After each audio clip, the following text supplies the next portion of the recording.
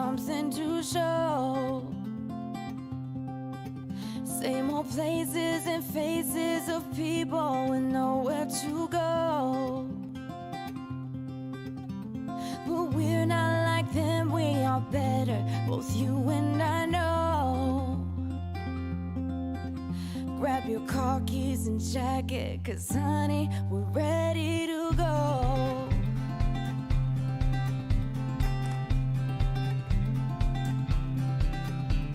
Let's get in the car and you'll drive. We're leaving tonight, away from these streets and the cold buzzing neon lights.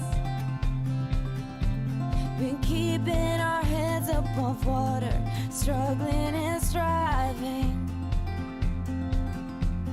We ain't gonna turn back this time, we'll just keep driving. You've got one hand on money, one hand on the steering wheel, worlds passing by outside. The flickering light of the white lines in the corner of my eye. I'll never leave your side, I'll never leave your side, I'll never leave your side. The windows are rolled down, the radio's on, and my eyes are open wide. I'll never leave your side, I'll never leave your side.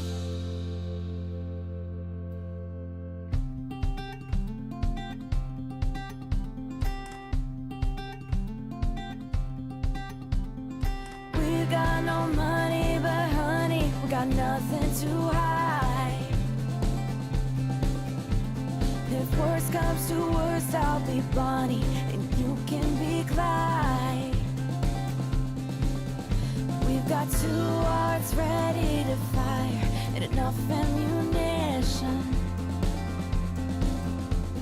A 62 hardtop DeVille with a 4-speed transmission. You've got one hand on money, one hand on the steering wheel, worlds passing by outside. The flickering light of the white lines in the corner of my eye. I'll never leave your side, I'll never leave your side, I'll never leave your side. The windows are rolled down, the radio's on, and my eyes are open wide. I'll never leave your side, I'll never leave your side. I'll never leave your side, I'll never leave your side, I'll never leave your side. The windows are rolled down, the radio's on, and my eyes are open wide. I'll never leave your side, I'll never leave your side. Oh, I'll never leave your side, I'll never leave your side.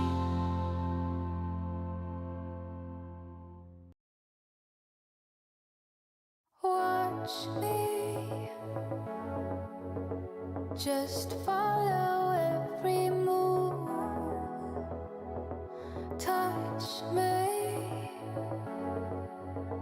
let me know you want it too. Don't have what you need, but I got what you want, babe. No, we don't have to leave. The night is still young. All we need is now. Don't ever let me go. We got the whole night.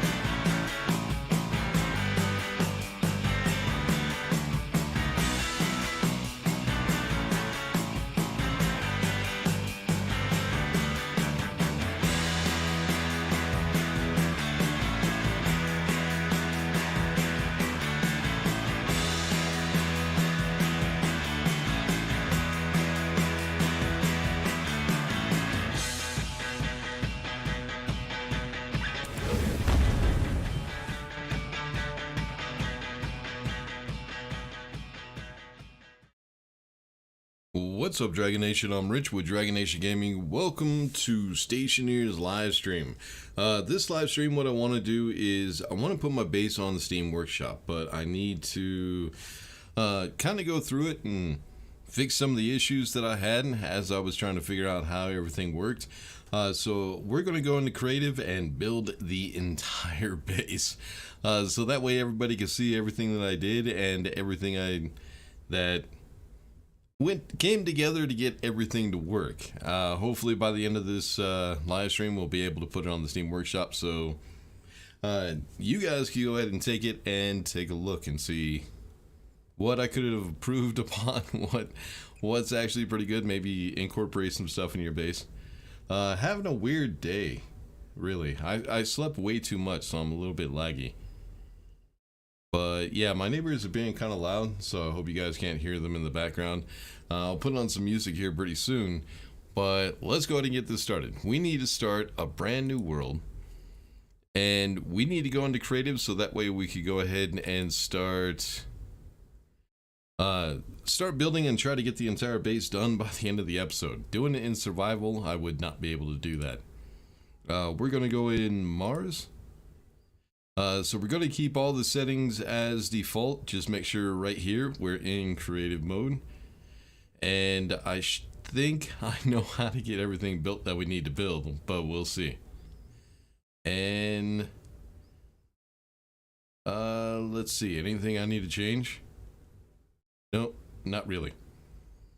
So yeah, because of my neighbors, I'll put some music on here in a second. Alright, go ahead and create world.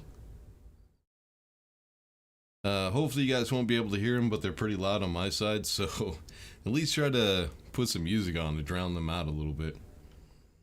And here we go.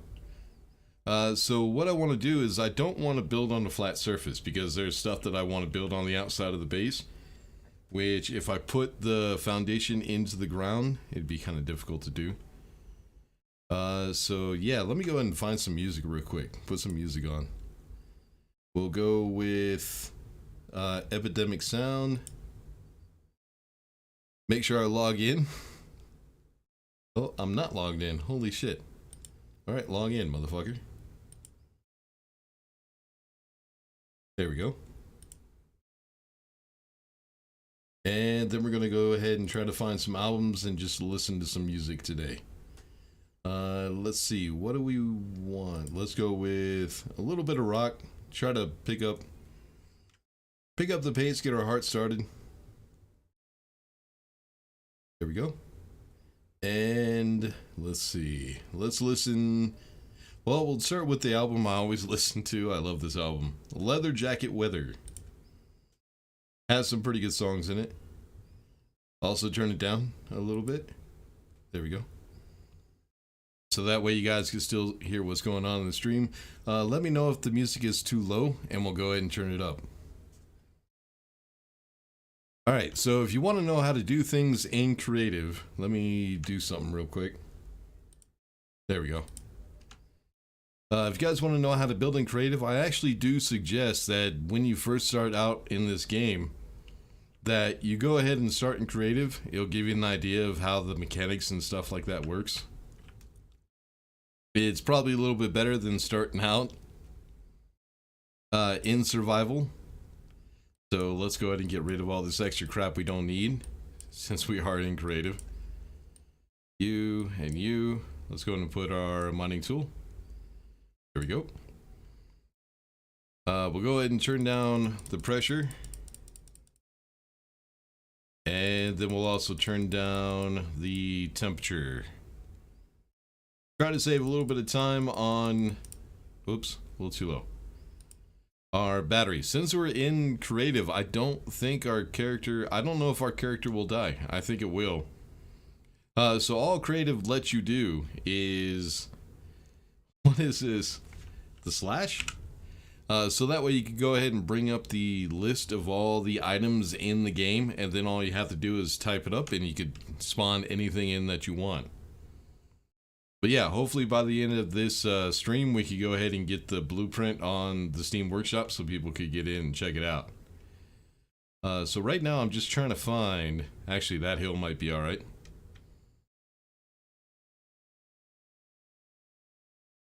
Love this tune. Oh, you're talking about the tune that was in the starting soon. Yeah, it's actually some pretty good music. Glitch in his matrix. Why is there a glitch in my matrix? Maybe this hill is a little too steep. It might work out. We'll do a little bit of shaving.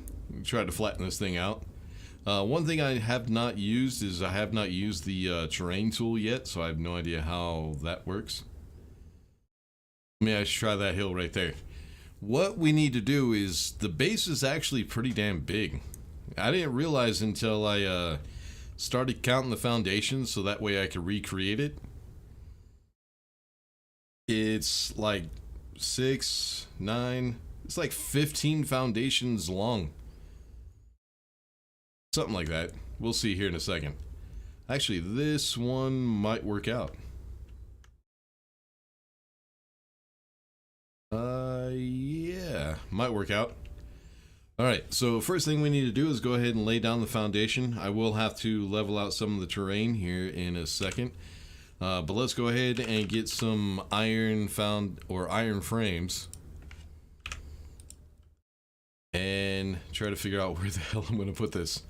Let's do it right here on the edge. So the base is 5 wide. 1, 2, 3, 4, 5. And then we have 3 different rooms we have to build. So we have our mechanical room, which is 4. Then we have our airlock room, which is 5. What's going on, Bitfighter? 1, 2, 3, 4. 1, 2, 3, 4, 5. Then we have where the solar panels wit, which is 11. So 1, 2, 3, 4, 5, 6, 7, 8,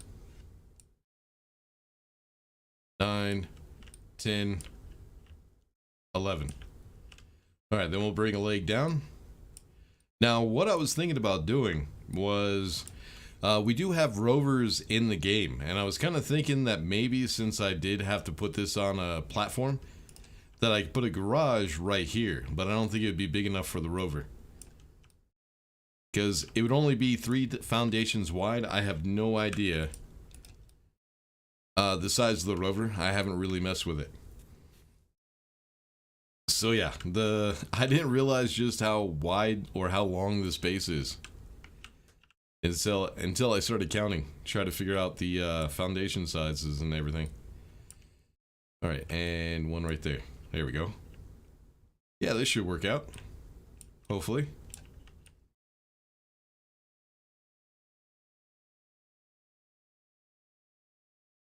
All right, so if you want to know how to use this in creative, let me see. In order to bring up the spawn list, it's actually not that key. Let's see if I can do this. Type something and then, yeah, what the fuck is that key? I keep forgetting what it's called. It's the one that's to the left of your right shift key. And it brings up this menu, and then you just type in what you want and then hit F9 and that will spawn the object in. But yeah, it just disappears when you hit it, so that kind of sucks. But yeah, we got a lot of building to do. I have a lot of shit.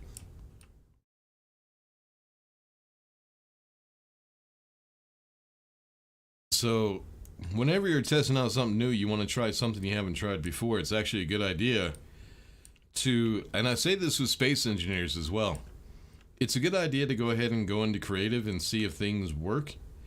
Now, in Space Engineers, just because something works in creative does not mean it's going to work in survival.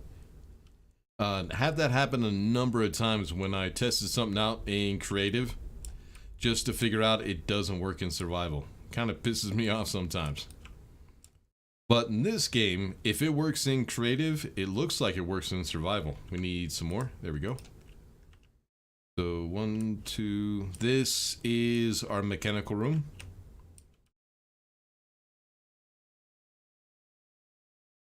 All right, 1, 2, 3, 4, 1, 2, 3, 4, and 5.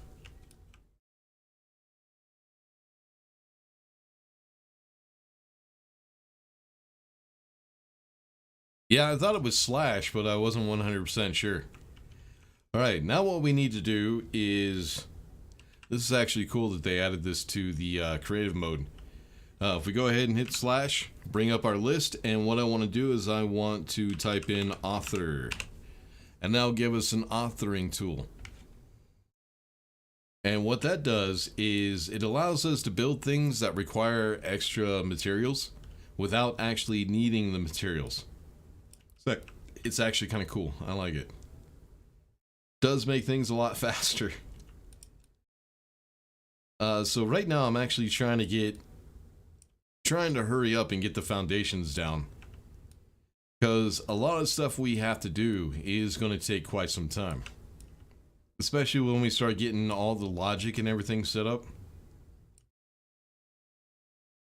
So what I was trying to do, what I usually try to do in any game like this, like Space Engineers and then this game, is I try to make everything automated.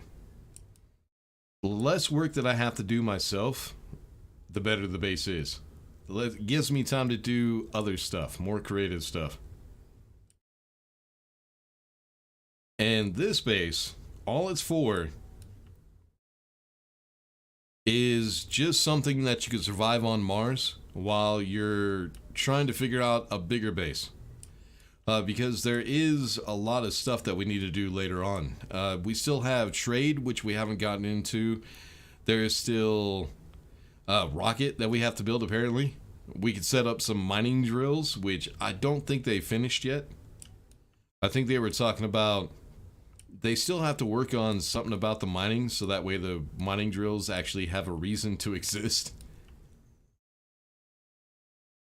But we do have Amy, and I still haven't set up Amy yet. But in order to get Amy set up so it's automated, we have to set up a sorting system and silos, apparently. I don't know. I haven't messed with any of that yet. So that's something I would have to figure out. But basically, just to make this a survival base, it's everything that you could do with logic. We don't have any computers. We don't have IC chips or anything like that set up yet. All right, let me go ahead and get these legs real quick.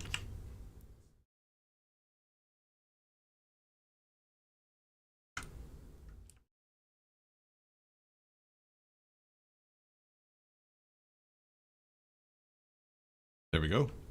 All right, I think there was some more foundations on the other side that we need to weld up. Oh, and then there's one more thing that I have to put in. I have to put in the platform for the batteries and for the extra cabling.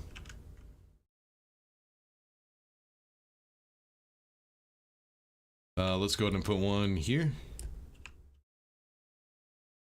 Can I not? Oh, there we go. So I need one more row right here.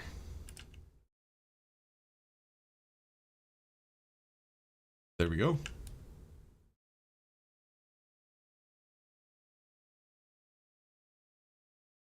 All right, now that we got the foundation, let me double check real quick. 1, 2, 3, 4, 5, 6, 7, 8, 9, and 10. All right, I need another row for solar panels. One thing I did start to figure out, we've gotten to the point in our Let's Play series on that world that I'm draining a lot of power, and I did realize that the solar panels that I had were not enough. So I kind of had to change things a little bit just to get me a little bit more power. So I added another row of solar panels, and then I also got the flat solar panels, which you'll see here in a second, just to give us a little bit more power and when the sun starts to come up and when it starts to go down. But yeah, we'll go ahead and get those set up right now. Let's go ahead and just drop these. I might need those later. And then we'll go ahead and start with the solar panels. Try to get the power up and running first, so that way we could go ahead and get the logic and everything else set up. So we need solar panel. No, not the basic reinforced. We need solar panel reinforced. So this is the heavy solar panels, the ones that do not get damaged in the storm. And it took me a long time, a lot of time, to get all the astrolabe together to get all these built. It took way too freaking long.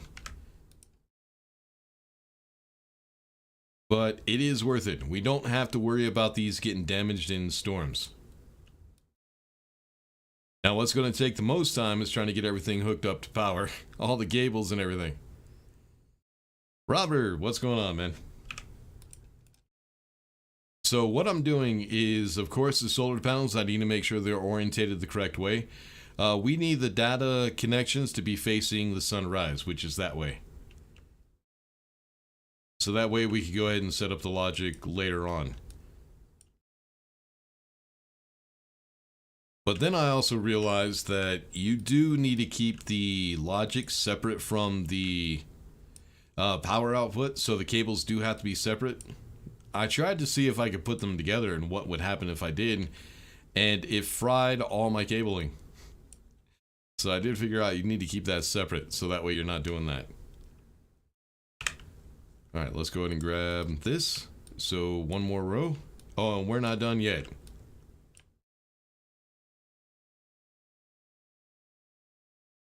We still have another 20 solar panels to put up. There's a lot of them, man. And then the cables. The cables are going to take quite some time. And then we also have to set up the logic. Alright, so there's those ones. Then I kind of figured out that gave us a little bit of power, but during the mornings, because these solar panels are so close together, there's a lot of shadow coming from the solar panels that are in front of them. And I'm trying to keep this base as compact as possible. So what I had to do was I put some solar panels right here on the sides. The what are they called? The flat ones, the basic solar panels, which are basic reinforced. There we go. Now what I need to do is I need to make sure that, because here's the thing, the data for the solar alignment is, or solar tracking, whatever it's called in this game, is going to be right here. But with the basic solar panels, it only has a connection for power. Now I need to keep the power separate from the data, or I'll start frying cables. So what I need to do is we need to rotate the power down to the bottom.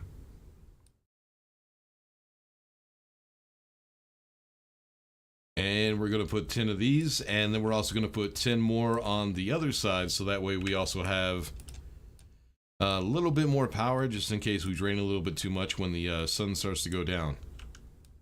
9 and 10. But the other side is a little bit different, because it is connected, or on the same side that the power is going to be for these solar panels. We could go ahead and rotate the power to the power. The power from these solar panels to the power of those solar panels.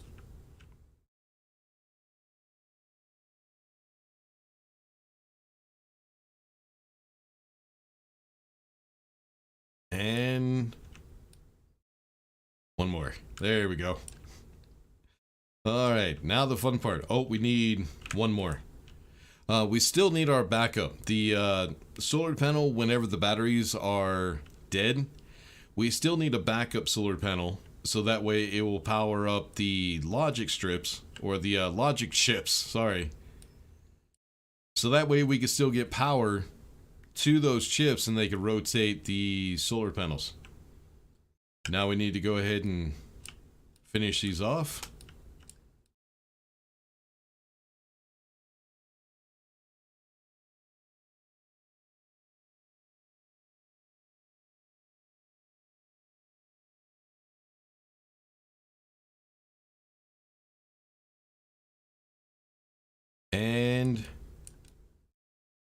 That's a lot of freaking solar panels, man.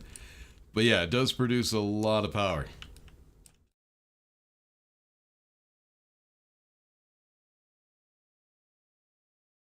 Alright, and now the other side.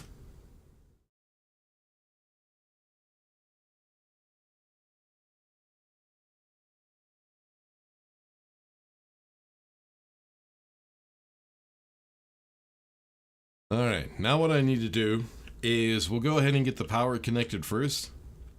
Let's go ahead and set this. We'll just set up our trash right here in case we do need more stuff. Now I need cable. We're going to go ahead and use the heavy cable coil.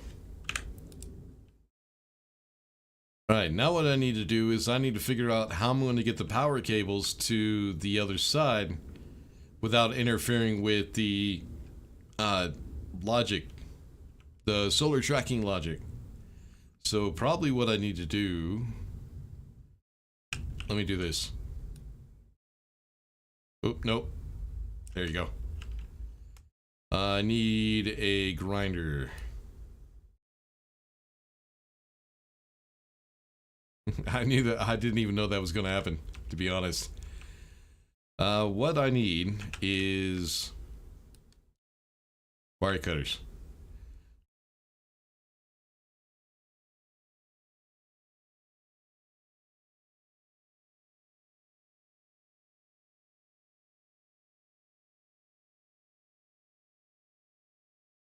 So yeah, this is going to take a minute. I got a lot of cable I got to connect.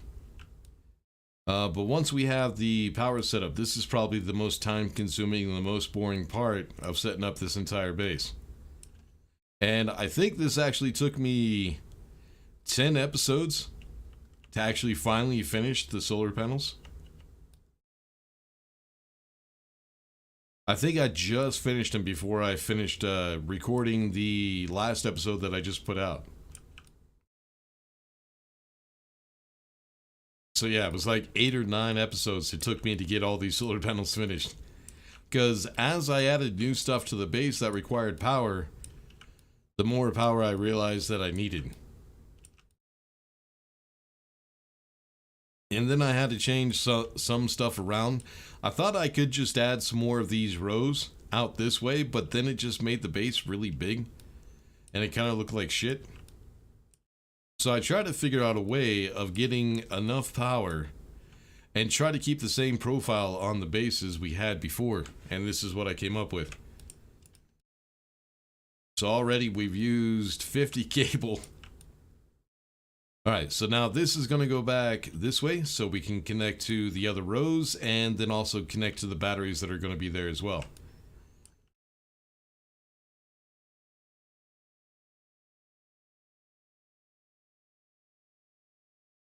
Alright, so you need to go that way. There we go.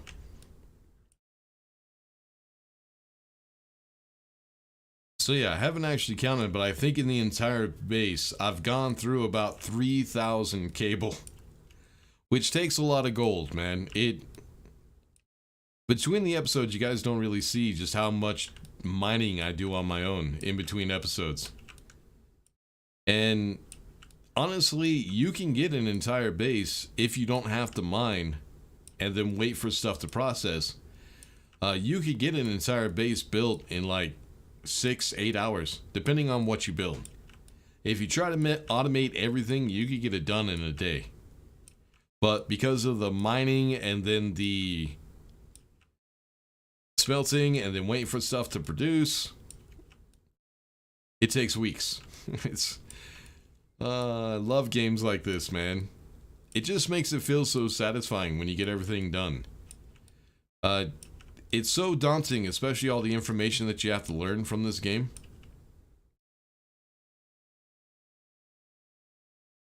It's a lot of information to try to process. But once you start figuring everything out and you get the base done, it's just so fucking satisfying. All the work that you put into it and then to see the final product. Alright, now we need to go ahead and connect this row.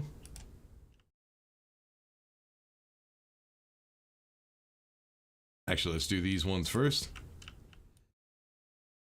And then I think the best thing to do is, well, the most important thing after we get the power is to go ahead and set up the mechanical room. We have to get the heating and cooling set up. We need to get the furnace set up, the advanced furnace. That's going to be some work. All right, I think right here should be the middle of this one.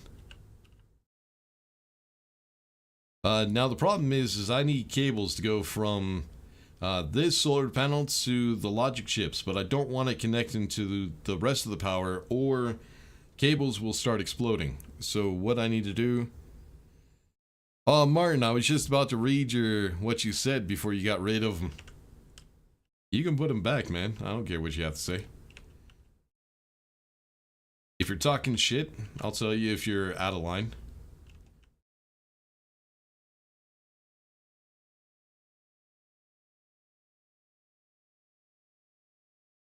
Alright, so what I gotta do is I have to figure out a way for the cable to stay away from that solar panel.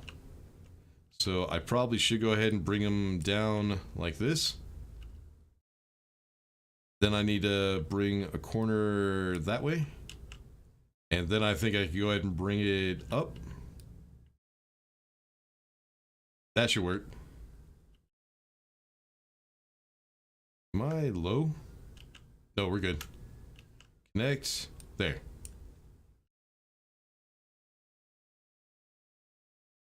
Alright, but I do need the cable from these solar panels to connect to that cable. So what I think, the cool thing I like about this game is you can send cable through the foundations. I love that about this game. But I need to figure out where that's going to be. So let's go ahead and put you... And there is going to be, in this stream, there is going to be a lot of OCD. You're going to see me get rid of stuff a lot and replace it and move things around so that way we can try to get a perfect base. Especially since this is going on the Steam Workshop and I want to make sure everything is, you know, working properly. Alright, so we got those. I need more cable. Make sure we do have the cable selected. F9, get some more.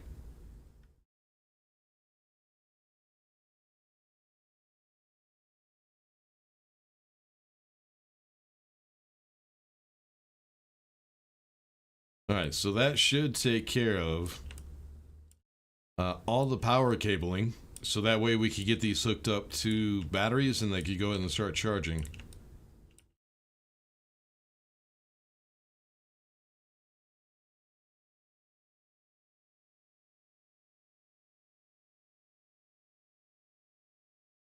Jesus Christ, this is a lot of fucking cable.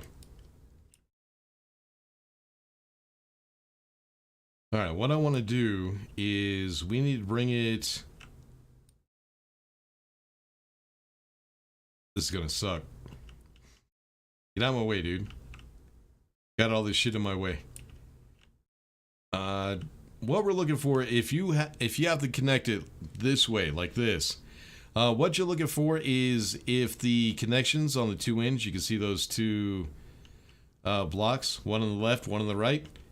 When they're green, that means they're not connected to anything. If you look at right, come on, look at the left one. It shows orange, which means it is connected. Then we need to go back this way. Is that right? Yep, I think that's right. All right, then we need to go this way. No, I need to get down in there. Can you get out of my way, dude? There we go. All right, so you are connected. And then we'll go ahead and bring it up to these ones. So C.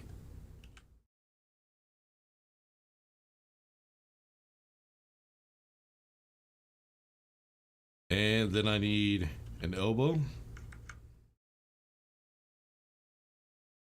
And there we go. Hopefully the power is connected. All right. Hi, how are you? What I put, if you knew that with the tool you don't have to press F9 to throw the objects. Huh? You select the item and then with the tool in your hand, you right click on the item to place it.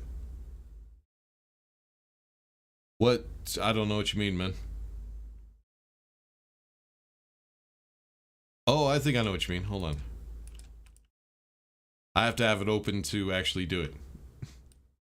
I think I know what you mean. I'll check that out here in a second. Let's go ahead and get this done real quick.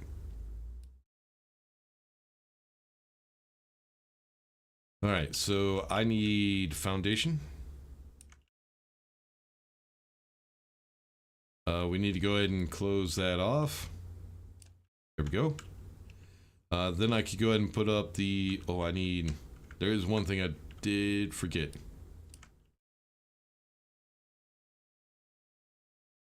Alright, sounds like we need to find some more music now.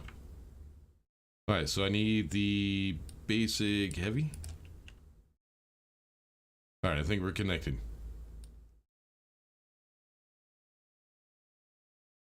Yep, I think we're good.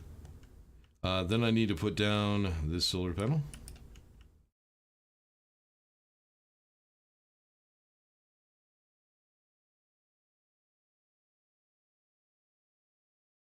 I think we're good. Alright, now we need to set up the logic for the solar tracking. But the issue that I had was finding the place for it. But yeah, I think I know what you mean, Martin Pot. Let's see if you select it. Let me try.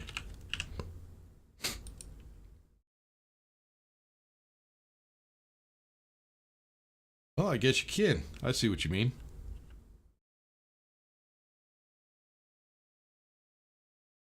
I got you.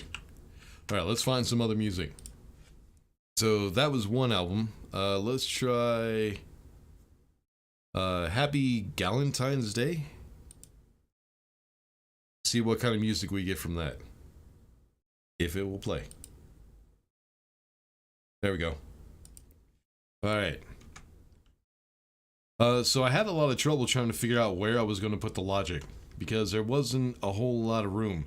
I did have it on this platform, but since I had to add the solar panels, I wasn't able to put it back there.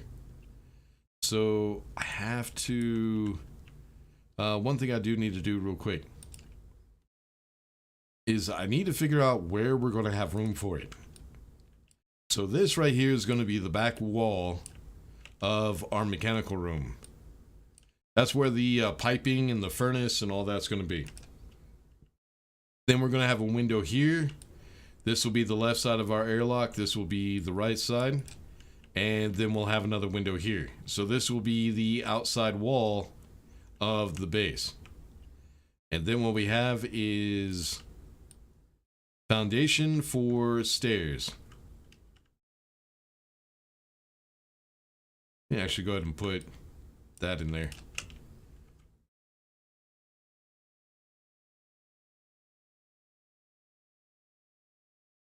But yeah, thanks for telling me that, Martin. I had no idea that was a thing. I don't know if I'll use that because I'm kind of used to doing it this way. But we'll see. I also need to go ahead and get some more gas from my jetpack here pretty soon. Alright, so now I have 3 foundations. So the I'll still be able to put the stairs in even with the logic against that wall. So we'd have these 3 foundations. We could go ahead and put the logic for the solar tracking. So solar tracking, when you've done it a couple times, it's actually pretty damn easy. Let's see if I can remember how to do it. It's been a while. Alright, so we need logic chip IO. We need memory, and then we need the math.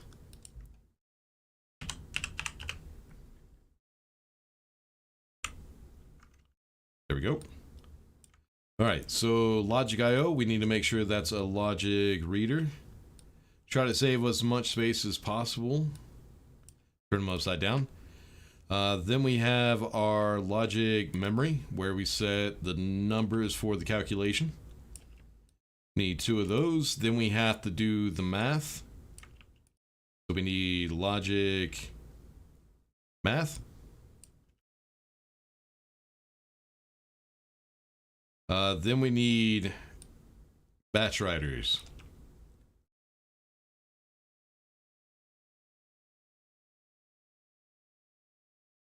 All right. So the cool thing about being in creative as well is the canisters you use to hold gases. Not only can you get spawn in empty or empty containers, but you could also get full ones. Let's just go ahead and do nitrogen for right now. So this should be full. All right, let's go ahead and switch out propellant. And then once I get some smart canisters, we'll have a shit ton more.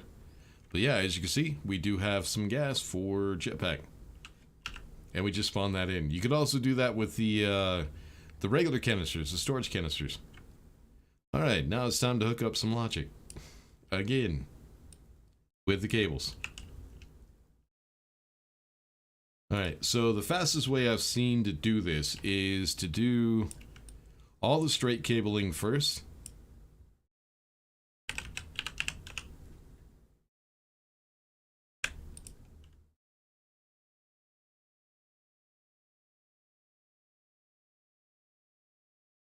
And then just use, switch to the elbows when you need to connect everything. I don't know if it's faster, it just seems like it's faster. Alright, so it's up.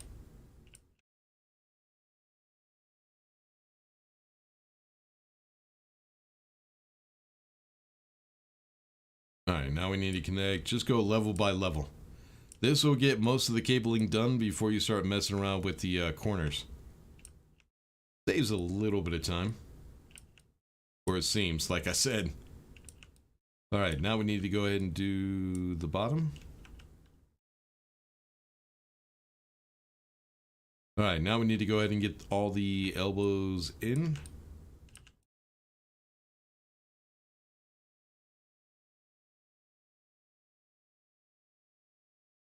Like I always say, I probably don't need this much cabling. It's just...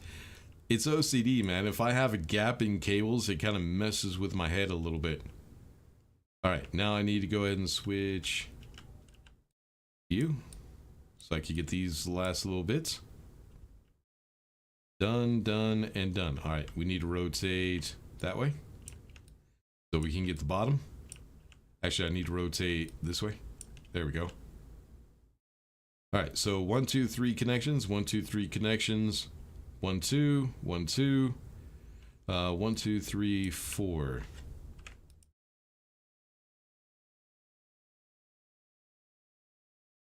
And here, there, one more. All right, there we go. All right, now what I need to do is I need to connect it to the solar panel with a power. Let's see if I can find it. Let's go ahead and turn off the jetpack. It's kind of loud. I need a power, area power control. Oh, and we were talking about the last time I streamed this. We were trying to figure out what uranium is used for. And we were thinking it was the nuclear batteries, but it doesn't. Which is weird. So what we're going to do is we're going to go ahead and do... I did make some nuclear batteries in... After episode 7 or 8, I made a bunch of nuclear batteries since it didn't require uranium. Still trying to figure out what uranium actually is used for. Because I haven't seen anything yet that you need uranium for. So that might be something they add later. I don't know. Alright, let's go ahead and close that off.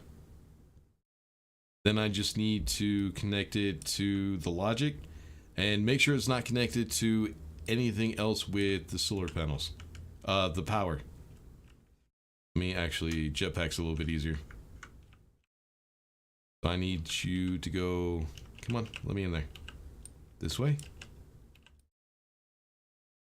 And that's why I had to do the cabling like that over there, because I had to bring this cable back around.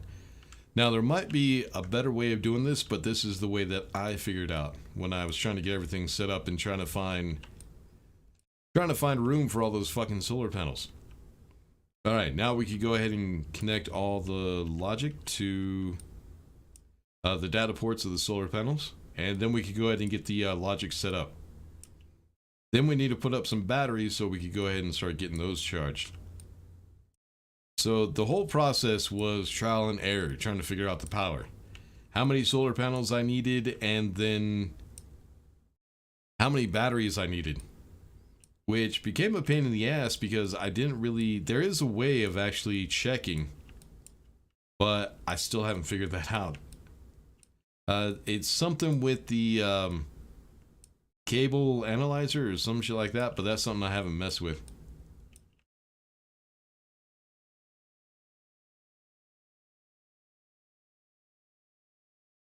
And all of these are connected. And I think I also did figure out that there is a max amount of logic you can actually connect, or a max amount of items you can connect to logic.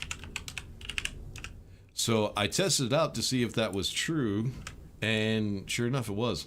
I think it was, I was able to connect 35 solar panels to one set of logic, so like to one batch reader, or batch writer, my bad.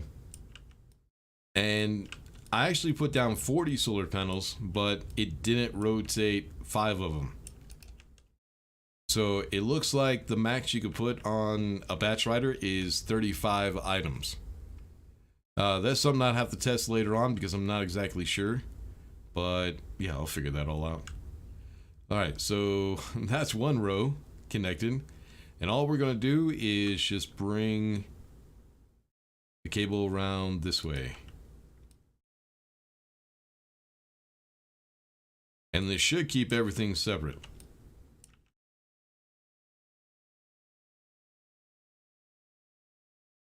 So I'll bring it to the last row first. Shit, I didn't get it done fast enough. I was hoping to get this all done before the sun came up. I was hoping to have the logic done by now, but yeah, I'm a little slow, I guess. Sounds like my dogs are going off at something too.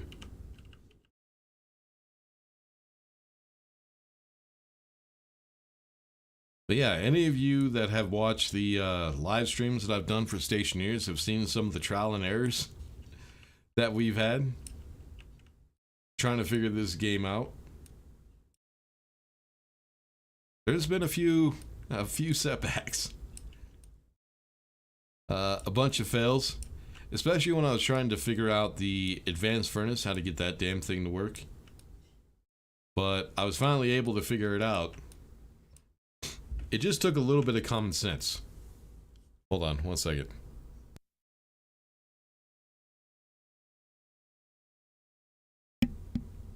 Alright, just had to do something real quick. Alright, here we go. So the problem that I was having in the live stream with the advanced furnace is the advanced furnace requires a certain amount of pressure in order to get enough fuel into the furnace to get it up to temperature. And that was the issue that I was having. I was trying, when I first started with the advanced furnace, I was trying with an electrolyzer, not realizing that the electrolyzer doesn't really produce a lot of pressure. So I wasn't getting any gases into the advanced furnace, and the damn thing wouldn't work. I had a couple people get on, try to help me out, try to get it to work, and they couldn't figure it out either. And it was all because I probably should have just added a volume pump to the system to get a little bit more pressure into it. But yeah, it just took a little bit of time to figure that all out. And then I figured out, because I saw a video by, who is it? Cows Are Evil, I think is his channel name. Cows Are Evil. He did an automated furnace, or automated advanced furnace. And I didn't really see the point in automating an advanced furnace, but actually it seems like it's a really big time saver. But yeah, that's not something I'm going to do in this base. This base is just like simple setup. Just a simple survival base to get you started. long enough for us to survive on this planet while we're trying to figure out a bigger base. Alright, so that should be everything connected. So all the data from those two rows, that row and that row, the data starts at that solar panel and comes this way. Connects to a main line, which goes around to the front and connects to the logic. Being careful to make sure that none of the power cables are connected to the data. Because I did that when I was trying to figure this out, and I blew so many cables, man. It was insane. Oh, we need more music too. Hold on, let me grab some. That was fast. Oh, it's because it didn't continue playing.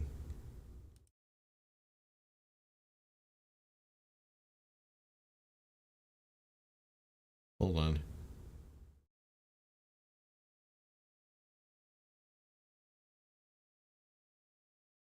There we go. Alright, that should be better. Alright, so first thing we need to do when we're setting up the logic is we need to make sure that we get everything named. I could go back to the lander and grab our labeler, but screw it. I want to put a nuclear battery into it anyways. So, BATT, battery. And where's the... There we go.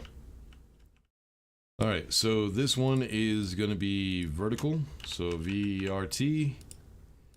Horizontal. Oops. Cancel. HOR. Looks like I need to get another battery. Hold on.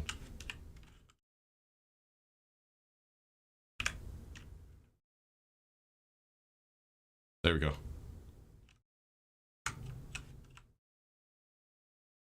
Alright, this is going to be memory 75 because that's what we need to set it at.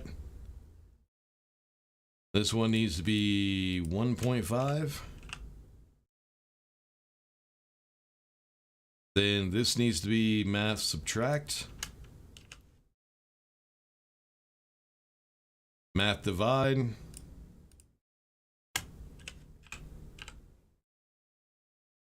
Alright, that batch writer is vertical. And this one is horizontal. One thing I did forget to do though. We need a daylight sensor. Without that, we're screwed. So I need to find an open spot to put this. I need it to be facing upwards and towards the north, which is that way. Probably just set it up right here.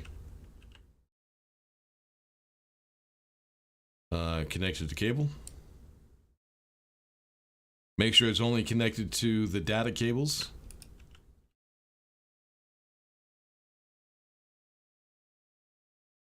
Alright, there we go. Now we can grab our handy dandy screwdriver and get everything set up. We're getting there. We already got the power mostly done, and it's not even been an hour yet. Alright, so we need to read the information from the daylight sensor. So let's see if we can find that. After the 30 some odd solar panels. Oop, there it was. Alright, let's go back on this one, go the other way. Might be faster. There it is. So this one is, the top one is vertical. Bottom one is horizontal. Go ahead and turn those on. We need to set this one to 75.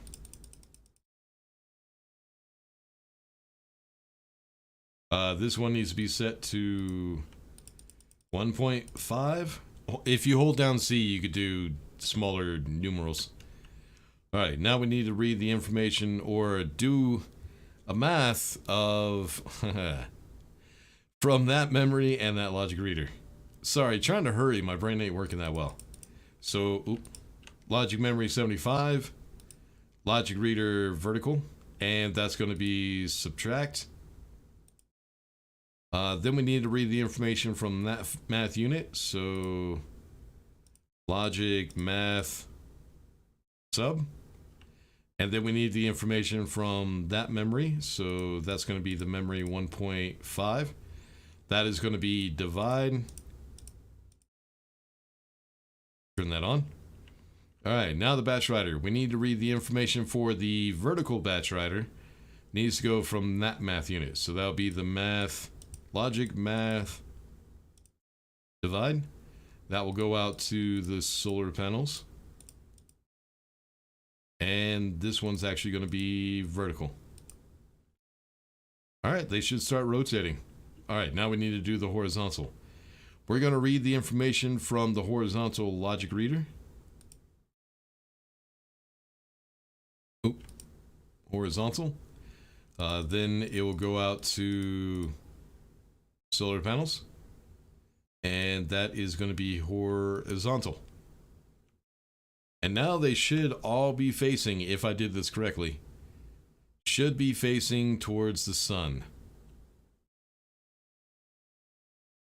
And it looks like we're good. All right, now that we're gathering the power, we're going to need batteries. Now, after a little while, I did figure out how many batteries I need in order to keep this base running. And that is going to be 2 of the large batteries. And that seems to work pretty good. Basically what I need is I need enough power in those batteries to run this base during the nighttime. And it actually uses up, after I have everything built, this base will actually use up about one. There'll still be like 2 or 3 of these lights left in the second one. The first one will be completely empty, and there'll still be two or 3 left in that one. And then before the end of the day, the batteries will be completely charged. So it seems like it's the right amount. It seems to work out pretty damn well. All right, now that we got the batteries, we need to go ahead and connect those. But yeah, all that was just trial and error. It took me a little bit of time to figure it out.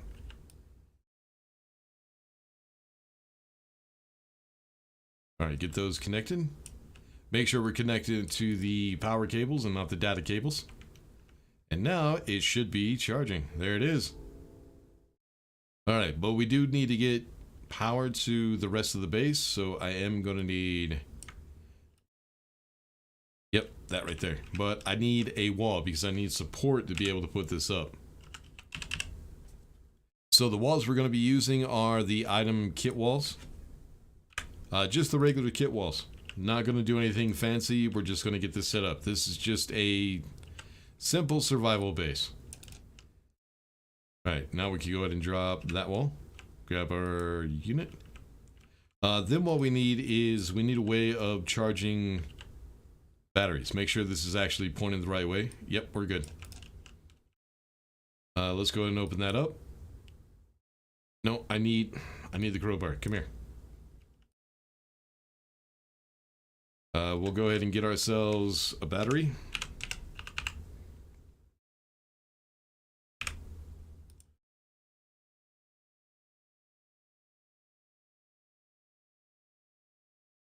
Now, one thing I did learn was the nuclear batteries do take a really long time to charge up. They actually take a lot of power. So that was one of the reasons I had to change the solar system, the solar setup. Geez, brain, wake up. That's why I had to add more solar panels, because the batteries, when I had to charge them, every time I had to take it out of my suit and put it in the charger, it was just drawing so much energy that I was running out of power just before it got daylight. So I had to figure out how to get just a little bit more power at the end of the night, and it was these solar panels, the flat ones. All right, now we need to get that connected. And that should be enough for the power for this base. Let's go ahead and turn these on. I'll just go ahead and get one battery in there for right now, so that way we have power for our suit. We're still going to need a battery for that when it does run out.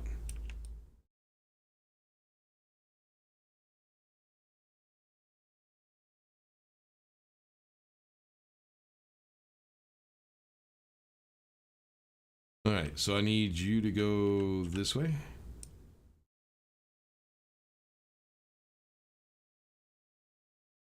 And then I need you to come back down to connect to this one.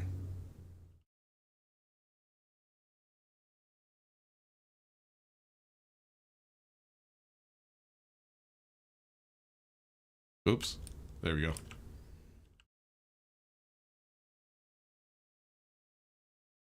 Alright, so there's our station power. Alright, now the fun part. We need to get the advanced furnace set up. The advanced furnace is going to be like the center point of our shit. This room, I forget what, mechanical room. It's going to be the centerpiece. We have a lot of pipes and everything to connect to it, and depending on where the connections are, that's where everything else is going to be placed.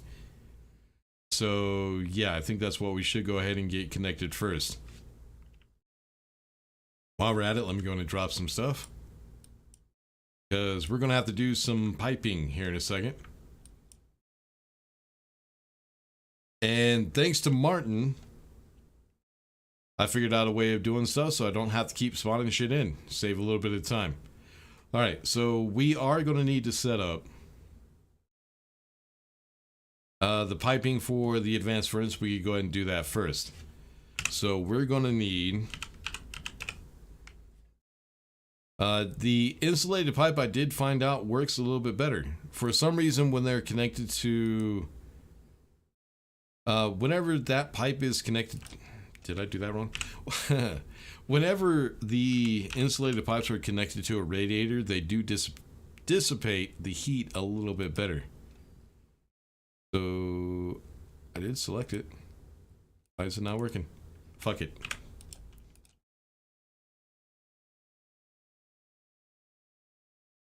Alright, so this back here is going to be our radiator. Now the way that I did it was I had it in a line that went that way, then came back around, went this way, and then came back around this way. But I found out you don't have to do it that way. Since all it is a radiator, you can go ahead and just connect the entire fucking thing. And it helps with dissipating the heat because the gases have more room with those pipes right there to allow the temperature to pass or to transfer. My brain will wake up, I promise.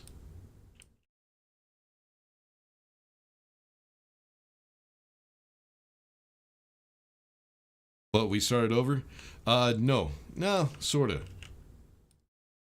Right now we're in creative. What I'm trying to do is I'm trying to get this base, since we're at a point where the base is almost finished. I've been wanting to get into creative and start the base over so that way I can fix some of the little issues that I've had in the base, and then get this on the Steam Workshop so you guys can check it out. That's what this is. This is the Perfection OCD build. Just trying to get everything perfect so I could get on the Steam Workshop. And also give everybody an opportunity to see what's actually inside of this base, because a lot of this shit you won't be able to see once the base is finished. Like, all the logic is going to be hidden, the pipes are going to be hidden.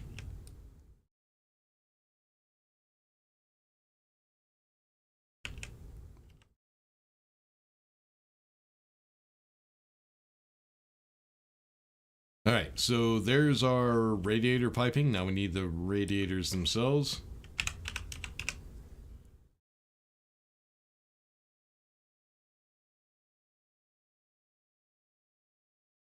I think it's this guy. Yeah, that's why it didn't work. Okay, I got it now. The wand has to be, the authoring tool has to be in your hand for it to work. And it's a lot fucking faster too. So yeah, thanks for Martin for showing us this shit.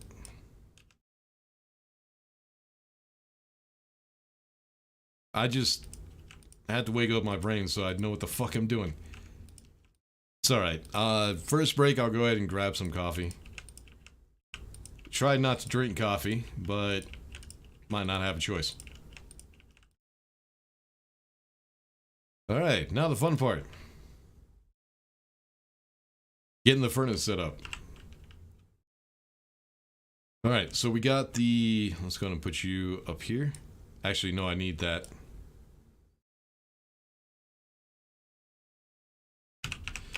Advanced furnace. Now, one thing I did figure out was, this is something I did have to change. I was bringing the pipes that connect to the advanced furnace all the way up to the ceiling. But then I realized with all the logic that we have to set up, if I keep the pipes a little bit lower, that leaves me room on the ceiling to go ahead and put some of the logic that we need.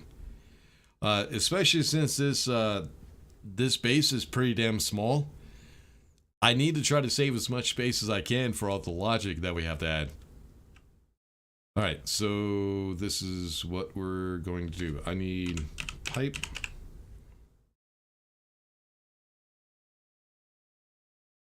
Yep, it works. Alright, we got it. Alright, I need this to go...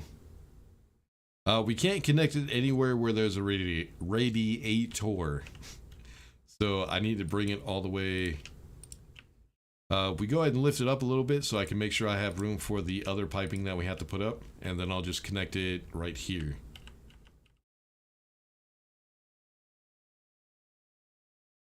The one thing you do have to remember is when you're building with the wand, you don't have to hold it down. Let me show you.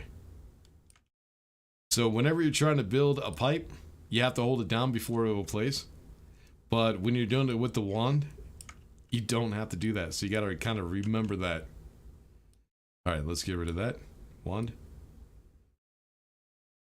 Alright, so now that we got the output connected, I need to go ahead and connect the input. And I did also learn that one, that the regular pipe is better for that. Because the gases that are going to be coming out of that are cold. If we get the radiator system set up properly, everything that comes out of here should be cold. But we still need to keep the pipe away from the ceiling, so I need to bring it in. And I want it up in the ceiling so that way the pipes that come from the storage will be out of the way. So we'll bring it up here.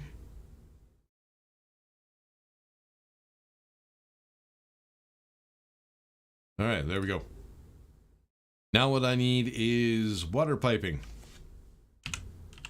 Another thing I learned, you don't really need the insulated pipes.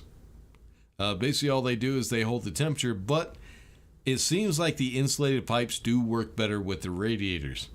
So I think I'm going to go ahead and use the insulated pipe for right now. Because I don't know, that's something I have to test out. It seemed, I did test it, but I did a quick test and it seemed like it worked that way. But I don't know. I'll have to do an accurate test to know for sure. But it also seems like the insulated pipes do hold a little bit more pressure. Which someone said in one of the videos, in the comments in one of my videos, that it doesn't, but it seems that it does. Alright, so that right there is going to be the output.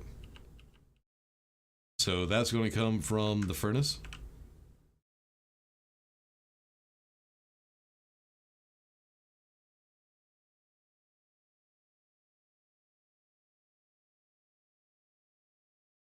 Alright, now what we need to do is we need, since this is going to be inside of the wall, we're going to need some chutes.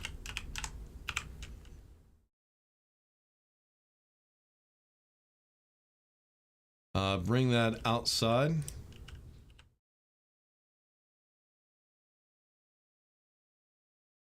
I need outlet. Then the input is on this side. But yeah, the thing is I wanted, before I put this on the Steam Workshop, I wanted to go ahead and get a creative world started and just restart the entire base from scratch.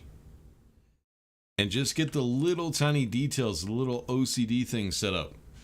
So I figured since I'll probably be spending like 8 or 9 hours rebuilding the entire base to put on the Steam Workshop, It's kind of a waste of time not to live stream it or to record it, because since I do have a full-time job, I kind of need to be a little bit more conservative with my time. I can't just start building something. Oh, that's not what I need. I'm looking for the ice crusher. I can't just spend 8 hours or 9 hours alone on my own, because then that's 8 hours I'm not putting out a video or I'm not live streaming. Alright, so now what we need to do is connect the pipe to the crusher. So we got the output for the liquid. Don't need the data port. We're not going to set up any data for that. But this is the output, so we'll just connect to the same one with the furnace. Just to try to make the piping a little bit cleaner. Then what we need is the insulated pipe for the gas output on the ice crusher. Actually, let's go up to right there. And we just go straight and connect to this pipe from the advanced furnace. There we go. Alright, now we need the liquid radiators, and I also need to go ahead and set up the storage from here. So, rad. Now, the thing is, I don't really think you need to cool down liquids in this game. I'm not 100% certain, but you can drink steamy water in this game. The water could be like 300 degrees Celsius and you can still drink it. Alright, now we got the radiators. What I need is, we need to go ahead and set up the water storage. So we're going to do that with a liquid connector. We're not going to use the insulated stuff. This is going to be inside of the base. Everything is going to stay room temperature. Oh, what? Why did I do that? Don't ask me. I don't know. There we go. Alright, so we're going to rotate that this way so we can go ahead and connect it to all the piping we got to connect. Alright, so pipe. Alright, so what I need to do now is connect this. Nope, this way. And we'll just go straight here. Oh, I can't do that because there is one thing I do need to do. Oh, that doesn't work. Nope, I gotta get rid of it with regular tool. Because what we need to do is I need to relieve the pressure inside of the piping. The reason for that was when we're trying to make the nitrogen for the base, when we're trying to pressurize it, we're going to be using a lot of the ice water, the water ice. And if I gotta explain this. The way the piping works, the way the gases works, is the pressure will equalize between items. So let's say we have our storage, then we have the pipes connected to it. If I don't have a volume pump and I fill that container all the way up, we still will have the pressure inside of the pipes, which will fill up the container again. That was before I realized there's fucking drains. But I still need to set up the logic and everything, so I still will get it set up that way. So right here, we're going to go ahead and put, there's going to be a pipe analyzer and then a volume pump here. So right there. Then we'll just go ahead and bring this down.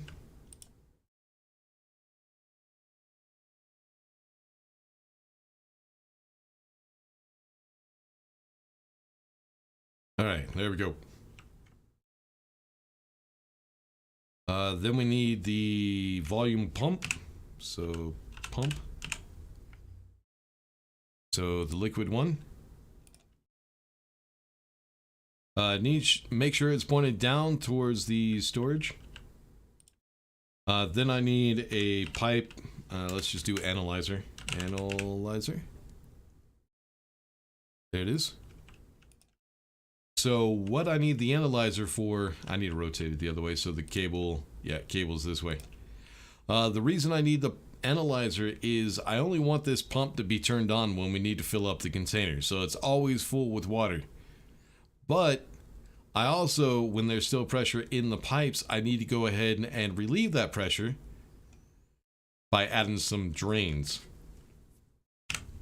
So pipe, because like I said, we're going to be using a shit ton of water ice to go ahead and pressurize this base.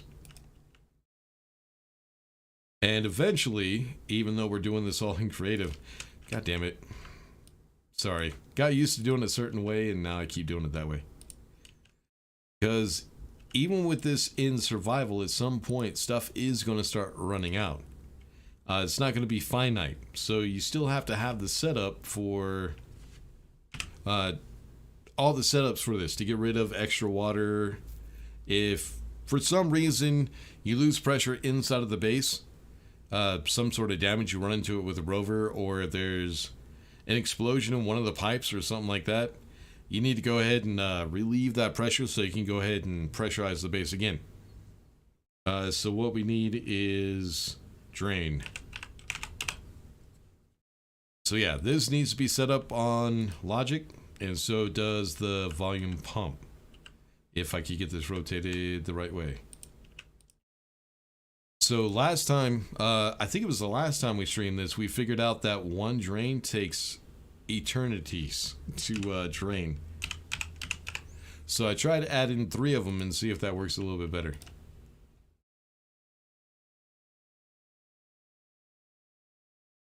Alright, then we need that connected to cable.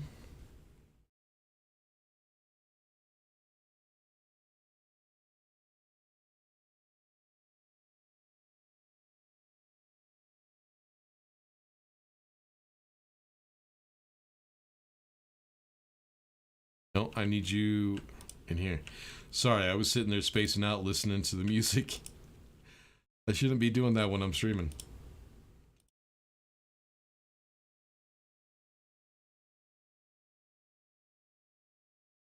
Alright, so now what I need is, I need that to be able to connect to the power in the rest of the base.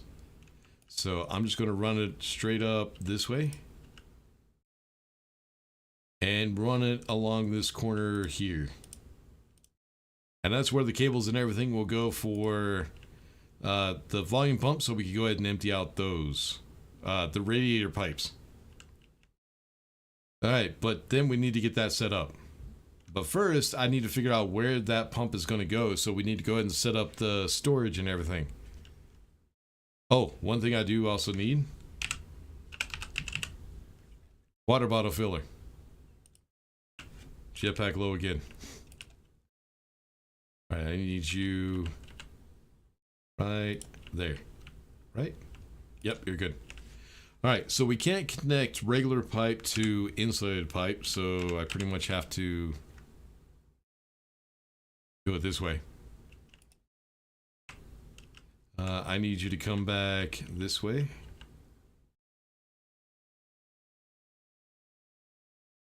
Oh, no, wrong one.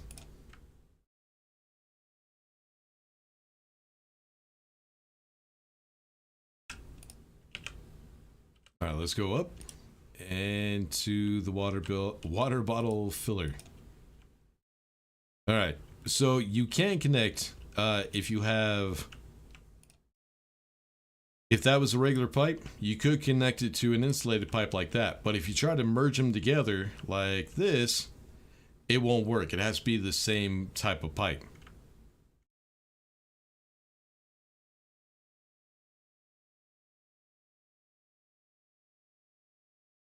So all it does is require a little bit more resources, nothing too bad. So that I can help, I learned that oh, I didn't learn that long ago? Well, then I don't feel so stupid. Thank you. Appreciate it. Thank you for making me feel smart.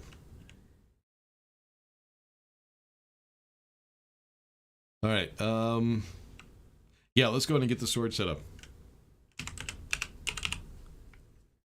Yeah, because if you just learned it, it makes me feel better about me just not even knowing about it. But I guess it did make sense because I did notice that whenever you're using the one, if you hit the right mouse button, the stuff comes back up. I did notice that before, but it never even dawned on me that you can do that without spawning shit in. Alright, so there's our containers for the different gases. Now what we need is, and this is where this would really come in handy. We have atmospherics, which we need to filter out the gases. Yeah, this comes in a lot handier. Do I have to oh, no, I don't.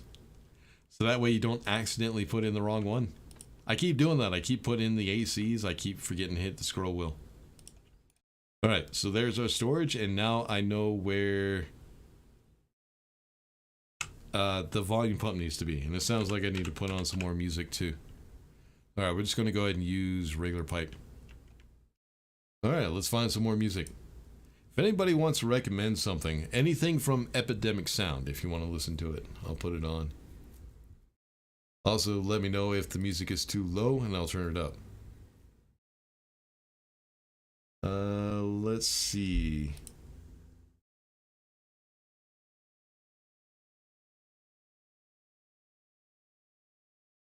I'm gonna see if there's any new ones. It doesn't look like it. Let's see. Let's try this one. Badass Abs. That's what it's called. Exercise music, I guess. Alright. So, we're going to go ahead and set up a main line for the filtering system. I did find out that it's better to do it this way because some of the gases, even though you have this unfiltered section, sometimes the filtered gases still do leak out. You'll still get like little particles and stuff. So setting up a main line allows you to capture those gases that do escape the filter. So that way they can go back through and you're not wasting anything. Alright, so the volume pump needs to come here.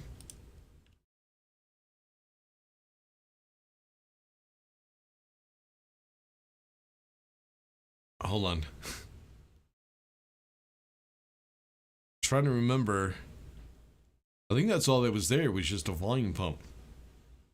And then it needs to go back in so we can go ahead and connect it to back here. Actually, I need to switch that out. That needs to be insulated pipe.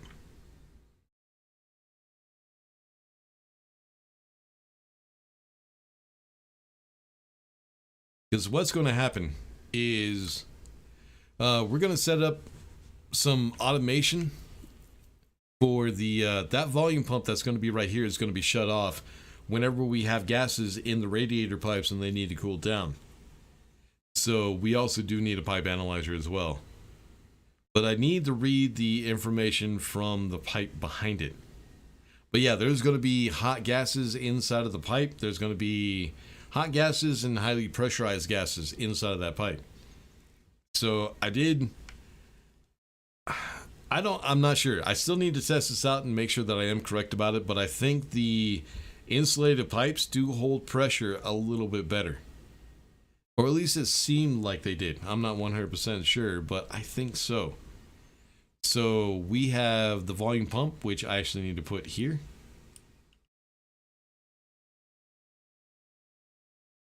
And then we need to go ahead and grab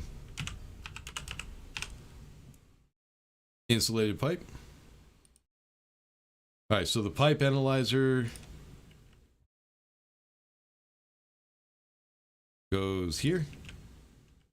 And then we can go ahead and go back in, and I need to connect to that corner over there.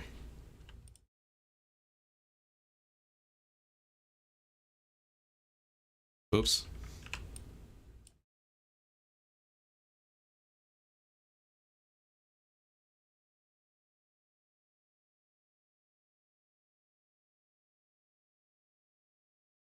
All right, rotate the right way. There you go. And back this way.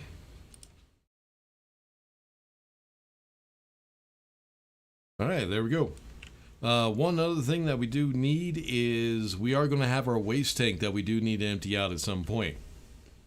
The thing is I don't want it connected to these pipes because there's going to be a shit ton of pressure in those pipes. a lot more pressure than the waste tank can, the canisters can. So I have to connect it to the bottom right here. So pipe.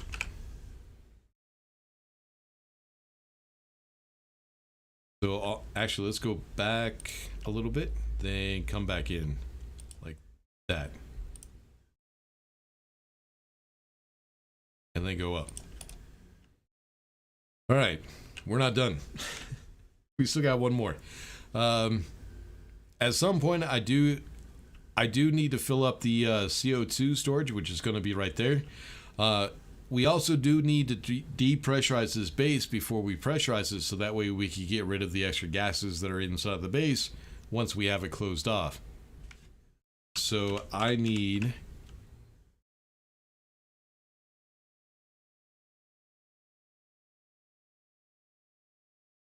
an active vent on the ceiling, but I'm also going to need a wall because we need support so we can go ahead and place it.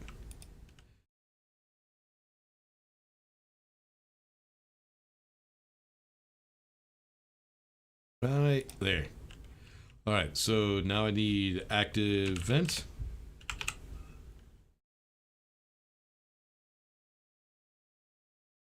There we go. I need to set this to inward, and we don't need to turn it on right now. I'll turn it on later.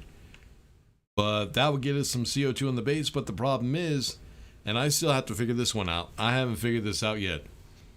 I still need to get some CO2 inside of the base whenever the base is finally closed off, which I wouldn't be able to do with that vent because this vent will be inside of the base and I need a vent outside. So I'm thinking we could still just connect it to that one.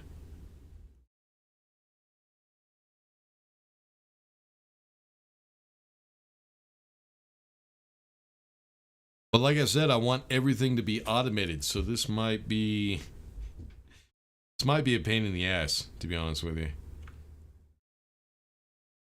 But I do need it, because at some point we are going to need more CO2.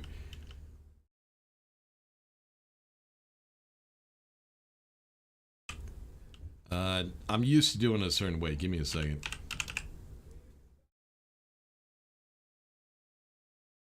Let's do it this way. So that way we have the same cable connection. We'll come out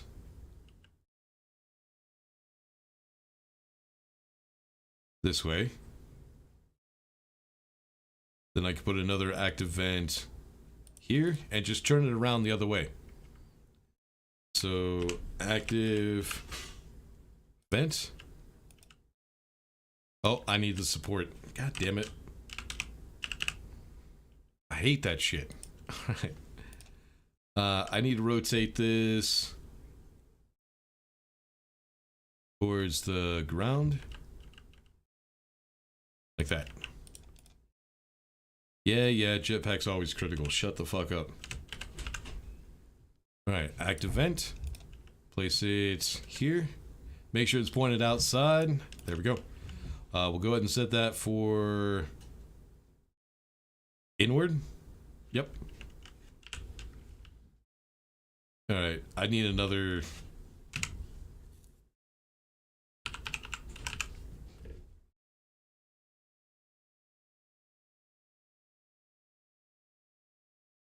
There we go. Alright, so that vent will give me a little bit more CO2 and some of the other gases that are in the atmosphere whenever the base is closed off.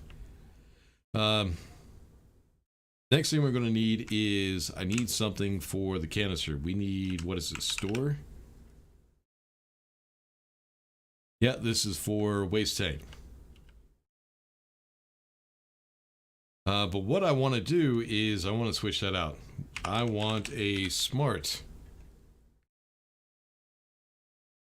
canister. Not only do I want it here, but I also, can you just grab, please? Thank you.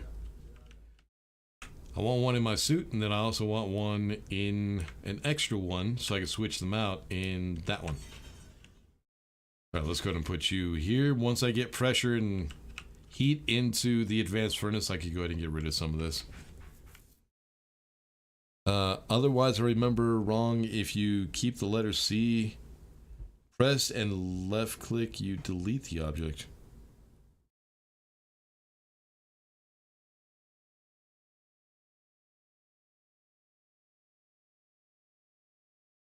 Ah, shit. Okay, we can get rid of this shit now.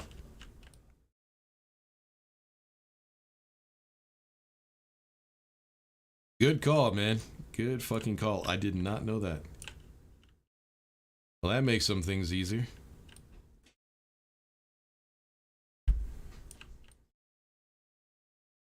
Awesome. Yeah, I did not know that.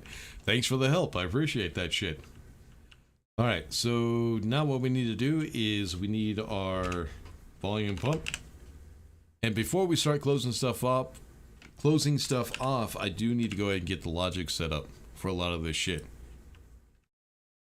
Alright, so our volume pump, make sure it's pointed downward.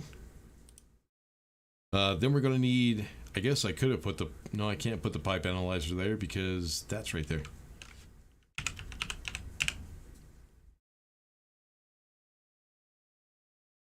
And make sure that the power cables or power connection pointed the right way.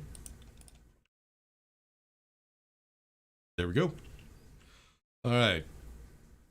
So that's the easy stuff.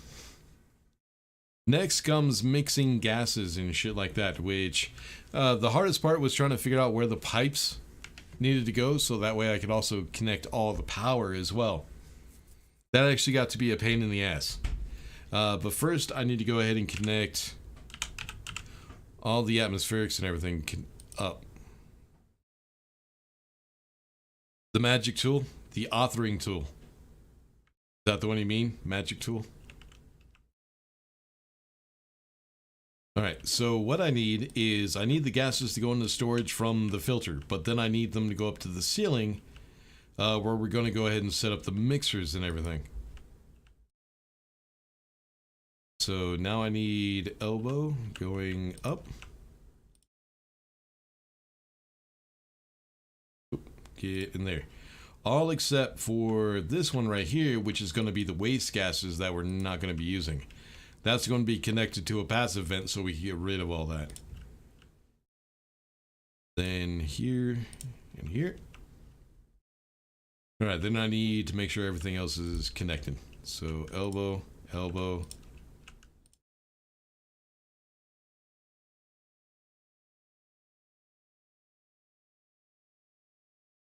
Alright, let's go and get everything connected this way. And there we go. Alright, let's go and get the passive vent before I forget. I will forget too. I know I will.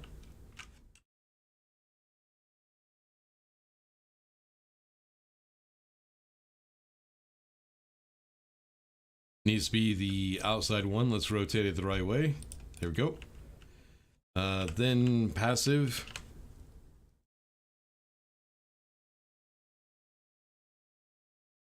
There we go. Now that's going to get rid of all the crap that we don't need. Now what we need to do is we need to go ahead and get the filters. So J. So the way that I set up this base is so that way I don't have to do anything. I don't have to turn anything on. I don't have to turn anything off. Everything is just automated. I just need to, whenever I need another canister, I just grab a canister. Whenever I need food, I just grab some food.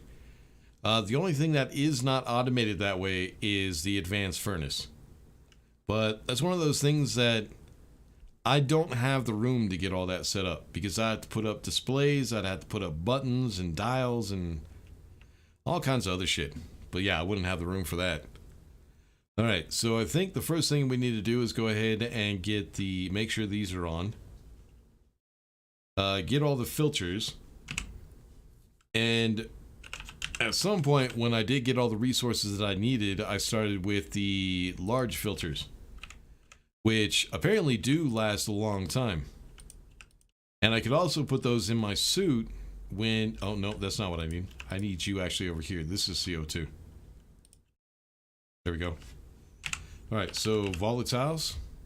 This also took me a long time. I had to figure out what was the best way to set up the storage.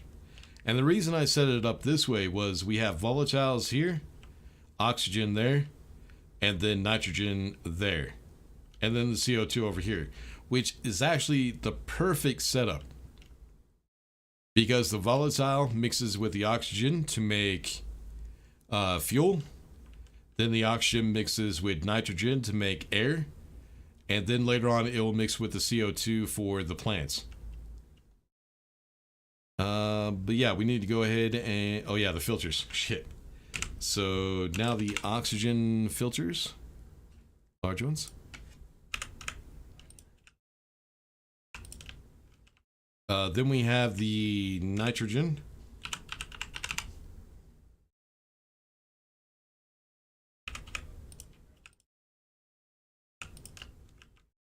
Then we have the CO2, but now we need the waste gases, which are going to be pollutant.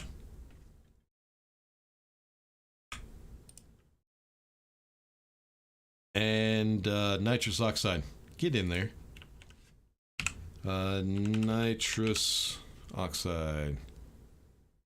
Nope, this one right here.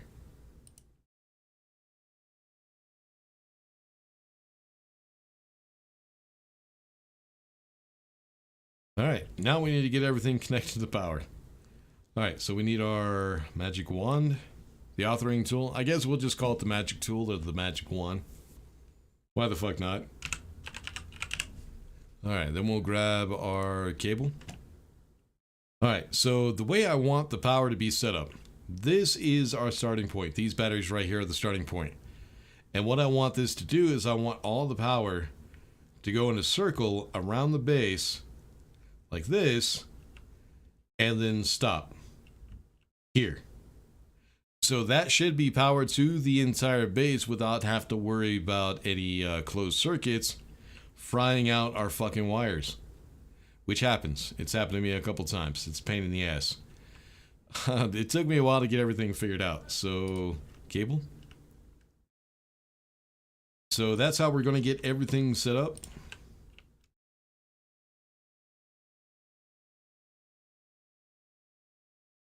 In a circular fashion, so that way we don't have to worry about anything frying.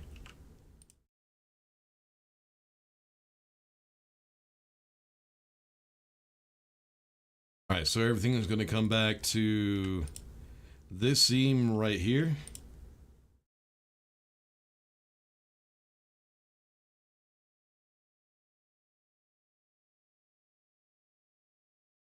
Oh yeah, this makes creative a lot faster. It's actually kind of way too fast now.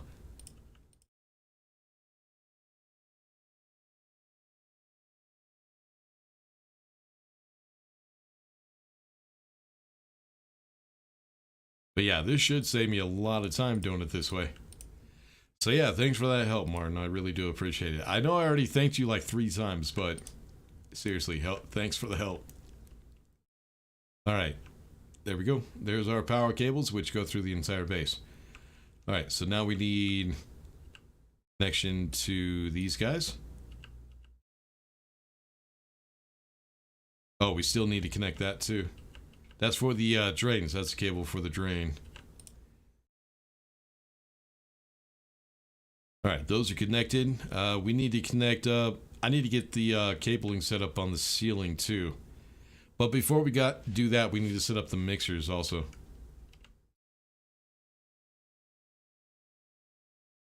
Alright, then we have our bin, whatever the fuck that's called again. I think it's a bin. Alright, then I need to bring our cable here. There we go. Get everything connected. Alright, then this volume pump and the analyzer is actually going to go up to the ceiling.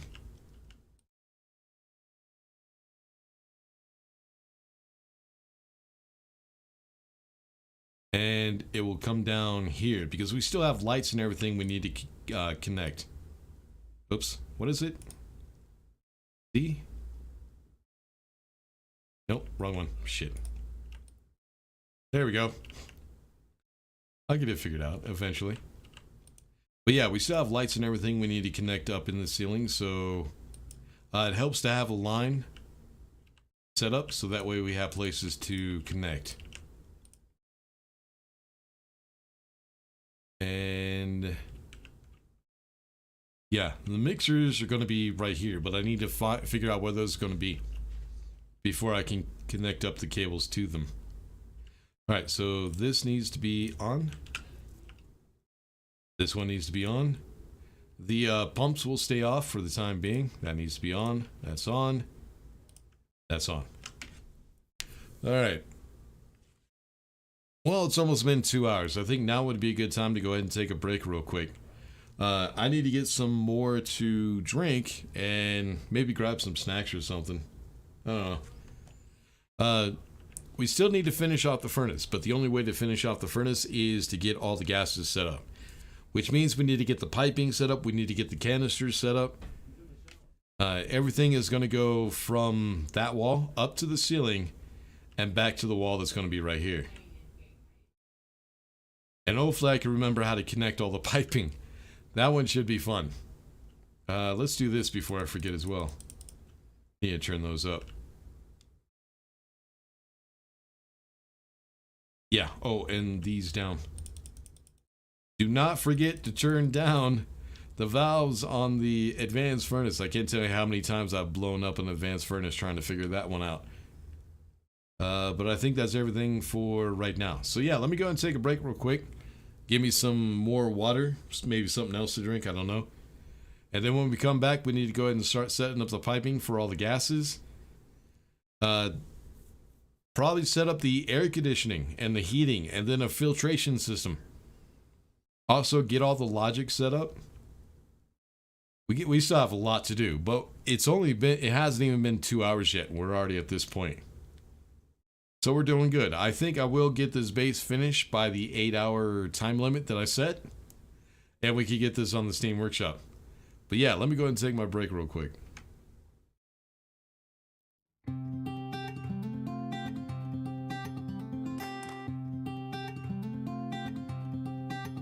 We've been waiting around for too long for something to show. Same old places and faces of people with nowhere to go. But we're not like them, we are better, both you and I know. Grab your car keys and jacket, 'cause honey, we're ready to go.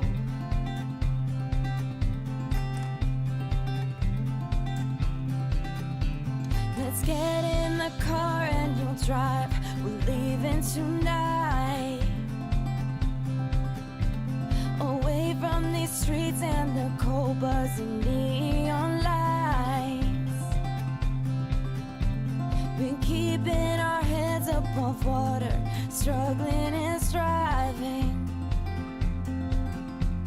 We ain't gonna turn back this time, we'll just keep driving. You've got one hand on money, one hand on the steering wheel, worlds passing by outside. The flickering light of the white lines in the corner of my eye. I'll never leave your side, I'll never leave your side, I'll never leave your side. The windows are rolled down, the radio's on, and my eyes are open wide. I'll never leave your side, I'll never leave your side.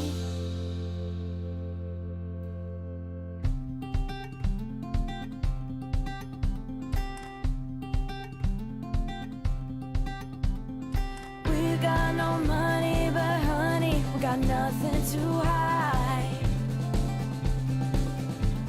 If worst comes to worst, I'll be Bonnie and you can be Clyde. We've got 2 hearts ready to fire and enough ammunition. A 62 hardtop DeVille with a 4-speed transmission.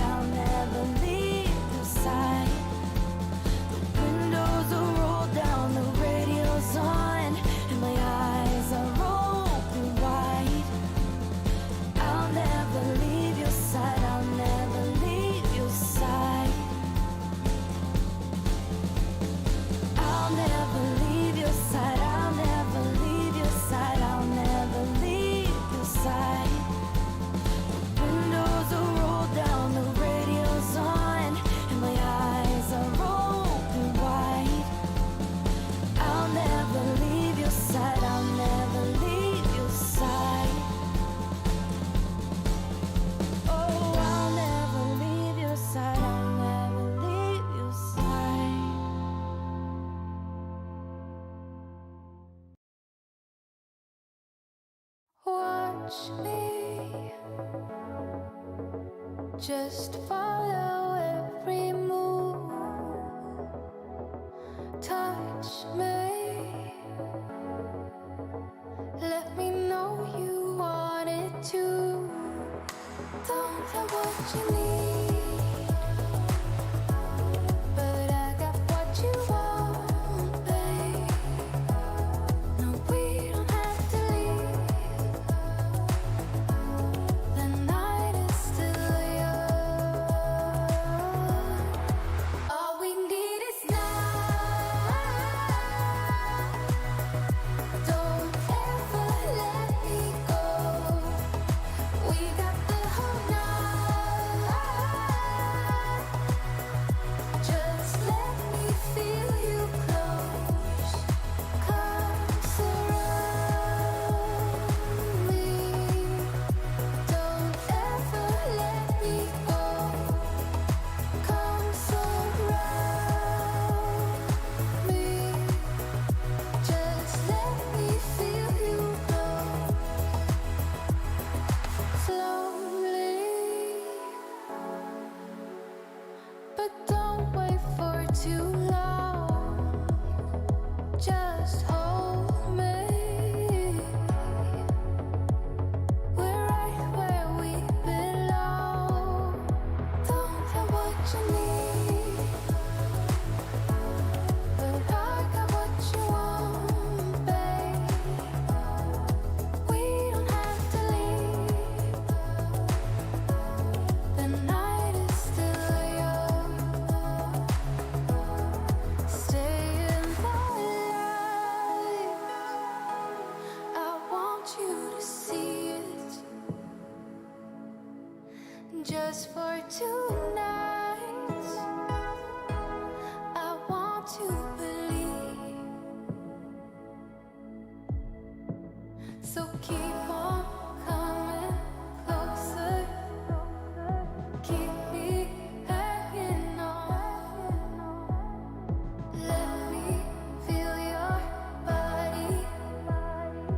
I want you to know. All we need is love. Don't ever let me go. We got the whole night. Just let me feel you close. Come surround me. Don't ever let me go. Come surround me. Just let me feel you close. Oh yeah.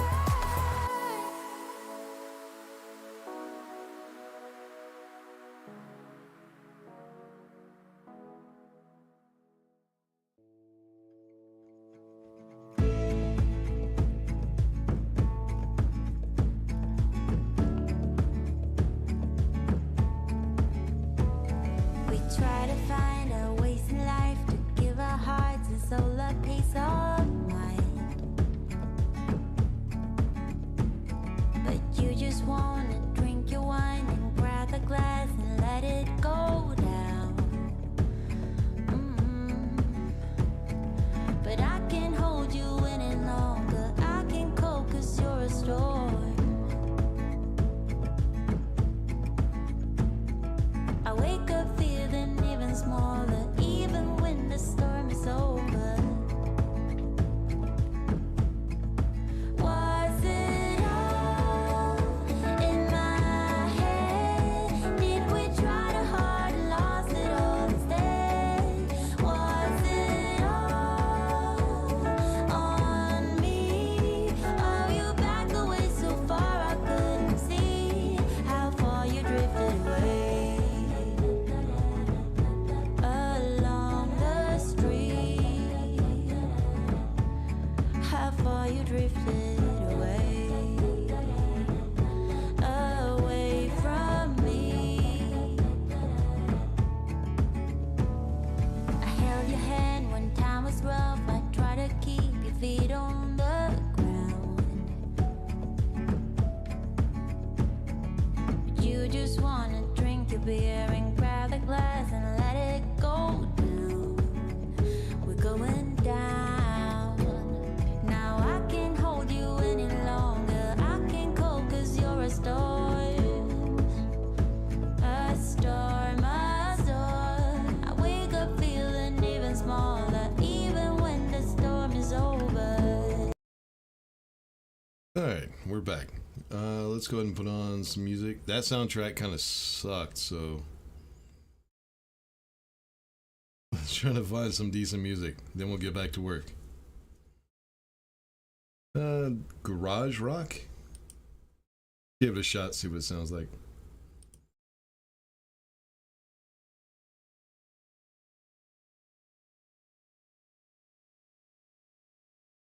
Sounds like it might be alright. Alright, so now that we got that all set up, what we need to do is get the piping set up for the canisters. Then we can go ahead and set up the mixers for the fuel for the furnace, the air, and the CO2. Alright, I just need to try to remember how I fucking do this. Alright, I need to figure out where the pipes need to go first. So we'll just use regular pipe. And I think the way I had it set up was like this. We need to leave some space for the cabling for the volume pumps and everything. Then we could go back this way. Unfortunately, because I put the canister storage on these, there won't be any room for the volume pumps or the analyzers. So I did have to bring the pipes back this way, and they will be showing, they won't be hidden. But that adds a little bit of, I gotta remember how I did this. Adds a little bit of an industrial look to our mechanical room. So, up.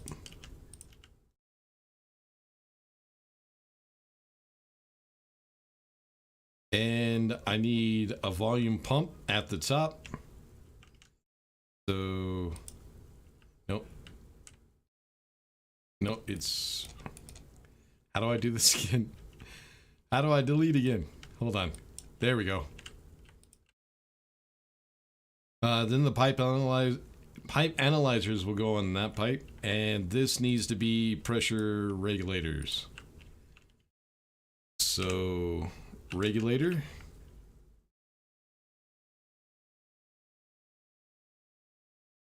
needs to be facing downward. There we go. Then volume pump.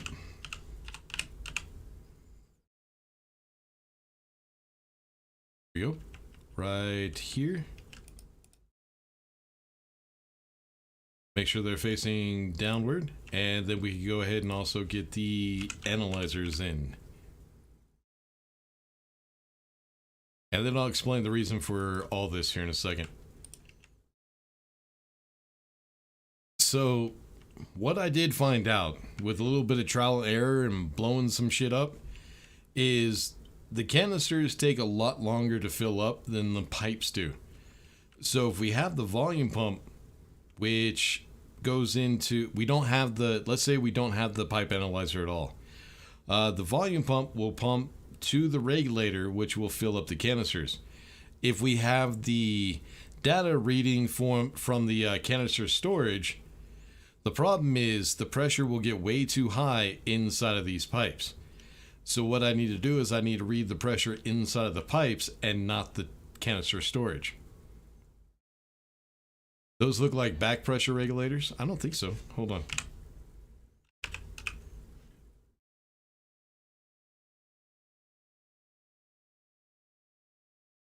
Nope. That's the back pressure regulator. The back pressure regulator is the one with the line in front of the arrow. So no, those are right.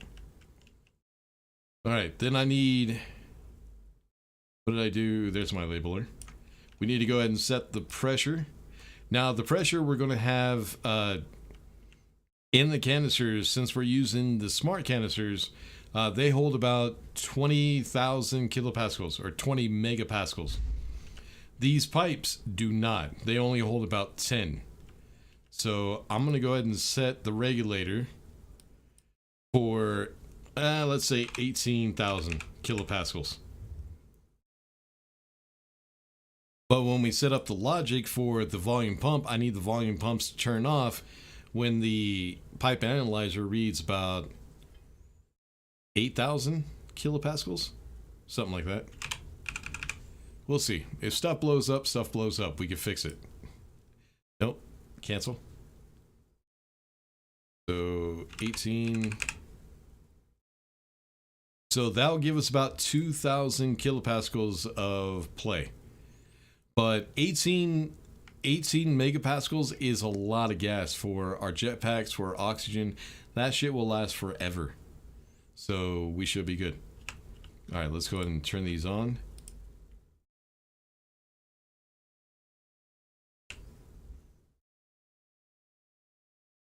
There we go. The volume pumps, make sure they're all the way up. All right, let's get rid of this so I have an empty hand to do this.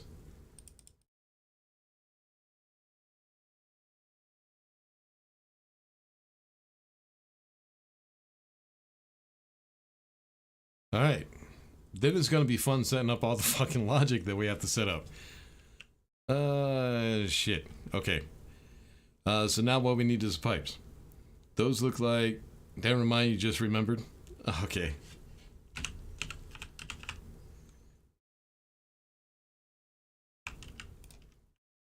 Alright, so with the volatile, that's just going to go straight up and straight towards the canister. Or the canister storage.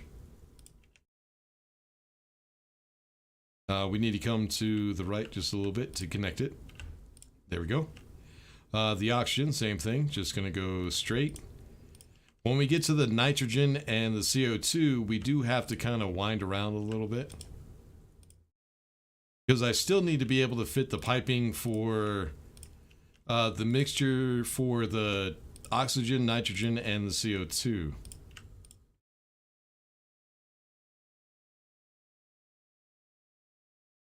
Alright, so this will be the connection for the fuel once the mixer actually makes the fuel. Oops, I had it. There it is. Alright, so now what I need is I need the oxygen to mix with the fuel. The mixer is going to be right here. We can't put it right here because of the connections for the mixer. So I need the oxygen to go to the other connection for the mixture, which will be on this left side.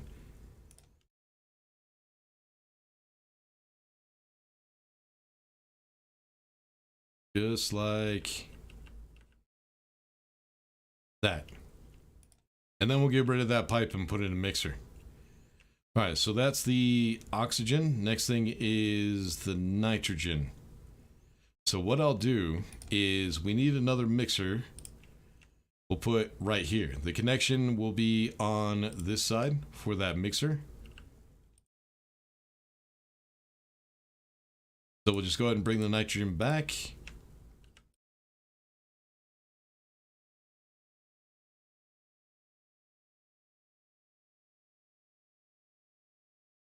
There we go. Then it will come out. Unfortunately, it only comes out here. So the mixture is going to be right there. The output will be here. But what I need to do is I need to figure out where the vents are going to go for the air. So those will go. I need to make it on this wall. Like that. And then we need a three-way. There we go. Alright, so that doesn't quite line up, but we still need to leave room for the piping for the CO2, which is going to be our propellant for our jetpack. So we'll just come out a little bit, go back in, and there we go. Alright, now the CO2. I'll do the same thing. I'll bring it all the way to the right. Actually, let's do it.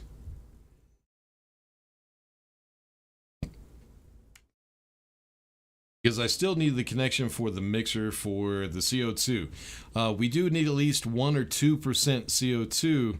I think it's 2%. We need 2% CO2 in the air of our base. So I need another mixer to connect that. So mixer there.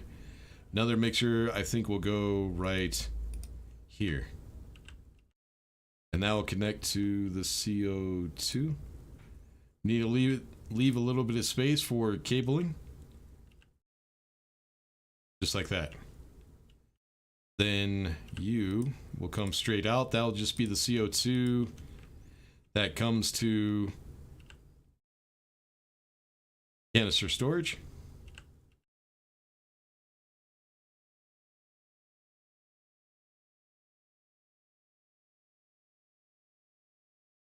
And then just go straight back to the CO2 storage. Whoops.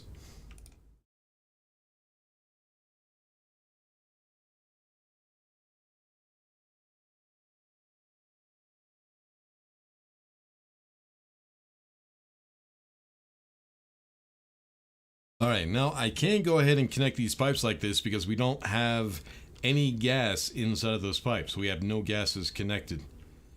Or at least there shouldn't be any gases in here. So now what we need to do is we need to go ahead and get those mixers set up. So one mixer needs to go here. Another mixer needs to go here. And then another mixer needs to go here. Right? No.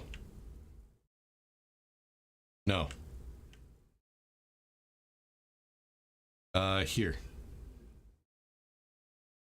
Or here. Yeah, right there. There we go. All right, now we need the mixers and then we need to get those set up. All right, so this mixer, whoops, I did that wrong. Pipe, wrong spot. Mixer needs to go here.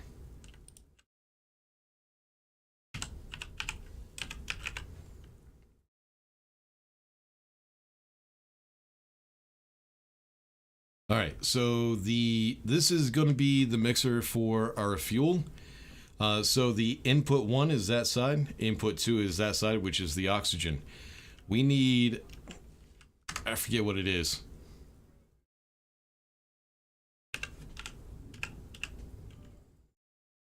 I think it's 66. Yeah, 66 volatile. So 66 volatile will be input 1. So C 66 and 34. There we go. So that's our mixer for the fuel.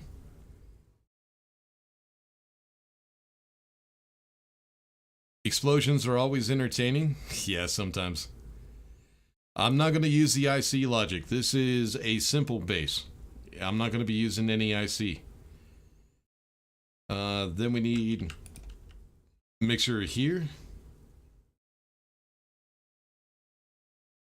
So the mix that we need for the oxygen is 21% oxygen and then 79% nitrogen.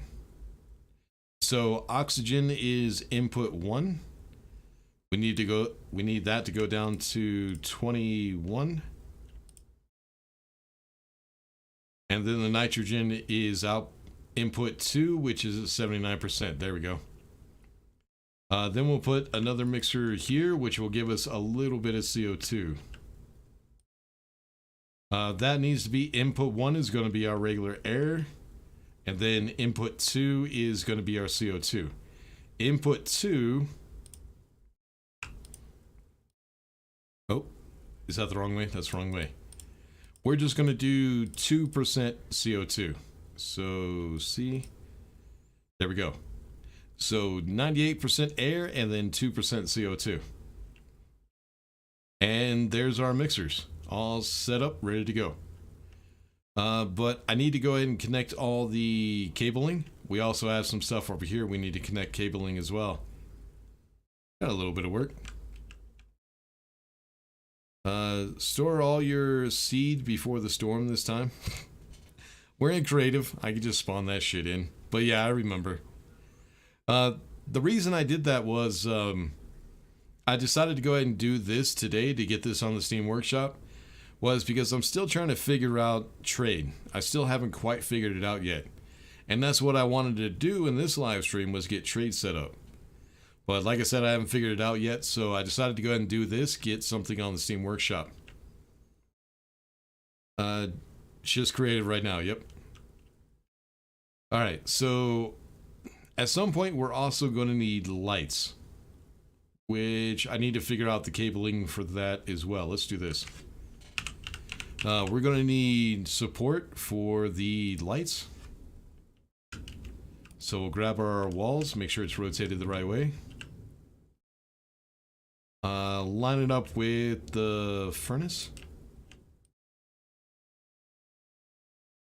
And lights.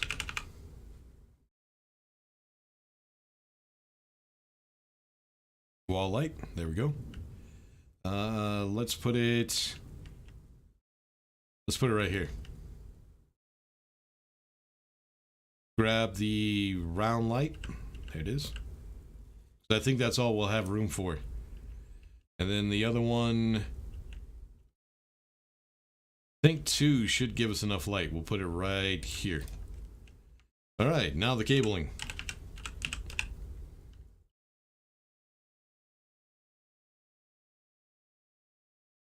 Yeah, I think if I come straight out from this light, we should have room.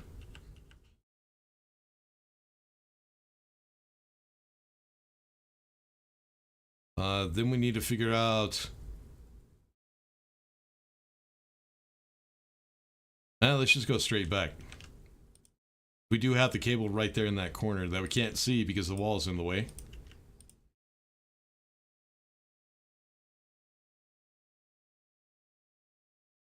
There you go. Let there be light.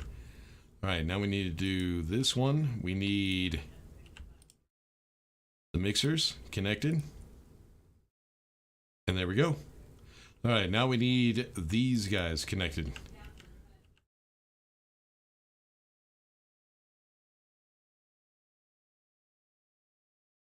I think... Oh, I didn't connect up this one. Yeah, that mixer's not connected. Alright, there we go.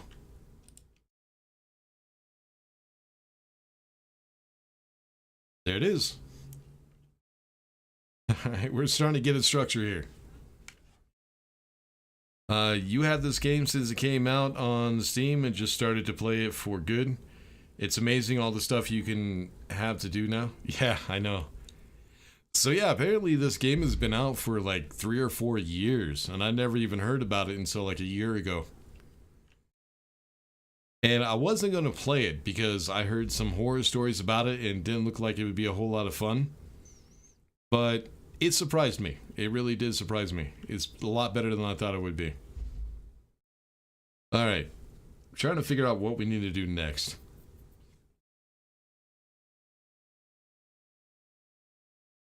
What I need to do...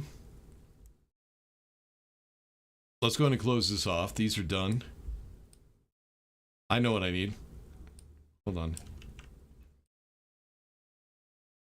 What we're going to need is, I want readouts for the furnace, the temperature, pressure, and all that shit. So let's grab console. Alright, I'm going to have to type it. There it is. And we're going to have 3 of those. Let's go ahead and rotate it that way. Connect up the cable.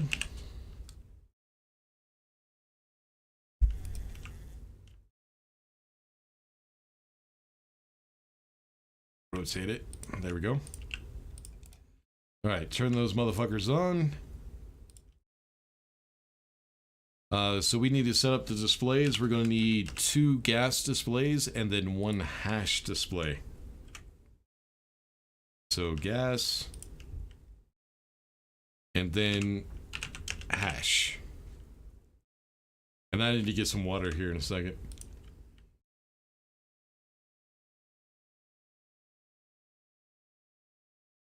Alright, so I need storage for the water. Why is this not on? Did I not turn this on?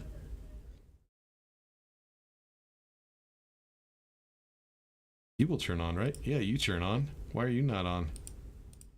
I guess it is on. Isn't that button supposed to show green? Yeah, these show green. Huh. I guess a liquid pipe analyzer doesn't, the button doesn't turn green. Weird. But yeah, I need to go ahead and get some water so that way we won't die. So see if we have storage for that. I think this should be a full tank.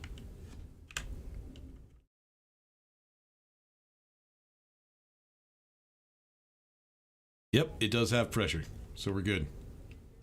Oh, and you know what? I just realized. I already do have water on me. Like an idiot.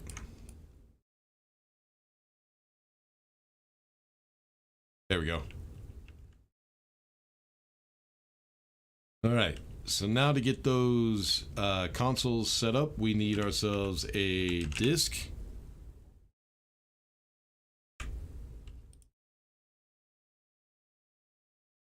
Alright, so this one's going to read the temperature of the advanced furnace. Go. This one's going to read the pressure of the advanced furnace. And this one's just going to read the advanced furnace.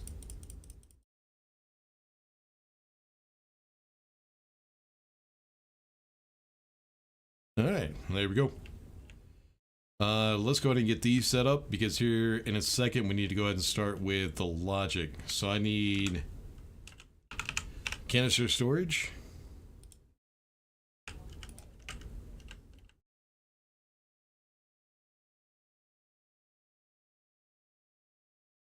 Then I'm going to need the smart canisters.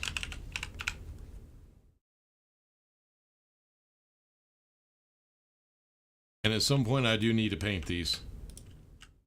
Oops. Alright, now we need to set up some logic. Fun times. Alright, just need to double check, make sure everything is connected to power. I think we're good. Yeah, make sure we have the drains out here. And they are all connected. We're good. Make sure they do get power. And we're good.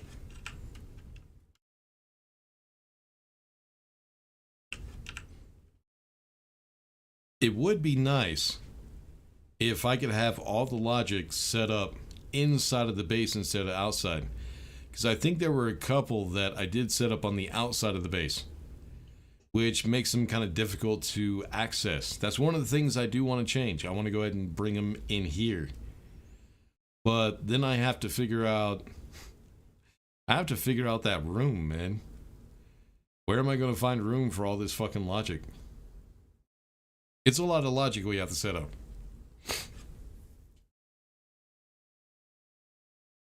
Trade is one. Yeah, I know what trade does, man. I know that part. But what I need to do is I need to figure out the logic for it. When I get that all figured out, I'll make another video.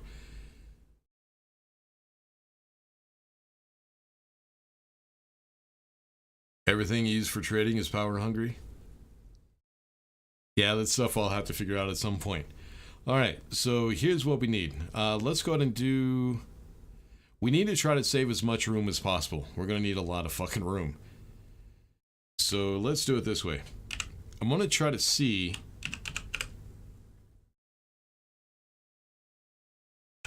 if I can set it up. So what we need is we need logic readers. Question is, how many do I need? I need one for that pipe analyzer.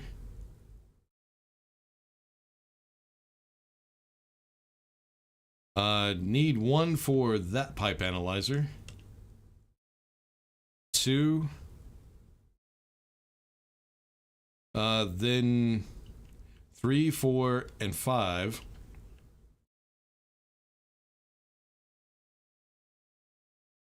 Let's go ahead and set up 6. I'm going to need more later on, so we'll just go ahead and set up an extra one. So 2, 3, 2, 3. All right, most of the stuff we're going to be using is compare, logic compare. But like I said, we're trying to save room, so I don't think I'm going to have a choice. All right, logic processor. Why did I do that? I keep forgetting. I could just get rid of this shit.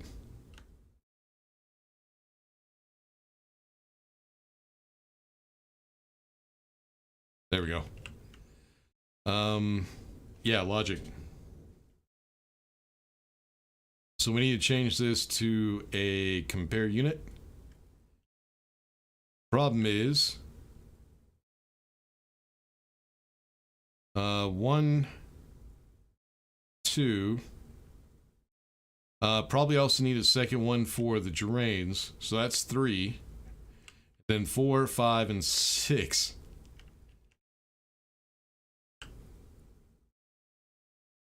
Like that. The problem is this has 4 connections, so it's kind of difficult to set things up.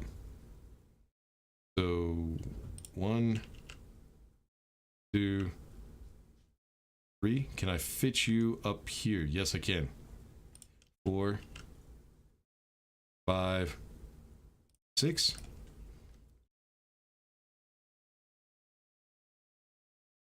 Then what we need is logic memory. I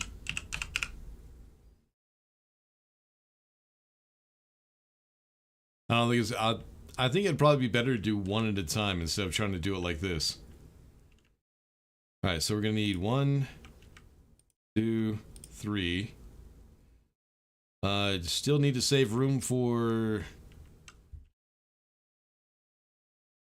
batch writers, or just logic writers or batch writers.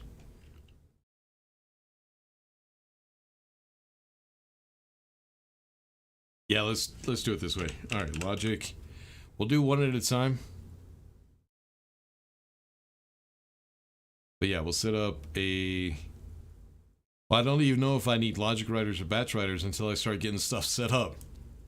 All right, labeler. Where's my labeler?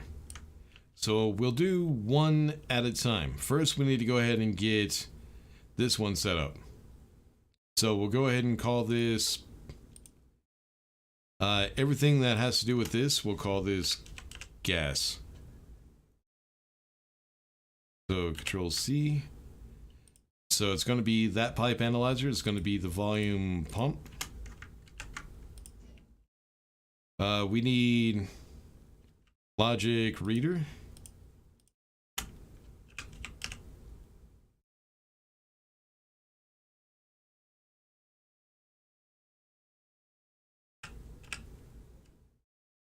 Yeah, let's do one at a time. I mean, we still have all the room that's in there that we're not really going to be using all that much.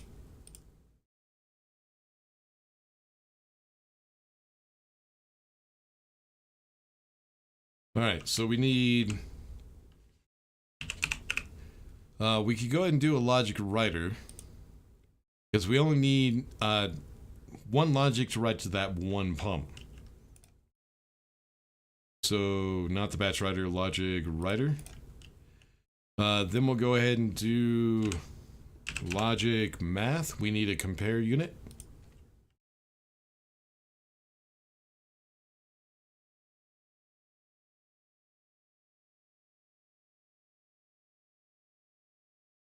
Then we need logic memory. Then we might have to get in Google because I need to look up some numbers. Yeah, I got to do it like that. All right, then I need connect all that to cable. All right, so we'll do this straight.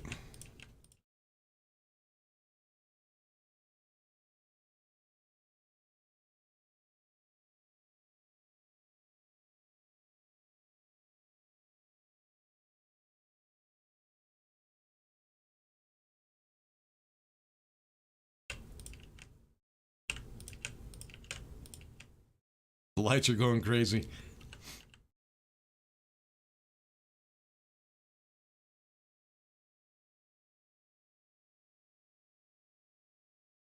All right, connect, and right here.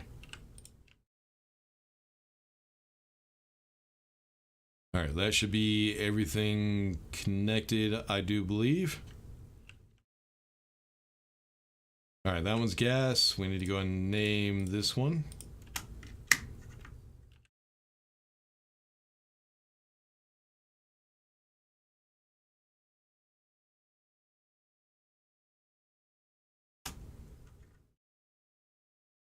All right, so what that one's going to do is the gases that go from the furnace into our radiator system, they need to set in there for a little while until they get down to a certain temperature. So that's what this analyzer and this pump are going to do. The analyzer is going to read the temperature until it's below 0 degrees Celsius. And when the gas is in there below 0 degrees Celsius, the pump is going to turn on and allow them to filter. Oh, wrong pipe, man. Oh, shit. So we're going to need our screwdriver. So the problem is that the logic doesn't read in Celsius or Fahrenheit. It reads in Kelvin. So I had to look this up, and I think it was 273. Actually, I need a labeler. Come here. Nope. Goddamn you. Piece of shit. Come here. All right, so I think it was 273 degrees Celsius.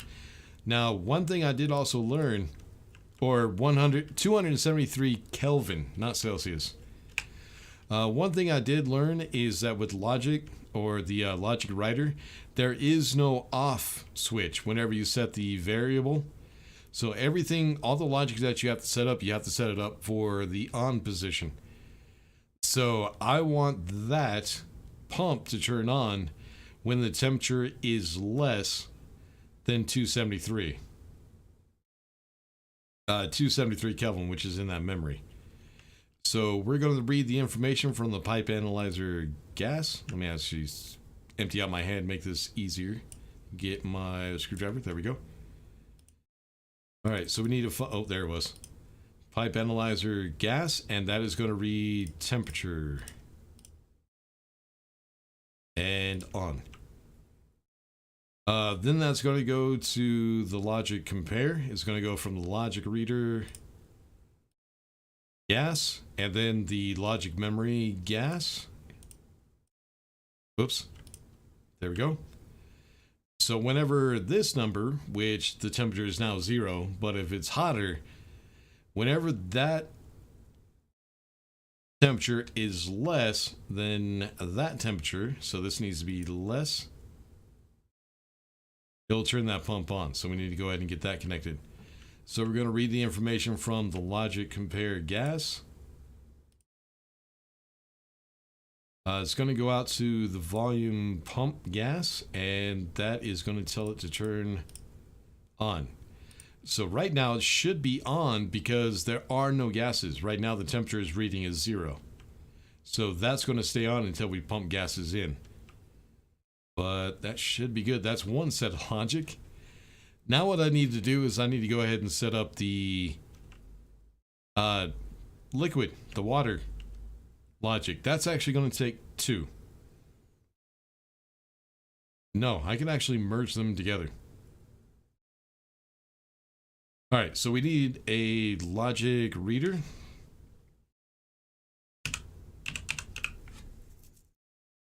What that's going to do is it's going to read the... we're going to have to do pressure. That's going to read the pressure. So let's rotate you that way. Then we're also going to need... we need one writer for that pump, and then we need a batch writer for the 3 drains. Since there's more than one, we need a batch writer. OJ. Let's go ahead. Yeah, because all it's going to do is read the pressure. I might need 2 readers for this. No, it's just going to read the pressure.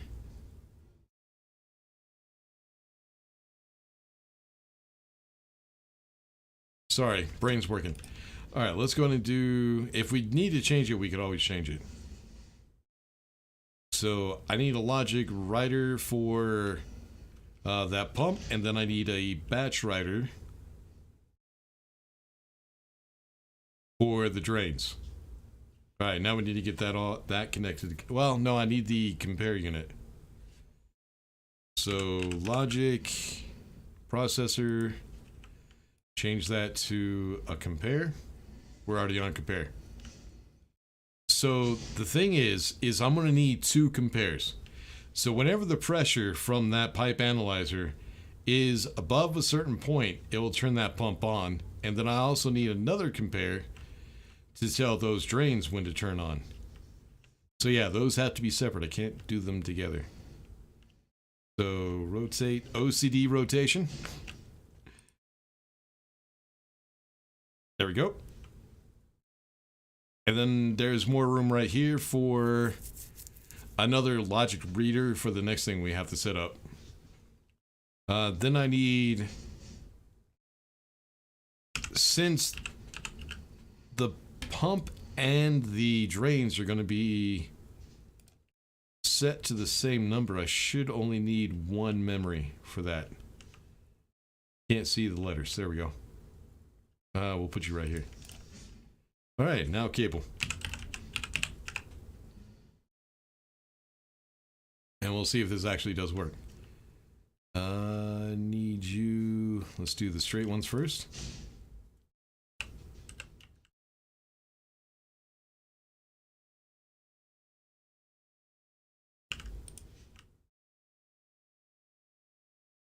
Yeah, this is probably way more cable than I actually need, but screw it.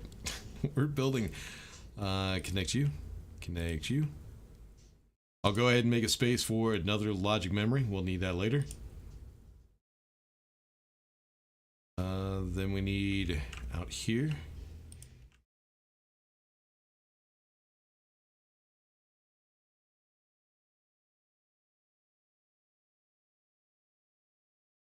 Don't need one there, need one here.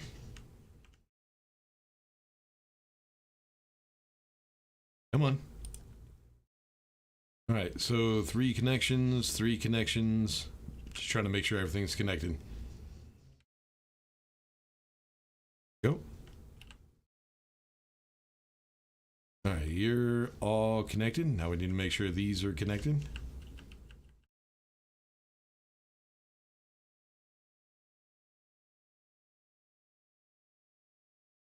That's for the other logic. We need to come straight with this one.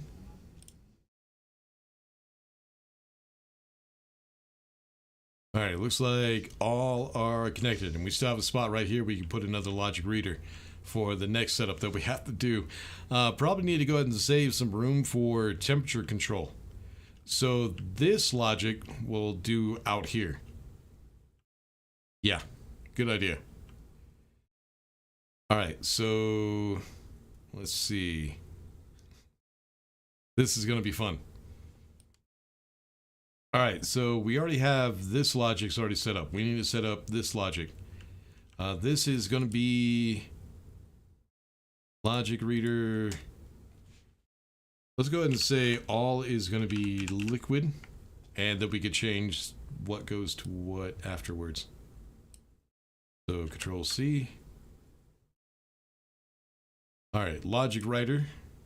This is, oops, cancel.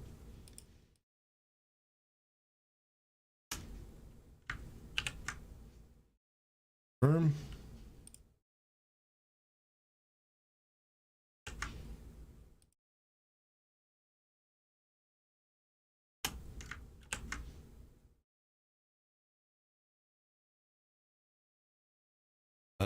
Yeah, we're good.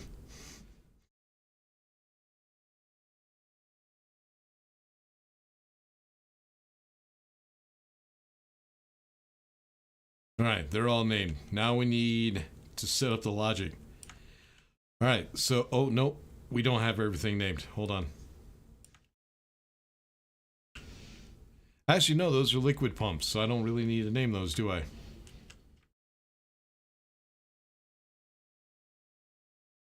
Make sure that's turned up. Make sure this is on. We're good. All right, so the logic... That's supposed to be a logic writer. Yeah, or a reader, not a writer. My bad. All right, so logic...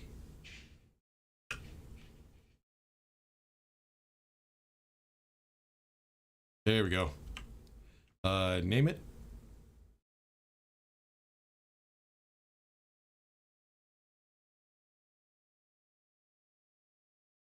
All right, screwdriver. So what we're going to need is we need the logic reader to read the information from that analyzer. So liquid, come on, get right here. Liquid pipe analyzer is what we're looking for. Oop, there it is.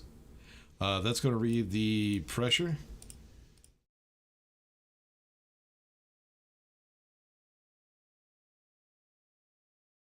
All right. And I'll catch up in the chat. I know you guys are trying to help me out. Let me... Right now, if I try to read the chat, I will overwhelm my fucking brain. All right, so what we need to do is we need to set the pressure... What's the pressure in here? I think these hold about 8,000 kilopascals. So what I think we'll do is we'll set it for 7,000. Leave a little bit of playroom.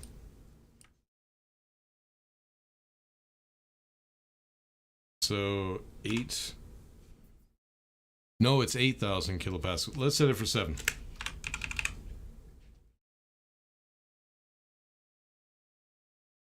Yeah. I think those hold 8,000. Yeah, it looks like it. All right, so logic reader is going to read the analyzer. Then we need a logic compare. This one. So we're going to read the information from that logic reader. So logic reader liquid. Then we're going to compare it to the information at logic memory liquid.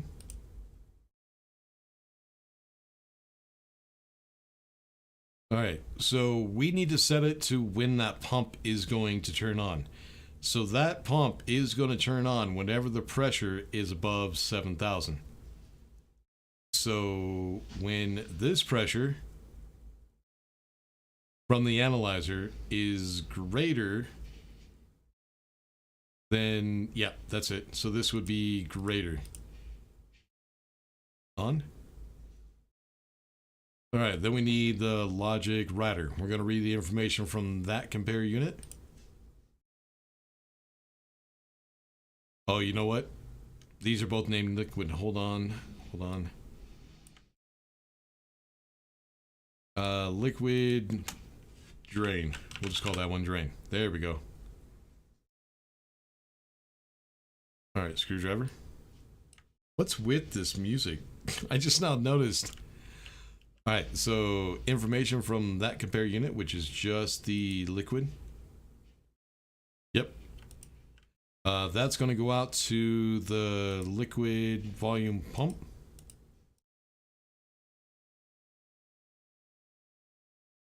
So liquid volume pump, and it's going to tell it to turn on. So it should not be on yet because we don't have enough pressure inside of that container or inside of the pipes. But when the pressure inside of the pipe gets to 7,000 kilopascals or above, it'll turn that... No, shit. I need it when it's less than. Yeah, this one needs to be less. There we go. Yeah, so that way it goes ahead and puts the water into the container. So yeah, that won't be less. The compare for the drains will be greater. All right, so we already got our logic reader. We have our number. We need a logic compare. So this is going to read the information from the logic reader liquid. And the information from the logic memory liquid. And that one is going to be greater. So whenever the pressure is greater than 7,000 kilopascals inside of that pipe, it will turn on the drain so we can get rid of the extra water. Which we're going to need whenever we need to get the nitrogen to create an atmosphere inside of this base. Alright, so we're going to read the information from this compare unit, which is the liquid drain. So logic compare, whoops, liquid drain, that's going to go out to the drains.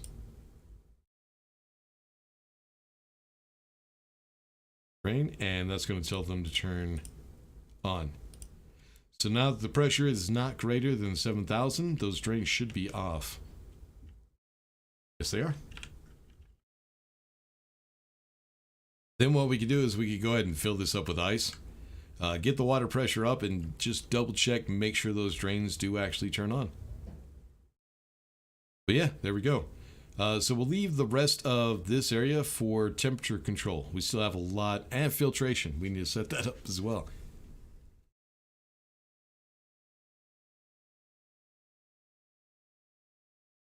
You think so? The spirit, huh? Spirit, what if it exists in cold, maybe infinitely hot? Like, what are you talking about, Joel? You got me confused on that one, man. 0 to Kelvin is absolute 0. There's no colder than that. Sure there is.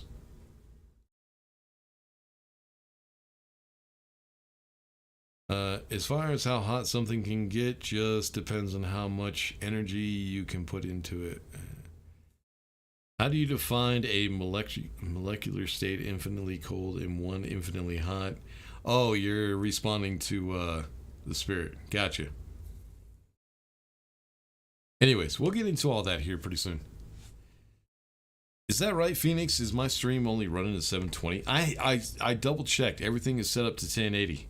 The stream should be in 1080. God damn it. Alright, let's go ahead and find another bit of music. Let's try Best of the Decade. See what this sounds like.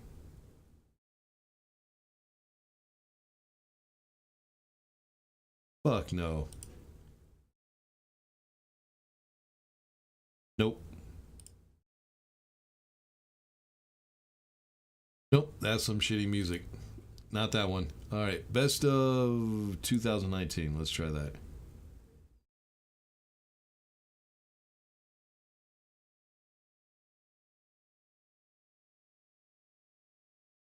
A little bit better.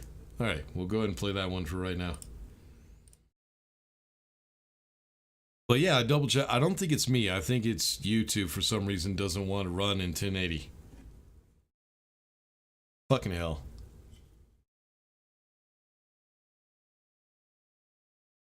But yeah, I guess I'll be going to Twitch.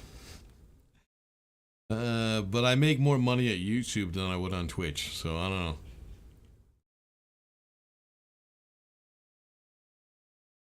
know. Trying to decide what we should do next. Well, we do need to get this all hooked up. We need to get the pressures and everything set, the logic and all that. Let's do that. Let's go ahead and get that one. So we need cable. Because of the vents that are going to be right here, I can't bring the cable straight back from this volume pump. So unfortunately, there is going to be some cable showing. Pain in the ass, but that's what we got. Need you to go that way. But the rest we could go ahead and take towards the wall. I need you to connect there.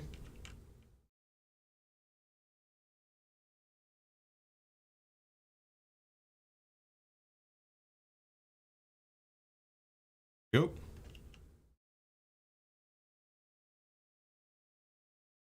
Alright, now we need straight. We'll bring it down to the bottom. Then we need to connect it to that cable over there, but there's something I do have to do first. There is going to be a door right here, which means I cannot put the cable on that line. So what I have to do is bring it out. Now the door is actually going to have a couple of different purposes. Since this is why I kind of set this up the way that I did. That room right there is just there's nothing in there that will explode or catch fire, except for maybe these canisters right here. But everything else that could catch fire, all the piping, everything else is in this room. So if I put a door right here, if a fire starts in here, all I have to do is close that door and then have an emergency system that will suck all the oxygen out of this room. And that's how you do little fire suppression. Or even fill the entire room up with CO2. That's also another good fire suppression. The reason you want to do CO2 is CO2... What's the best way to explain this? CO2 absorbs oxygen. Or it kind of like displaces it. Sort of. But it makes it to where the oxygen is inert. That's why when there's CO2 in the atmosphere, it will suffocate you. Because the... I guess absorb would be a better term. Something, yeah, anyways. But CO2 would make it so that the way the oxygen can't burn, and that would be like a halon system. Now, of course, halon uses another gas, a toxic gas, but using CO2 would be kind of like a halon system. So, probably need to set that up at some point, some little fire suppression. But anyways, we need to finish this shit off. So yeah, that's why we're going to have the door right here, which does need to be connected. It'll connect to these cables.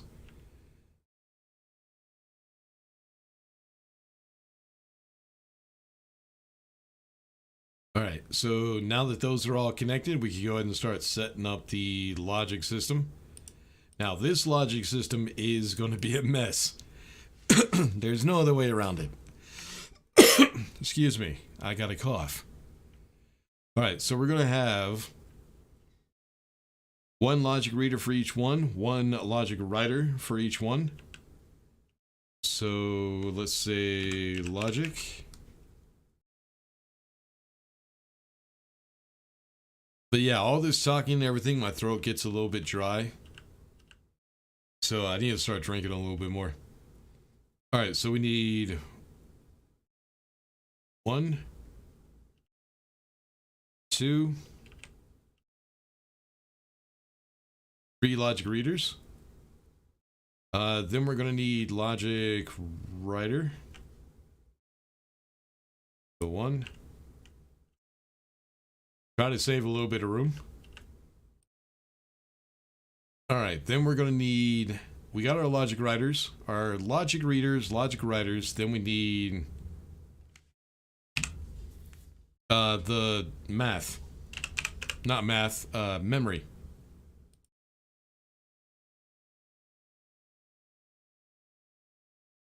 But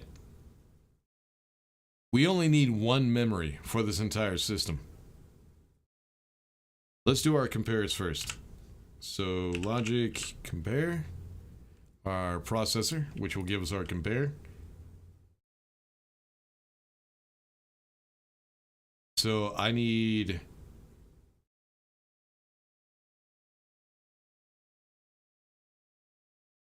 one,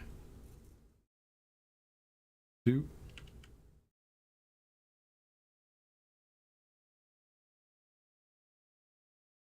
Yeah, this might work. This will save a little bit of space. Then let's go ahead and put the logic memory right here. I think that'll work.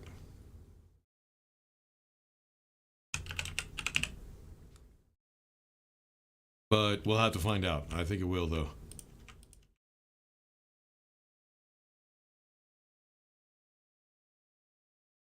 Maybe. We'll see.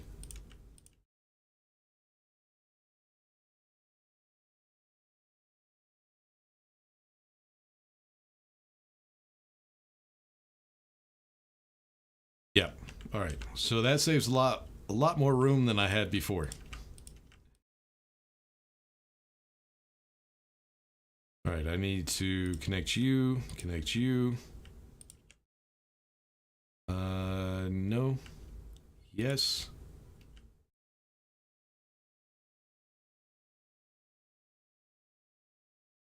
And then you guys. All right. Now we need to do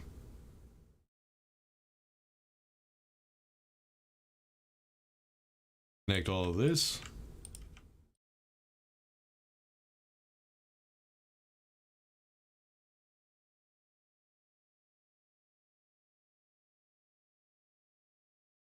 What the fuck is this song, man? What the fuck?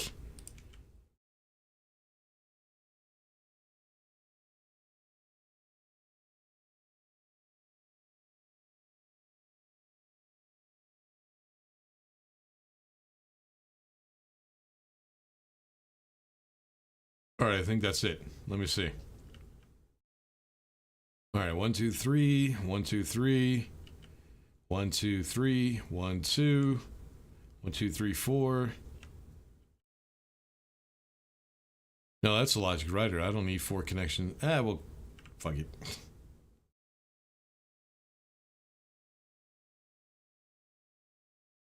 There we go. OCD, man, OCD. And this is messing with me right here. This cable right here is messing with me hardcore. But it's alright. Yeah, fuck it. I can't, man. I can't. I gotta connect it, or it's gonna mess with me. Alright, I need to bring these ones up.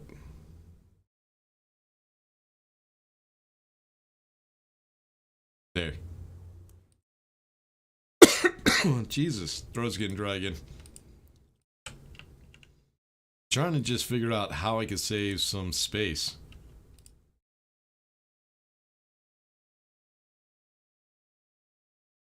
Alright, so if I need to, there's another spot for me to put another logic. Alright, 1, 2, 3, 4, 1, 2, 3, 4. There we go. Alright, so here comes the difficult part. These are not going to be lined up, so I kind of have to be a little bit tricky with it. So, labeler. So let's do the top one first. Let's go ahead and set up all the fuel first. We'll do one gas at a time. So we need one for fuel. Fuel over here. We need the pump. And the analyzer. Alright, then the memory. We'll just go ahead and name this one fuel. We'll be able to find it that way. Alright, so we got the logic reader. Yep, then we need the logic writer.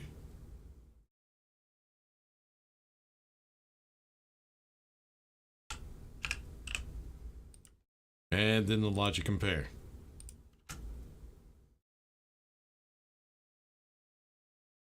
Come on. All right, let's get our screwdriver. See if we can get this set up. All right, so here's what I need. Now, we do have the canisters, the smart canisters that are inside of this storage set to 18,000 kilopascals, which is 18 megapascals. These can actually stay on. But the problem is like I said, the pump is actually going to push that gas into these pipes a lot faster than the canisters will load, which means this pipe will actually get a lot of fucking pressure. So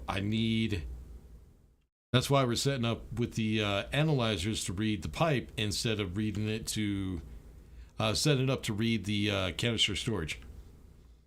So fuel analyzer, the pressures though, the canisters can actually hold about 20,000 megapascals. The pipes can only hold about 10 megapascals.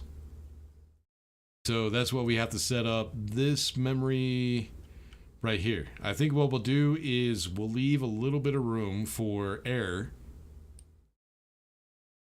We'll set that up for, let's say, 7,000. So 7 megapascals. Just in case. Just to be on the safe side. Alright, screwdriver. And I'll catch up in the chat here in a second. Alright, so we got our logic reader, which I think is this one. Yep, the fuel.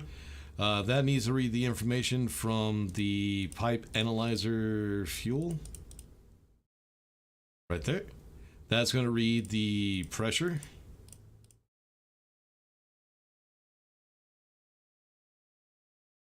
There it is. All right, then we need the logic compare. That one. We're going to read the information from the logic reader fuel. The logic memory fuel will go on number 2.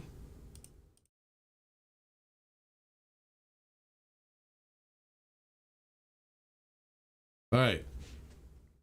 So whenever the pressure in those pipes is greater,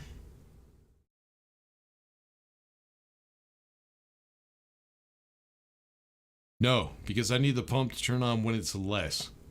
So no, the compares are actually going to be less. All right, so when the information in the logic reader is less than the information in the logic memory, it will turn on those pumps, so that way we can put pressure in the pipes and fill up the canisters. That's right, we're good. All right, then I need the logic reader or logic writer fuel. That's going to read the information from the logic compare fuel.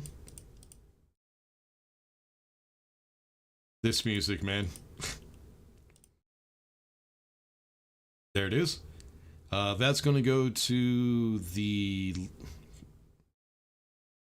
volume pump fuel, and it's going to turn it on. So since we have no gases in the system, that pump should now, yep, it's on. So yeah, that's how we have to set that shit up. But yeah, what's going on, Real Phoenix? Sorry, man. I've been kind of racking my brain trying to get the logic set up. It's not that bad. Stick with the money. It's not that we know of. We can't hit 0K with technology now anyways. Not true. Not true.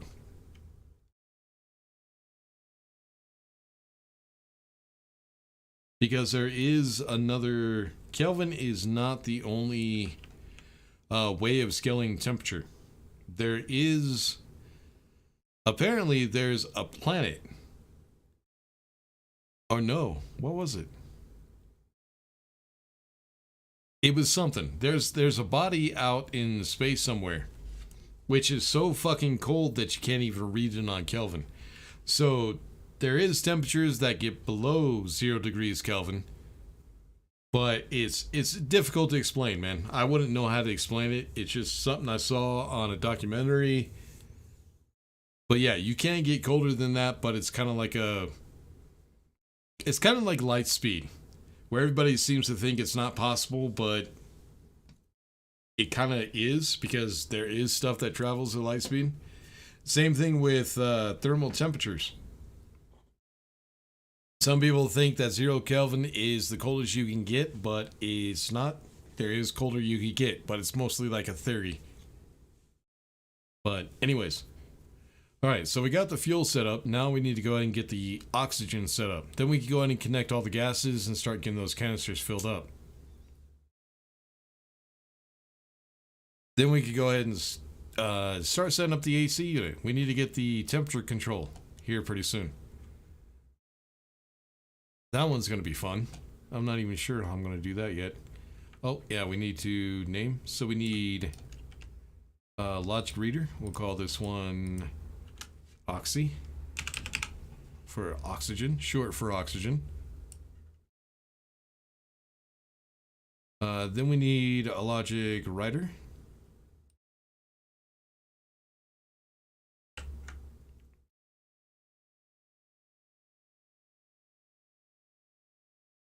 Yeah, we're good. Logic compare.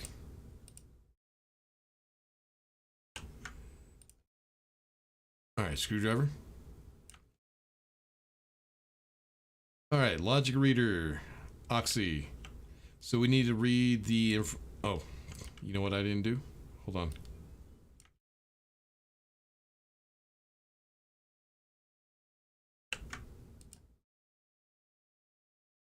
Didn't name these.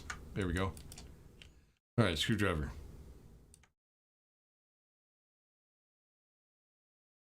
All right, so logic reader Oxy. We need the pipe analyzer. Oops. Oh, that's gas.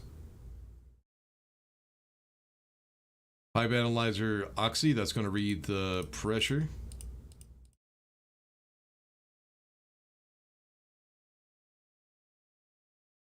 All right, turn that one on. Next one we're going to need is compare unit oxy. There we go. So logic reader oxy. Logic memory, the fuel up there. We only needed one memory.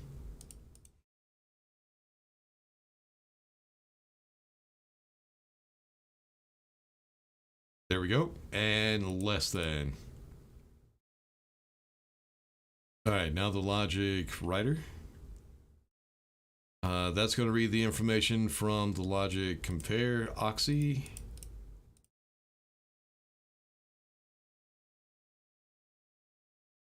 That's going to go out to the logic or volume pump oxy. There we go. And that's going to tell it to turn on. So now that there's no gases, it should be on. There we go. One more.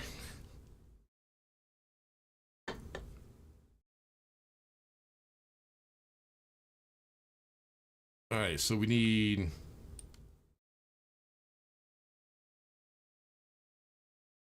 this is going to be carbon dioxide. Let's just name it car.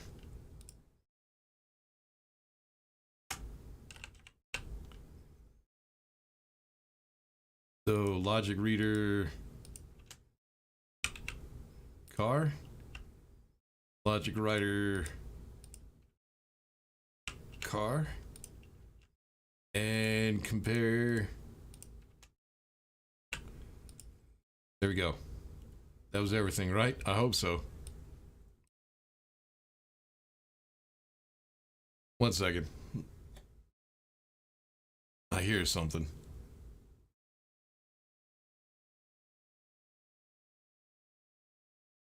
Oh, it's a cat outside my window.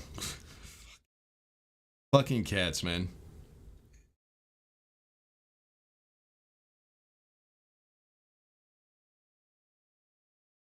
Zero K is a state of lowest, or zero energy, pulling more out. Would break through thermodynamics, given a love of breaking things. I'm down to give it a try. Yeah, pretty well. Thing is, there's a lot of shit in the universe that we don't understand. And that's why all that is pretty much just, it's just speculation at this point. But apparently there is something colder than 0 Kelvin. But like I said, it's just a theory. Alright, logic reader, we need to go analyzer car. That's going to read pressure.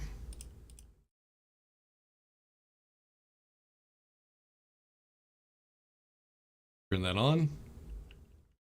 Logic compare is going to go from logic reader car. And then it's going to go logic memory fuel.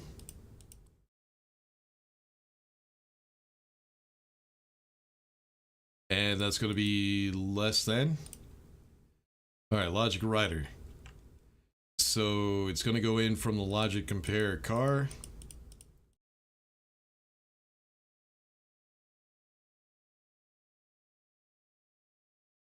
There it is.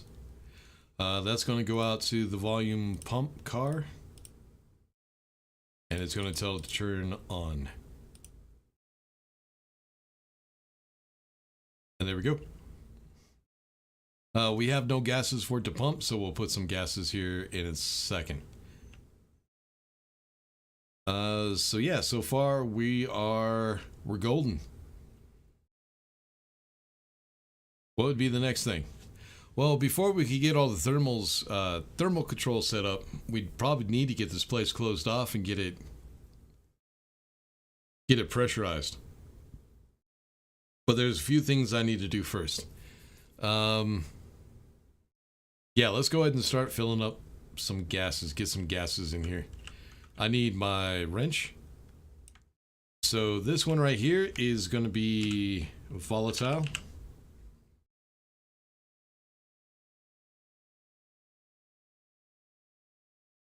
This one is going to be oxygen.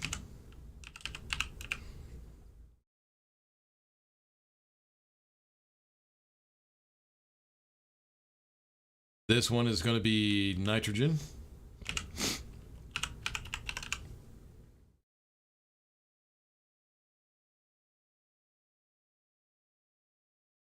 And for some reason, my nose is running a lot right now. I have no idea why. All right, nitrogen and then carbon dioxide.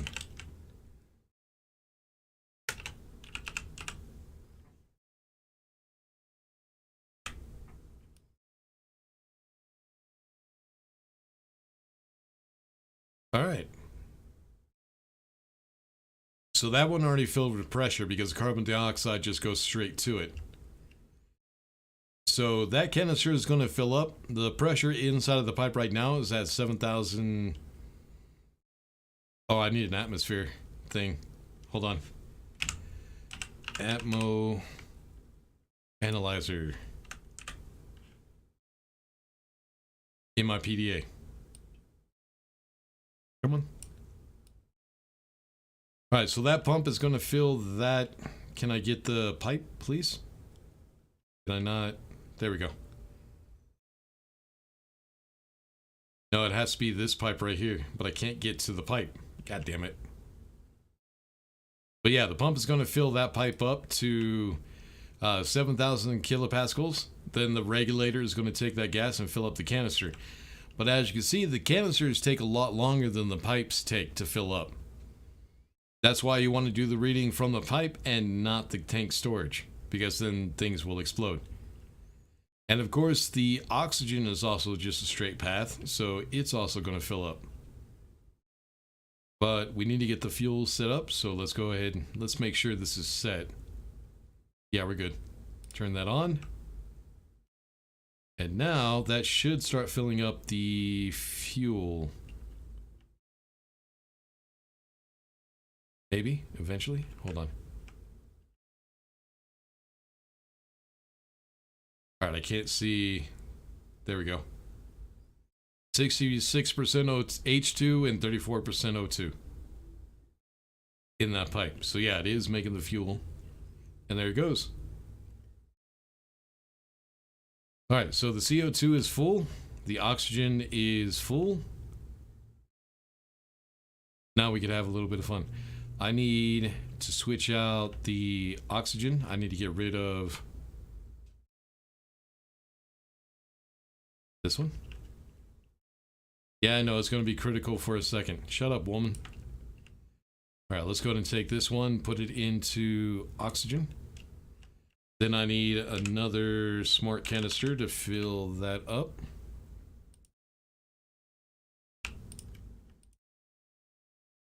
All right, then we need propellant.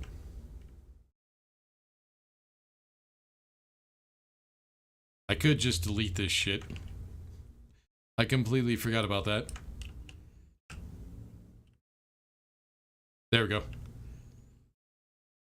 All right, then we'll grab propellant. There we go. Then I need another smart canister. Put back in. There we go. Now we got a lot of propellant. We got a lot of oxygen. I don't need to worry about filling that shit up for a while. Fuel, we'll let it, the pipes, oxygen's empty. I need more oxygen. Grab the drill. Oops.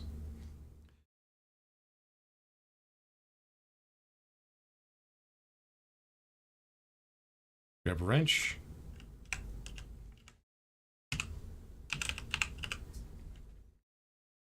So yeah, I want the pipes to also fill up a little bit. Get a little bit of pressure inside of the pipes.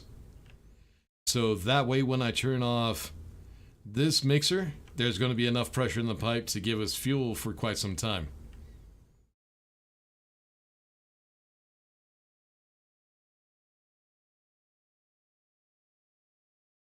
Just wait for the volatiles to empty out, then I'll turn it off. And there we go. So I had to do this in survival by hand, all of this. So you can imagine the amount of gas or the amount of ice I had to fucking dig. It was a lot, man. It was really a lot of gas. So volatile.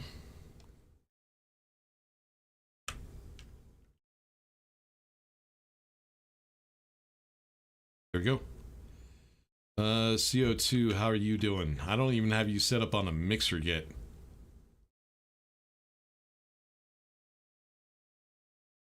The problem I've also noticed is when the pressure starts to get pretty low in the tank, the volume pump takes forever to fill shit up. So we should be able to get rid of the CO2 as well and switch that out. Now, this is what I use to get the CO2. I use this vent while the base is still open. I'm still open to the Mars atmosphere. Then I just turn this on and I could get some more CO2. But it still goes down. Because it still has to... The problem with it is I set things up a little too soon. So right now, this volume pump is not going to turn on because the pressure or the heat inside of that pipe analyzer is too high. Right now, the temperature is 293 degrees Kelvin. That pump will only turn on when the temperature is lower than 273. So we'll have to wait until nighttime for it to cool down. That's the only issue with trying to get CO2 that way. But it still works. But at some point, I need to set up that...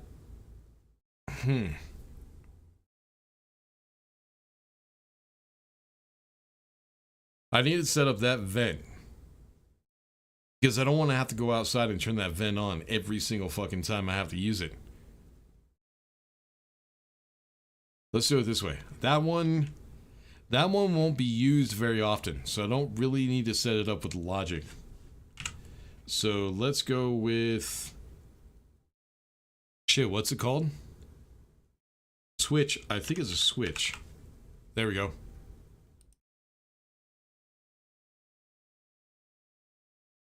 So do we want a lever? Do we want a button? What do we want here? Let's go with the lever. Oops, why did I do that? I did it again. Hold on.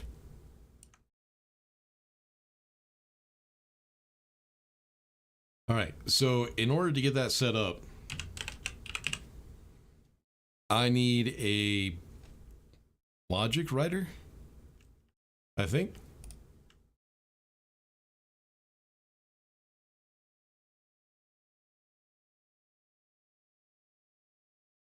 So we have room right here for that. So logic writer would be a logic writer, right? I think so. We're about to find out. All right, cable.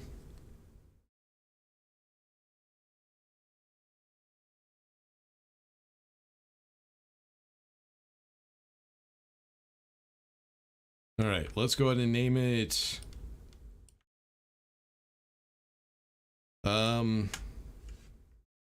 CO2 vent.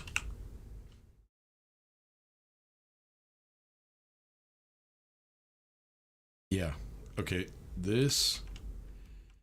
All right, so we need to read the information from the switch. No, it wouldn't be a writer. No, it would be. Okay, hold on. All right, so from switch. Is that a switch or what is that called? Lever?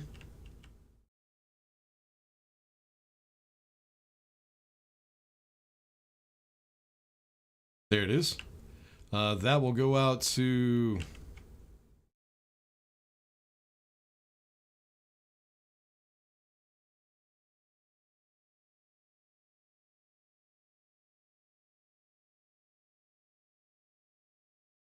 active vent CO2.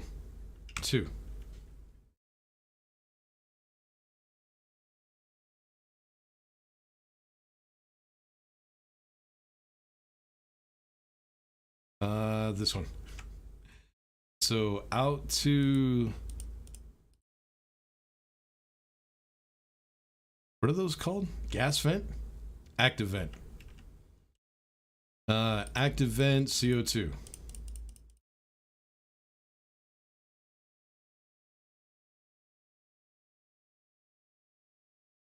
Okay.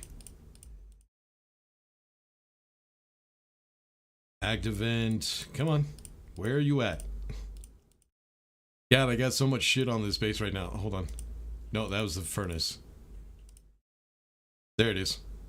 And that will tell it to turn on.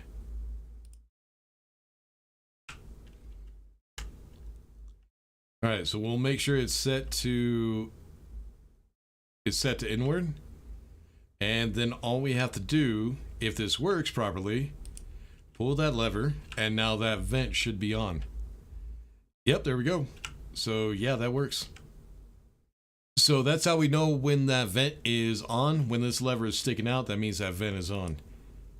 And now we'll turn it off. So I don't need that on very often. So that's why I went ahead and just put it on a switch.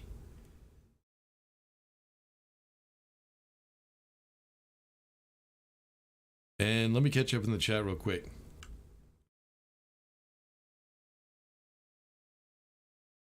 The Spirit left. Have a good one, Spirit. They push Predator. Just pulled an article from planetsave.com from 2013 where a German university achieved a gas below absolute zero. Yeah. So it isn't just a theory. There is actually something colder. Drew Dares, what's going on, man? How do you manage to not make it combust when mixing them? I can't do it. How do I... What combust? What are you talking about, Joel?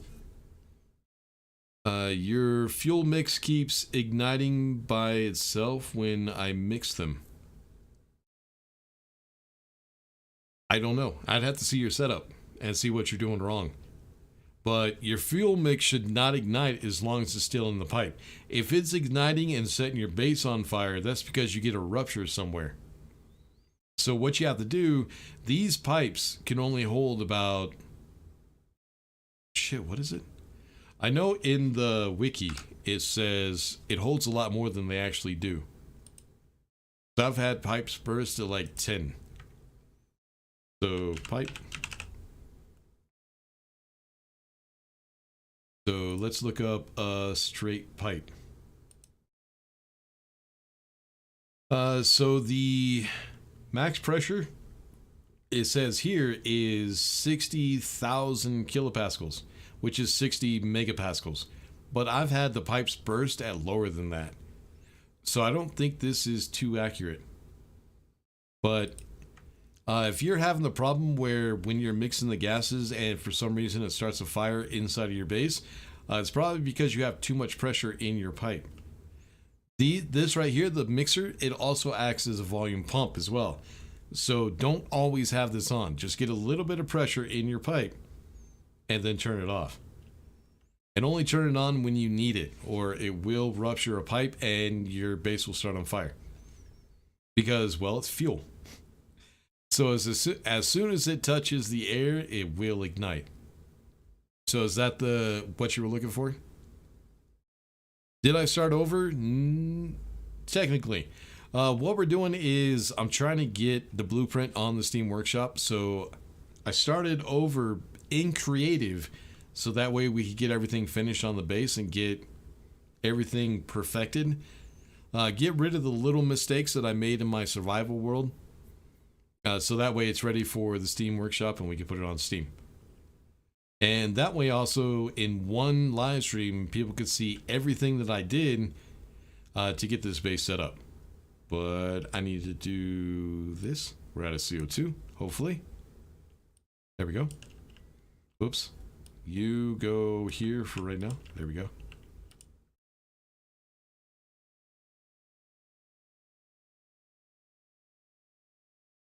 Oh, I need to... Hold on.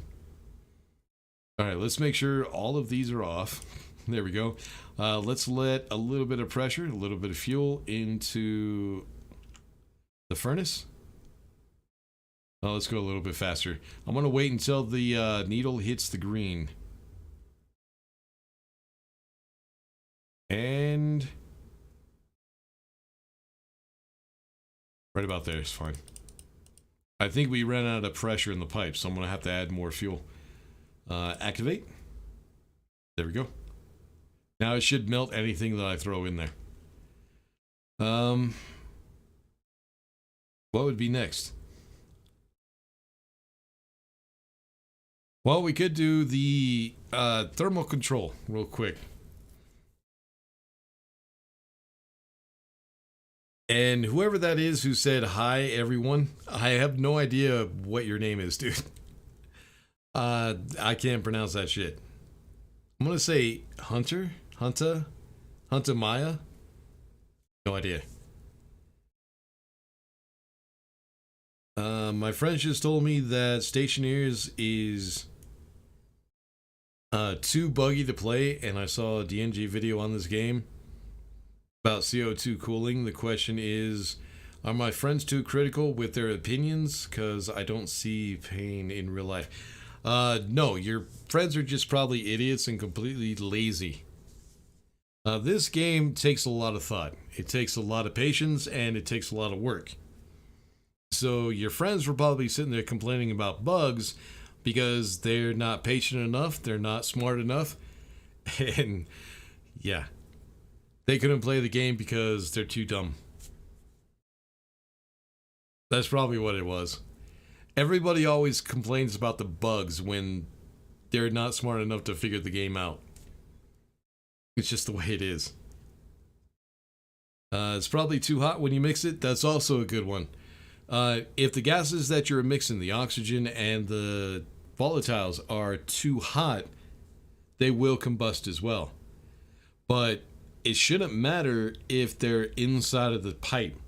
The only time you should have fire inside of your base is when the pipe ruptures. But the heat might be a factor. If you're using regular pipe instead of insulated pipe, that might be a factor. But yeah, that's why you have to cool down your gases before you store them. So a system like I had set up right here, you probably have to go back and see how I set this up. But basically what happens is this pipe analyzer will read the temperature inside of that pipe, which comes from the furnace, and only turn that pump on when the gases reach 0 degrees below Celsius, or 0 degrees Celsius, putting those gases into storage. So the gases are never too hot, which it's actually going to start getting cold here in a second. All right, we're at 278. The temperature is at 278 Kelvin right now. When it gets down to 273, now that it's nighttime, 277.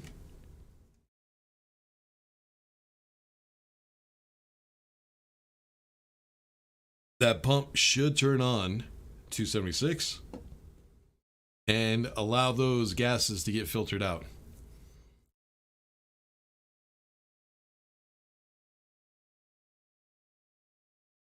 It is a game for thinkers. Yes, it definitely is a game for thinkers. I've had... it's taken me months to put out just 8 videos. No, I think I put out 10, didn't I? But it's taken me months just to get out 10 videos because I had to research some things, then I had to test things.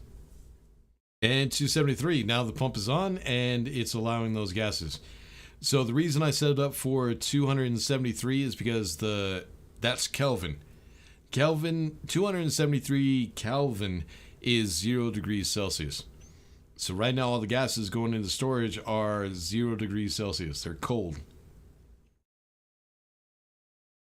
I'm trying to think of what we should get set up next, if there's anything I need to do first. Now we still need to get the logic and everything set up for temperature control, so I think we should go ahead and do that first.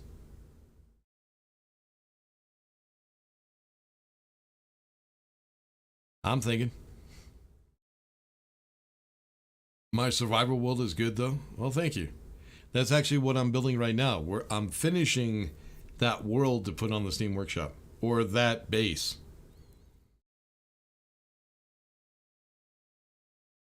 You don't have to pronounce it because it's in Russian. Yeah, I know. I'm just going to call you Hunter because it kind of looks like Hunter. Hunter. Unless you want to tell us your real name. By the way, I like your workshop, at least in Space Engineers. Yeah, I need to fix all my ships in Space Engineer, the Steam Workshop in Space Engineers. I need to fix them all, rebuild them.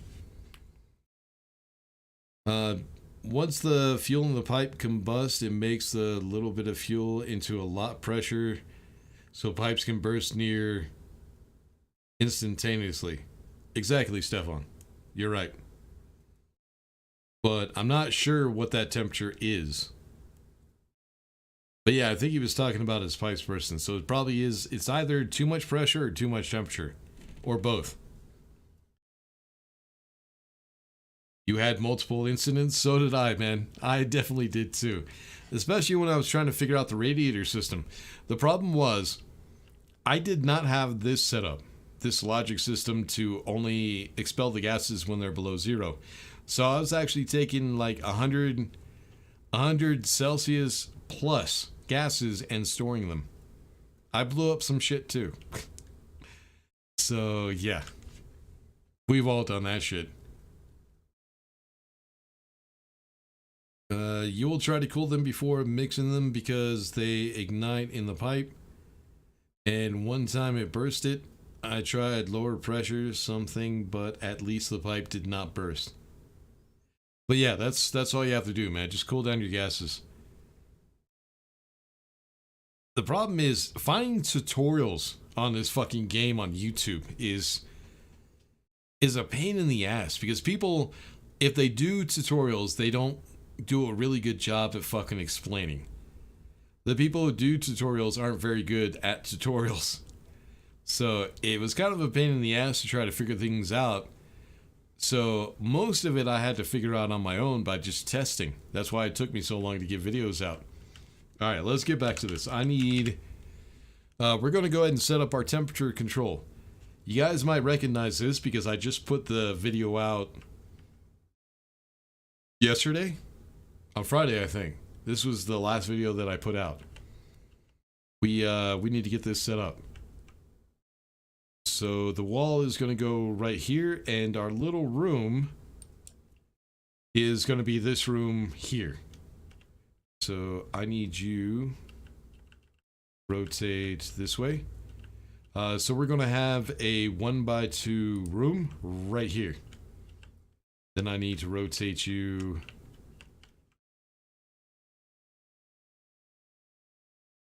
like that. We're going to have to add some support here pretty soon, but we should be okay for right now. Alright, what we're going to need is pipe. We need a bit of pipe. But the first thing I did, I'll go ahead and show you real quick. We got time. The first thing I did was I just connected all the piping together that goes to the wall coolers. Which was a bad idea. Because I figured out that if you connect your wall coolers to a radiator, when the sun comes up, it heats up those gases, making the wall cooler a lot less efficient. So what you have to do is you have to kind of separate those and only have cool gases going into the wall cooler. So I'll get the old way set up real quick. I need you rotate that way. This, that.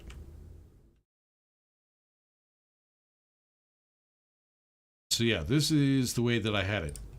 The wall coolers will connect to those pipes, but then I figured out it was better to go ahead and separate them. So I just got rid of these.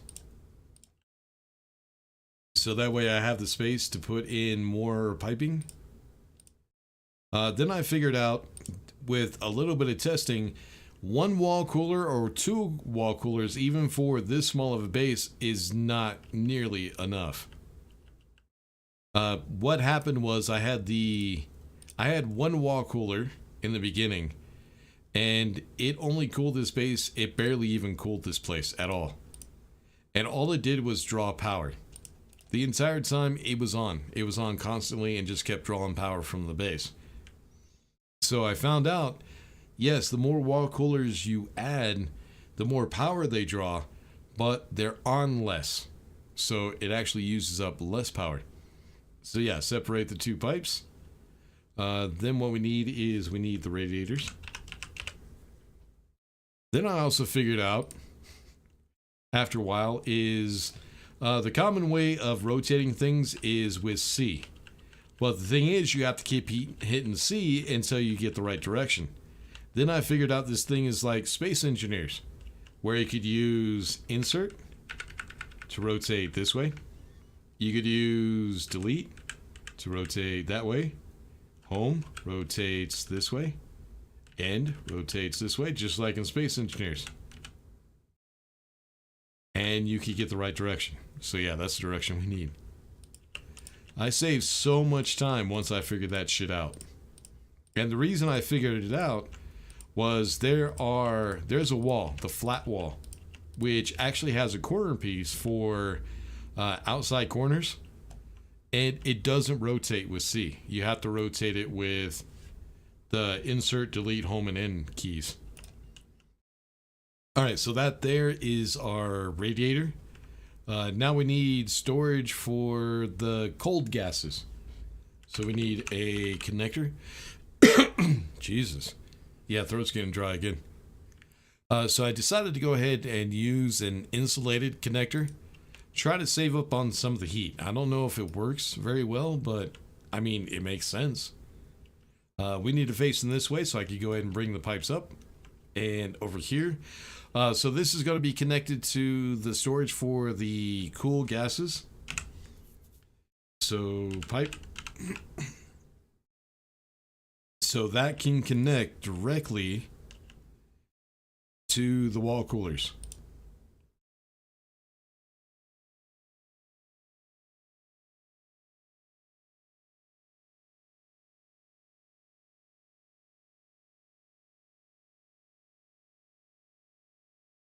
And angle. I still use C because I'm so used to using it. All right, now what we need to do is we need to set up a circulating system. Basically what will happen is the gases from this pipe will go into the radiator, and then we'll just set up a system, and I'll explain all this here in a second. But what I need is I need a volume pump which will pull the gases. Let me see if I can rotate it. No, I need you that way. I need to be able to pull the gases into the radiator system from this pipe. But there is one problem with that, is if I turn that volume pump on, it will pull all of the gases out of the storage into the radiator. So what I need to do is I just need to cycle the gases inside of that radiator. So another pump. And what that pump will also do is it will pull the gases out of that radiator into storage when the temperature outside gets a little too high. So we'll go with pipe. And let's try to get this shit built. So I need you this way and then that way. Nope, not that way. This way.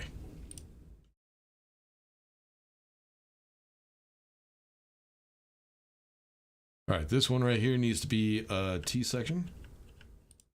Now, the reason for this is once I was trying to build this, I realized that at night, when all the gases are pulled into this radiator, there's no gases in this pipe going to the wall coolers to use for the wall coolers.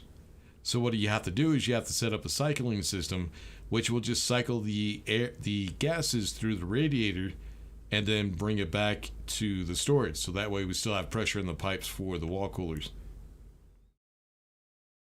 So what I decided to do was to set up only one logic for that pump and just leave that pump on continuously. So yeah, this pump right here, just leave that on.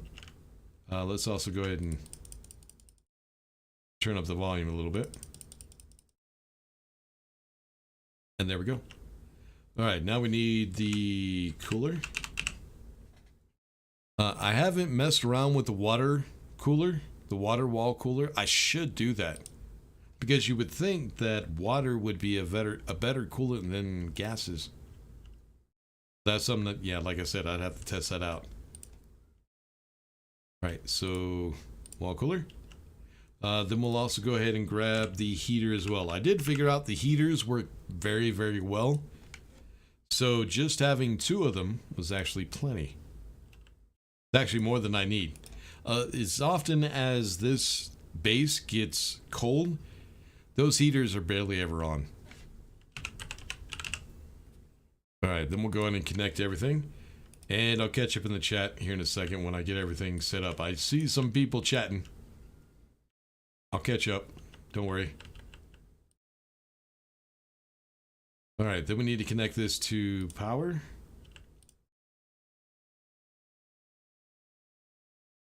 All right, then I need to go ahead and also get the pumps connected.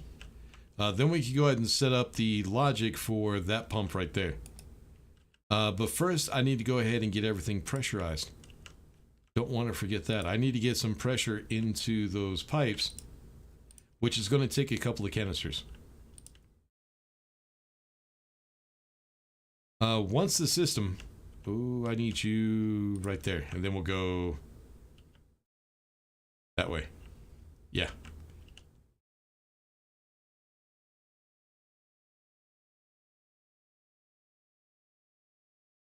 All right, so what I did was I needed CO2 in the system. I decided I was going to go ahead and use CO2.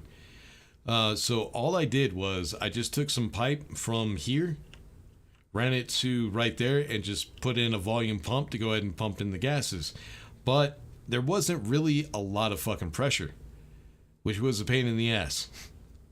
I actually had to fill up the storage container 3 fucking times with CO2, which we're going to do here in a second. Let me turn this one off because we want to go ahead and fill up these radiators. We'll turn this one on and we'll go ahead and start pumping in CO2. So this is going to take about 3 of these barrels of CO2. It's a lot, man. It really is. It takes a lot of gas. That's a lot of piping. And then we'll just go ahead and let that empty out. And then we'll go ahead and put up another one and then a third one. Filling that entire system, then we can go ahead and get the logic set up. Let me catch up in the chat.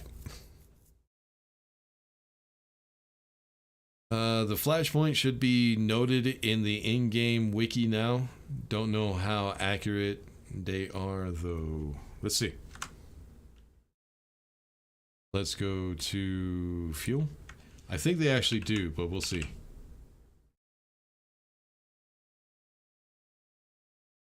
Particles in the atmospheres and amounts of gas.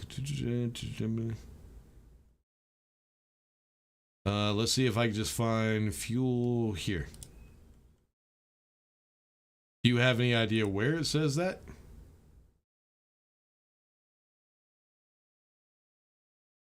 Let's say volatile. It doesn't look like they have everything set up. I mean, they probably added a few things. Low frequency oscillator? What the fuck is that? I know what it is. I've never seen that in game. A lot of shit I haven't seen in game.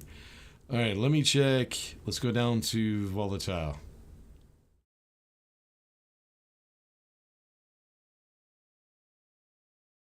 Flashpoint is at 95%. Yeah, it's not too helpful. Yeah, they still need to revise the wiki a little bit. All right, let's check to see if this is empty. Nope. All right, logic. And this one's going to take me a minute. All right, so we're going to need... Oh, hold on. No. We need one more thing. I need a sensor. We'll go ahead and put you Where do I have room to put you?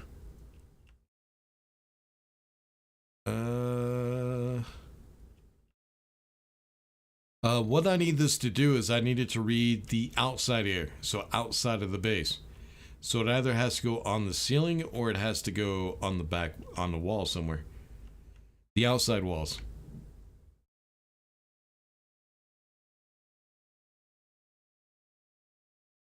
I think I should have room. I should be able to put it right there. I should have enough room for that. Alright, but I do need a wall because I need support for it. So, kit, wall, and rotate.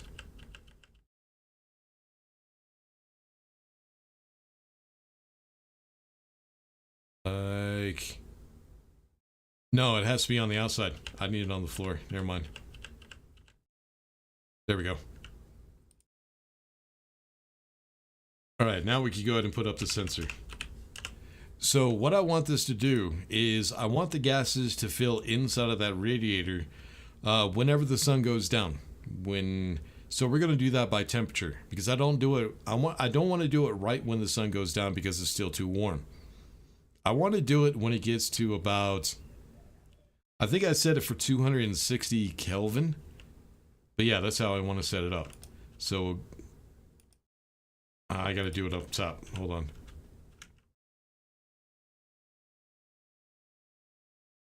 All right, motion gas sensor. There we go.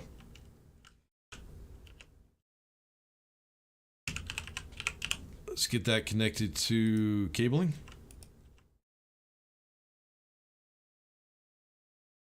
There we go. All right, so now that we got that, I need to also go ahead and set up, get everything named. I'm going to call this AC. So gas sensor, air conditioner, AC. This pump right here, we'll call it AC. But I can't get it set up right now. We have to make sure we have enough pressure in those pipes. Then we're going to need some logic set up. So I need logic. I need a logic reader. Logic. Oh, did I put a... God damn it. That's got to be a logic reader, my bad. Logic reader. Logic writer, since we're only writing to one pump. Then I need a logic compare. So we need logic processor. OCD rotation. And then I need logic memory, which I'll set up here.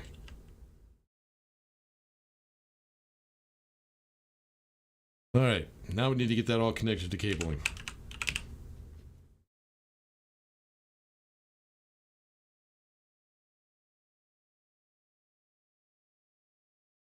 Sorry, brain's working right now. Nah, I wouldn't have enough room. Never mind.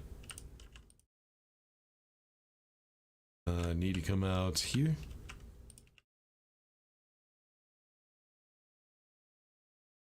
Sounds like the music died, so I'm gonna have to put some more on here in a second. Alright, then you come out to here. You come out to there. There we go. Alright, let's get everything connected. Then we need to get everything named. Get that set up, and then we can get the... I need to make sure that I fill up the... get the pressure in the pipe before I set up this logic, though. Alright, so 1, 2, 3, 4, 1, 2, 3. Need to connect you.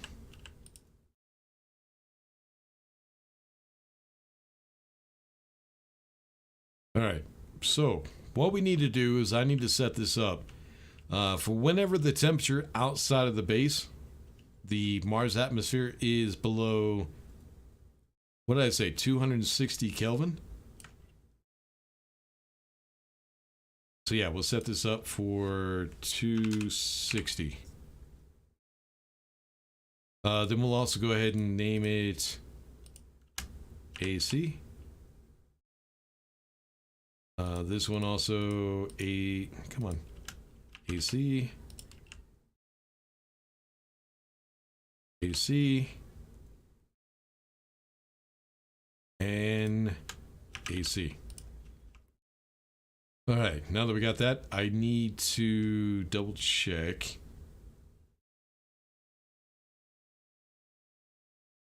How are we doing? You empty? Yes, you are. All right, there is one.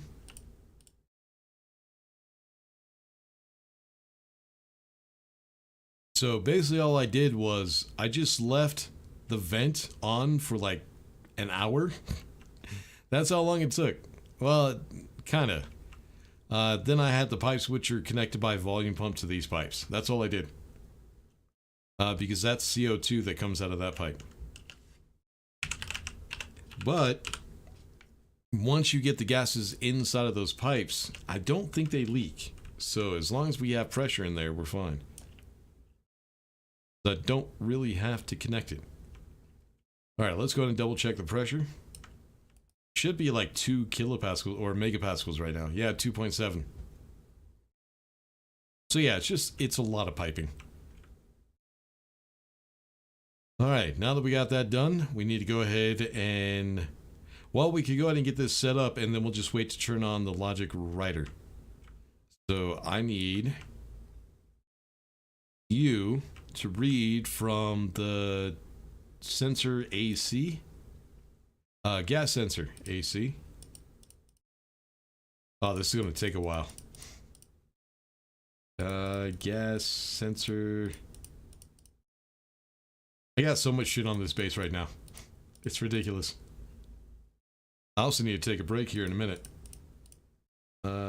Gas sensor AC. There you are. I need to read the temperature. On. All right, logic compare. We already set up the memory for 260 Kelvin, which I think is negative 14 degrees Celsius. So that should be cold enough. So logic reader, AC. There we go. Logic memory AC.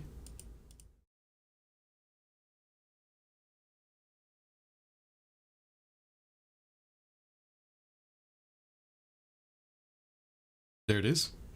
All right, so whenever the temperature is below, less. Oops. All right, so whenever the temperature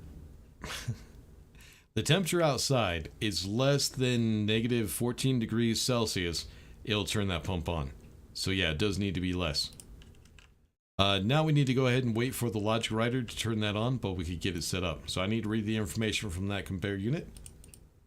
So logic compare AC.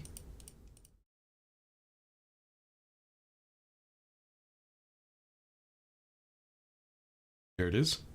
That goes out. Did I name you? Yes, I did. That goes out to the volume pump AC. Volume pump AC.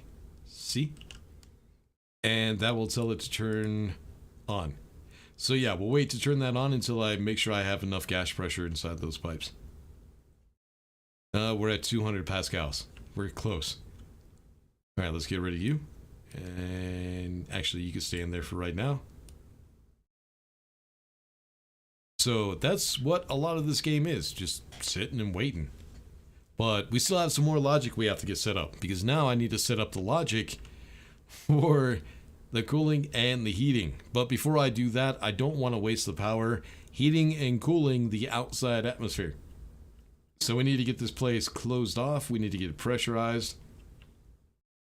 And then we can go ahead and start setting up the HVAC logic. We'll just call it an HVAC. Heating and air conditioning. What does HVAC stand for? I never actually looked that up, to be honest with you.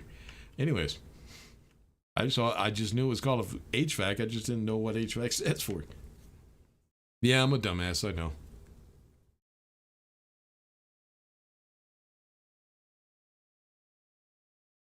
God damn, I go through so much water and stuff when I stream.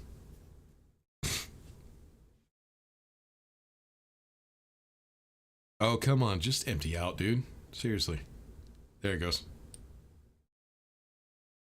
All right, we'll get that in there. Grab ourselves a wrench. Spawn in some more CO2. But the thing is... Oh, no, carbon. My bad. Carbon. This will be our last tank, so we could leave that. So now we could go ahead and turn on this pump. So what's going to happen if we leave it on like this during the night?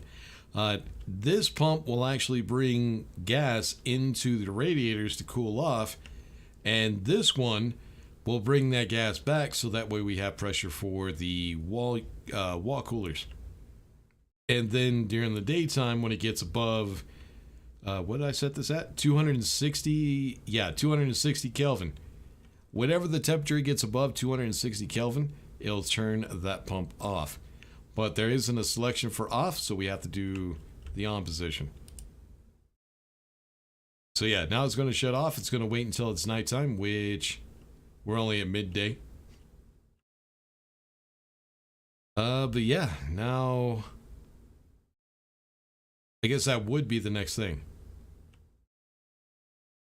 Yeah, closing everything off. Getting ourselves an airlock.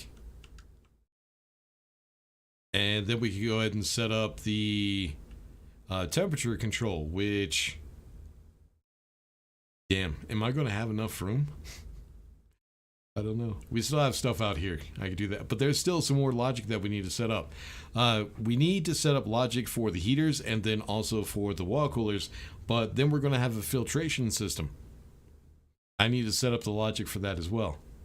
So basically all I'm going to have is... If it works, I haven't tested it out yet, but I think it will.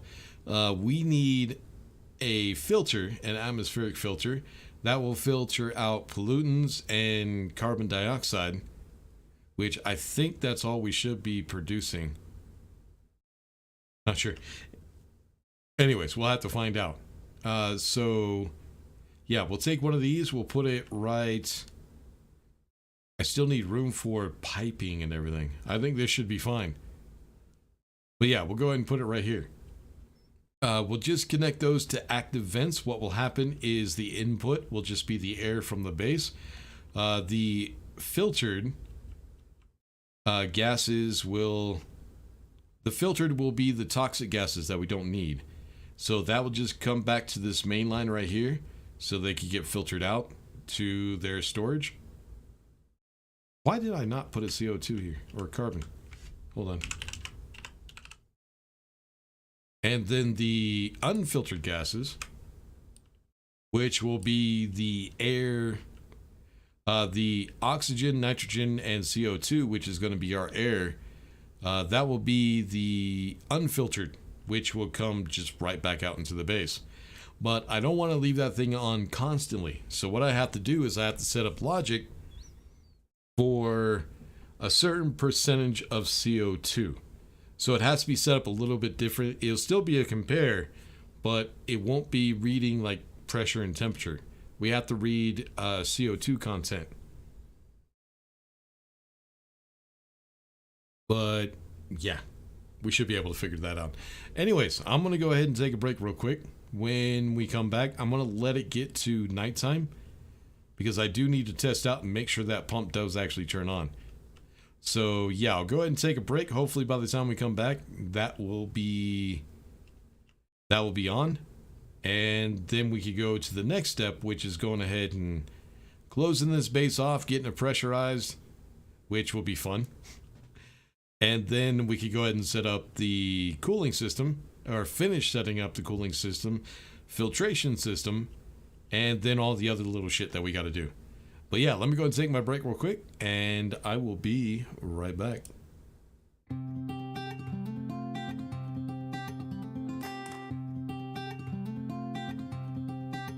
We've been waiting around for too long for something to show. Same old places and faces of people with nowhere to go. But we're not like them, we are better, both you and I know. Grab your car keys and jacket, 'cause honey, we're ready to go.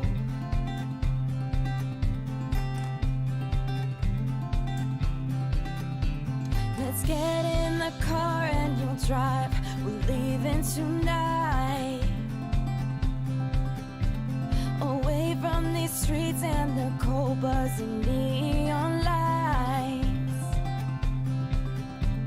Been keeping our heads above water, struggling and striving. We ain't gonna turn back this time, we'll just keep driving. You've got one hand on my knee, one hand on the steering wheel, worlds passing by outside. The flickering light of the white lines in the corner of my eye. I'll never leave your side, I'll never leave your side, I'll never leave your side. The windows are rolled down, the radio's on, and my eyes are open wide. I'll never leave your side, I'll never leave your side.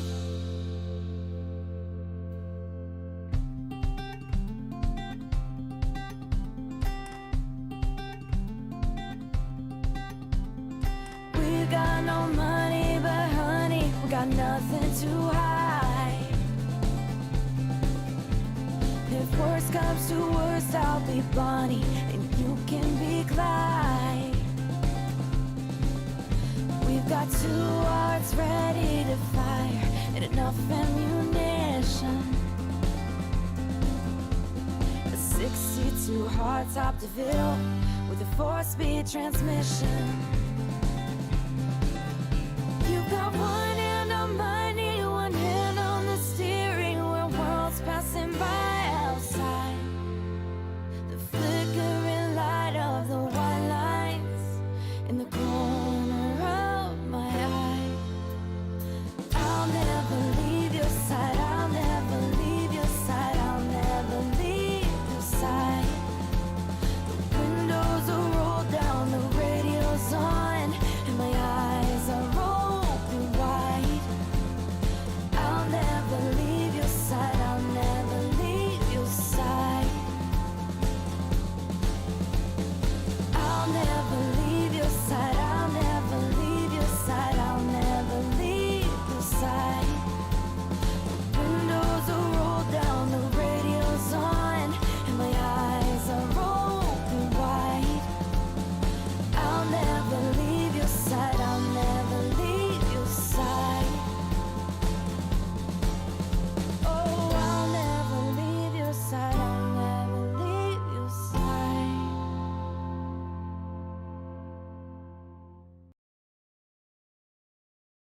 Watch me, just follow every move. Touch me, let me know you want it too. Don't know what you need, but I got what you want, babe. No, we don't have to leave. The night is still young. All we need is night. Don't ever let me go. We got the whole night.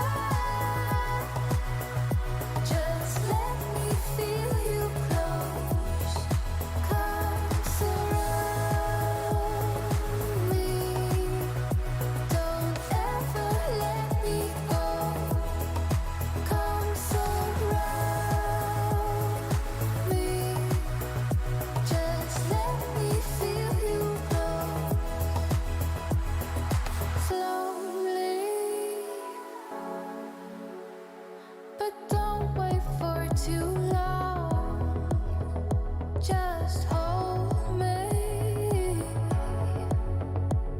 We're right where we belong. Don't know what you need, but I got what you want, babe. We don't have to leave. The night is still young. Stay in the light. I want you to see it. Just for tonight, I want to believe. So keep on coming closer.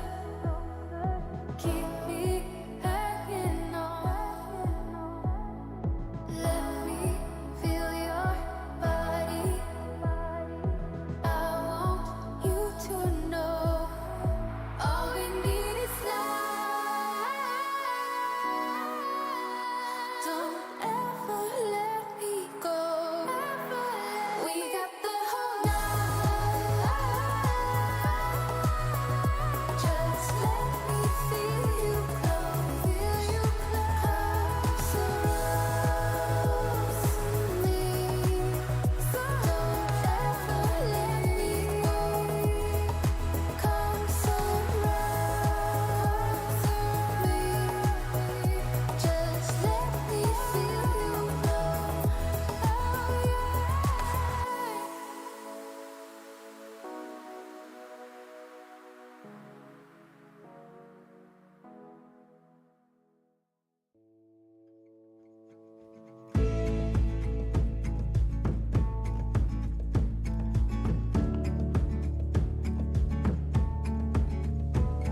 We try to find our ways in life to give our hearts and soul a peace of mind. But you just wanna drink your wine and grab the glass and let it go down. But I can't hold you any longer. I can't cope 'cause you're a storm. I wake up feeling even smaller, even when the storm is over. Was it all in my head? Did we try too hard and lost it all instead? Was it all on me? Oh, you back away so far I couldn't see how far you drifted away. Along the street, how far you drifted away, away from me. I held your hand when time was rough. I tried to keep your feet on the ground. But you just wanna drink your beer and grab the glass and let it go down. We're going down.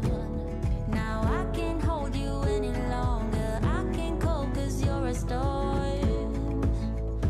A storm, a storm. I wake up feeling even smaller, even when the storm is over.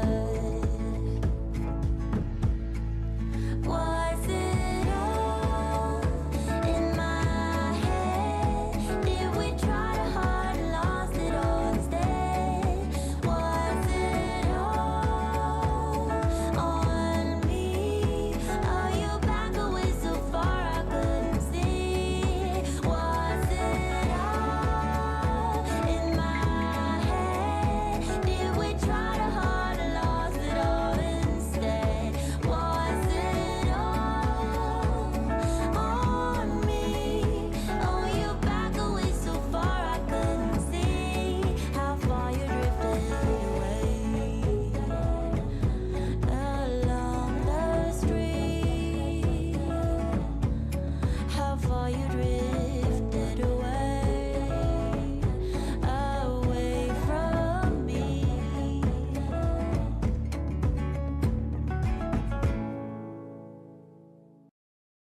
All right, so it's not cold enough yet, so I let the music play since people are saying they like the music.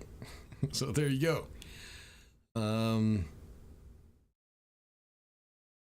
Drew, who are you telling to just enjoy the stream? Oh, Hunter was a good name. Good. Depends on how cool the gases are that feed the cooler. Da, da, da. If you want a nickname, I'll use the one I already have. No worries. Just enjoy the stream. Oh, gotcha. Gotcha. I do. I like watching DNG playing. Well, thank you. Appreciate it. I think it's because of his... What is that supposed to be? Presentation? To all the things, his voice, it makes me feel calm. Yeah, a lot of people like to listen to me in the background while they're playing other things.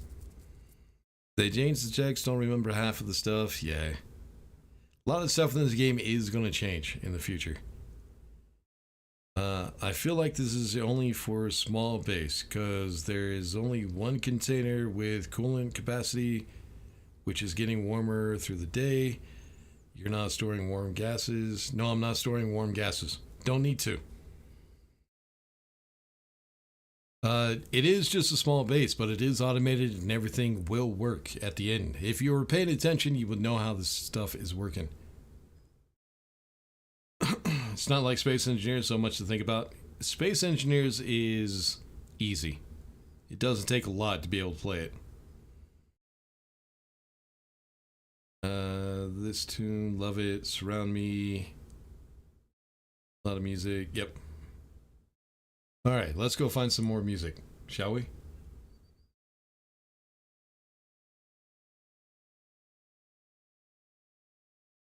And we're still waiting for the, let's try this, not normal sounds. Try that out.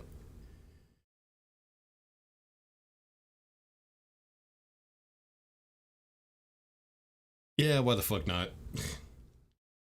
We're just playing any music right now. Waiting for the temperature to go down. One thing I did forget to do.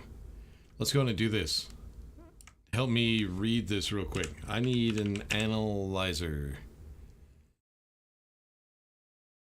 Go ahead and put in a pipe analyzer right here. Grab the cable. Connect it up. Turn it on.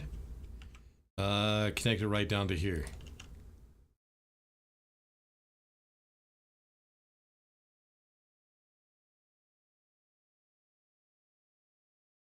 All right, so the temperature right now is at 289 Kelvin. That's the temperature inside of this pipe. But it is going to cool down because now that pump right there is on. So we should be, I set it for 260 Kelvin. Right now it is at 253. So yeah, the pump did turn on. So what that's going to do is it's going to cycle the CO2 into our radiator system. It's going to cool it down and then pump it back into the storage. Then after a little while, it should start cooling down the gases that are connected to the wall coolers. It'll take a little bit of time, but it will cool them down. We have all night. But yeah, I'll set up a console so we can actually read that temperature later on. What we need to do now is we need to go ahead and close off the base. So that way we can go ahead and start pressurizing. Need to get an airlock. Need to get some walls up. So walls. We'll just do, for right now, we'll just put walls where we need to close stuff off. So let's go ahead and do, we need to do the outside because we still have some stuff that we need to do on the inside. So I need you rotated that way. So right here is going to go a window and then another window over on this side. And that's where our grow beds are going to go. All right, then I need, we'll go ahead and leave this open because I do need to place some stuff here. Got our window. All this is already closed off. We don't need to worry about that right now. We'll just worry about the stuff that needs to be closed off so we can get this place pressurized. There we go. Already got a wall there.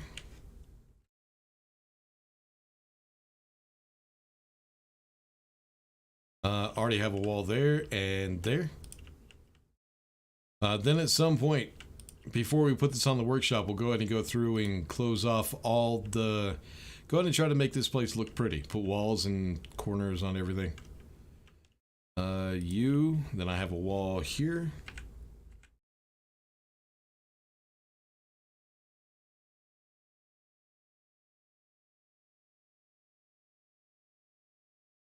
All right, so that should be all the outside walls. Now I need to go ahead and do the ceiling. So yeah, we're still doing just the outside shell. All right, don't need one there. Need one there.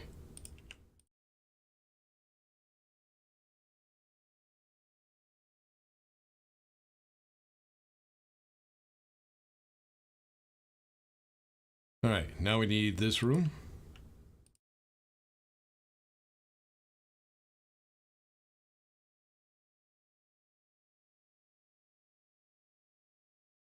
I got one right there? Yeah, I do.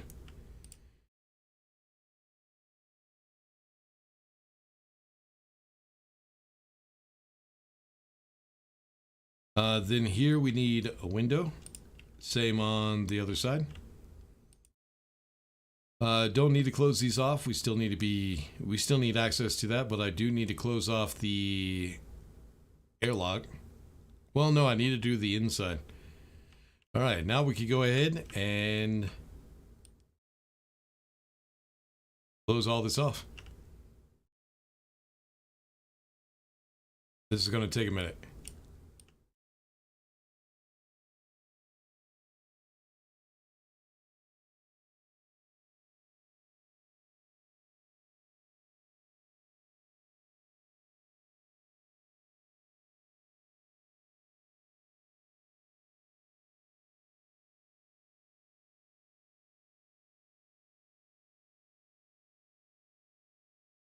And then there's something else I need to set up.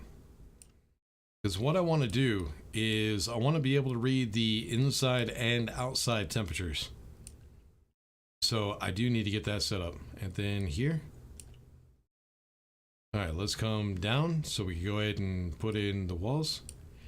We need to be able to place some things, so I'll go ahead and close off the frames for right now.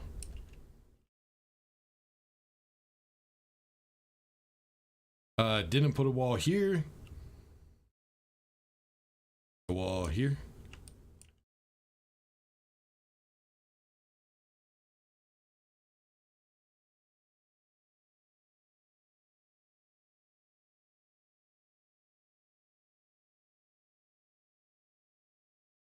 All right, so this should close everything off.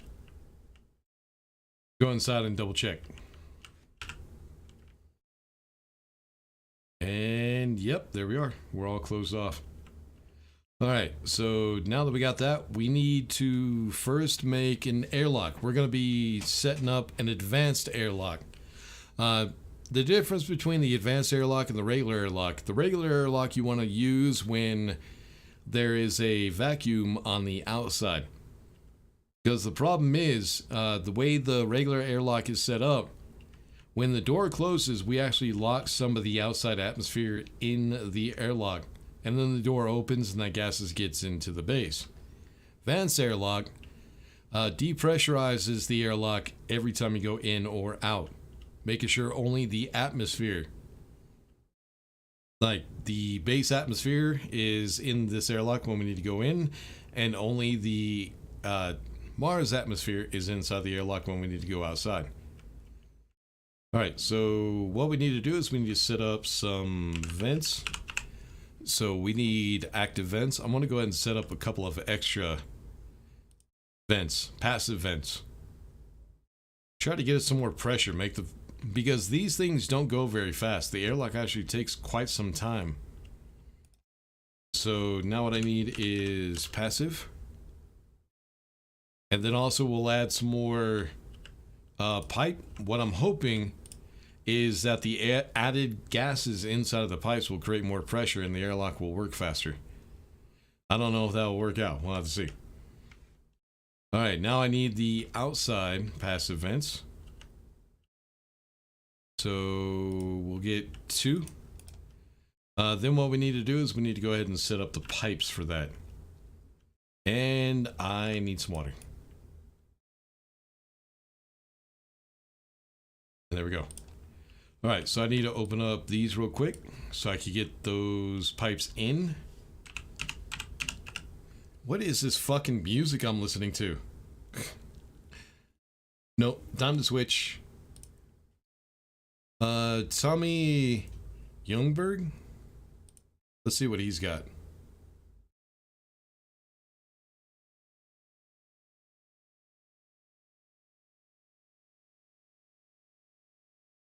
Alright, that one's...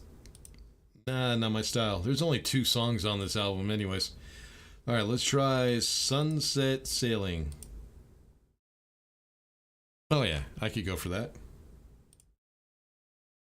Alright, so we need the pipes.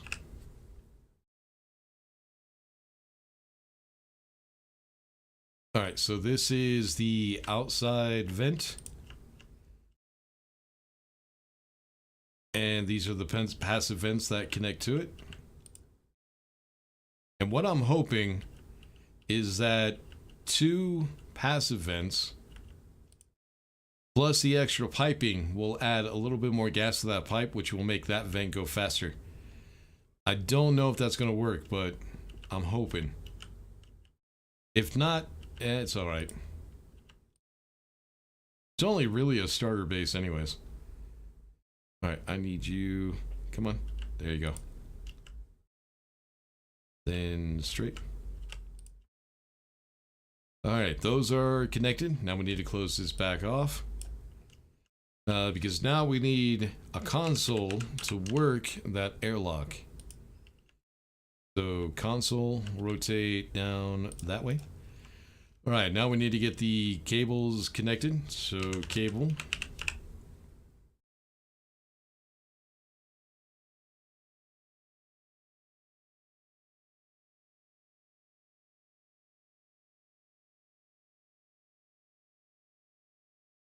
Alright, those are connected, but what I need to do, let's open up the frames. Because, actually no, I need to close those off real quick. What I want to do is I want to add some outside lighting. Just kind of like deck lighting. So let's use that light right there. We'll go straight down. And I can't tell you how long this shit took me to figure out where to put all the fucking cabling for this. But I need to be careful because I don't want the power for the light to connect to our logic for the solar tracking. So I have to go around it a little bit. So cable.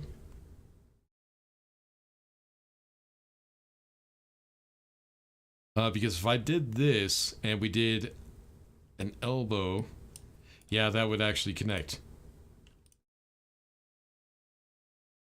Alright, reconnect that back. So I need to do an elbow. Can't do it there, I have to do it up here. Alright, this one we could go all the way down to the floor. Alright, now I can open these up. Alright, so what I need to do is at some point there is going to be stuff up against this wall. So I need the power to come back down, actually. Right here. And I think I'll bring it out to this corner. And then to this seam. I think that'll be perfect. Now I need this to go the other way so we can connect it to the base power.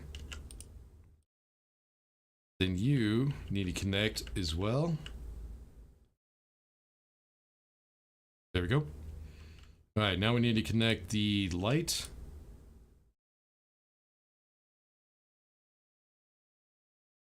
I'm going to bring it to this seam right here and then bring it down to the connection where the logic is.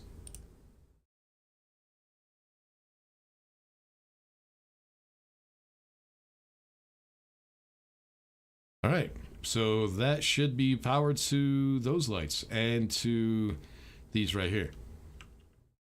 All right, now what we need is we need the advanced airlock.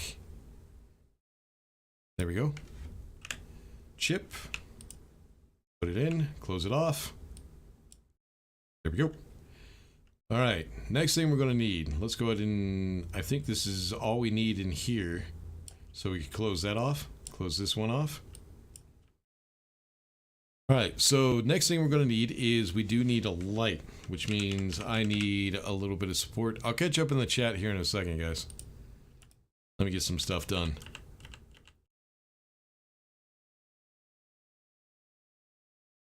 All right, so at the top, we'll go ahead and put in a light, and then we'll also go ahead and put in a sensor, because we need a sensor for the airlock. So we'll grab the round light, and then we'll grab a sensor, and I'll just put it right here in this corner. Then I need to bring it down to here with cable.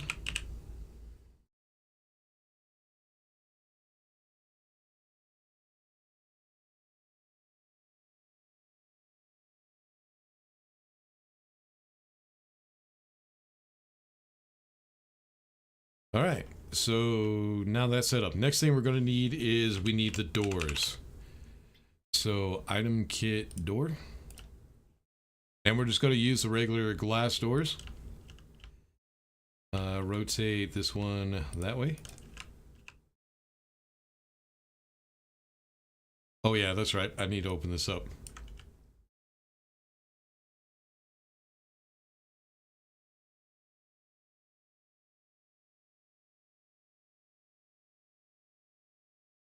All right, let's grab our cable.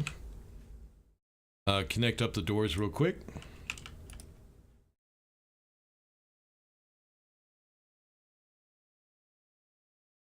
All right, and there's our airlock, but we need to get it set up. So what I need to do is we need to name everything lock that we're going to be using with the console control, the airlock control. So that's going to be lock. We'll do the interior ones first because they're just going to be locked. So the vent, the sensor, and the inside door. So lock. Then we need to do the external vent. So this is going to be lock EXT. And then this one is going to be door lock EXT. Go. All right, now I need my data disk. We'll go down. Oh, first thing I need to do, I need to set up the external pressure, which is 2 kilopascal. So 101 inside of the base and only 2 outside Mars atmosphere. Then we need to go down to the search, type in lock, and first we need to set up the exterior stuff. So we'll hit everything that says lock EXT, which should just be the vent and the door. Then we could hit everything else. And I think that was it. So now it should work. Go. Of course, it's not going to be completely set up yet, but we're getting there. All right, now that we got a closed off base, we could go ahead and start pressurizing everything, which is going to be some bullshit. All right, so that pump is off because I guess the sun is starting to come up, so it got a little too warm. So that pump turned off so we could get all the gases into the cooling storage. And right now the temperature is 269 degrees Kelvin, which I think, I'm not sure what temperature that is. It's around negative 10 degrees Kelvin, somewhere around there. Because 273 is 0. And 260 is Negative 14. So it's a little bit more than 10. It's probably like negative 8 degrees Celsius. So yeah, the gases inside of that pipe are now cold, so we can actually use that to cool down our base. Awesome. But first we need to go ahead and get the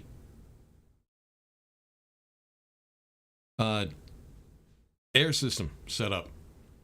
Alright, so I did have it in video. I had it set up on this wall. But the thing is I realized there's some stuff I could use for cooking the plants that if I put a table right here, I could put stuff on it and then a table over here. Because one thing I did figure out, the best food to have is canned food because it does not spoil. So there's like 4 items that we have to put on tables. So I decided since we're going to have an empty wall right here, might as well put it here. So what I need is a wall because I need the support.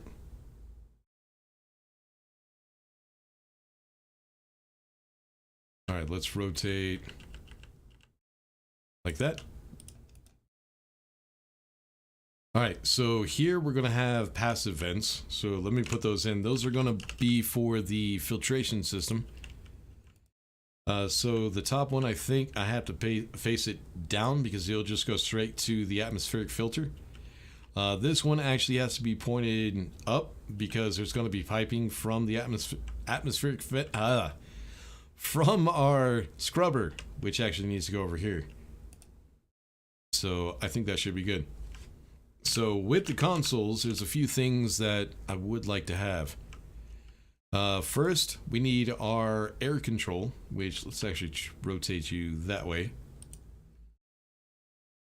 Then what I need is inside temperature and pressure, and then outside temperature and pressure.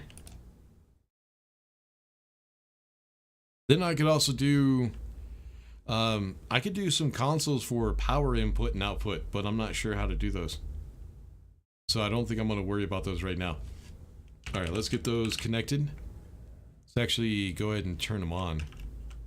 So that way I could tell when they're connected because of how we have everything set up right now. They'll start flashing amber when we connect them. All right, so I think there's cable up here. Yep. Just not right here. There we go. All right, then we have these two, which need to go straight down.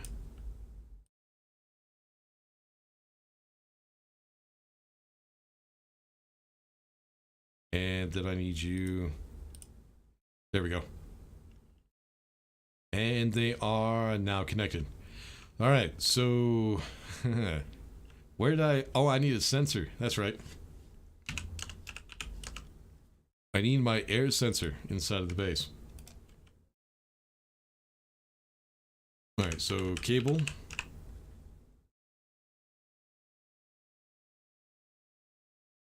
And then connect. So that should now be connected. Yes, it is. All right, so here's what we need. We need 4 gas display. So 1, 2, 3, 4. So interior gas, temperature and pressure. Exterior gas, temperature and pressure. Then what we need is an air control. There it is. All right, let's close those off.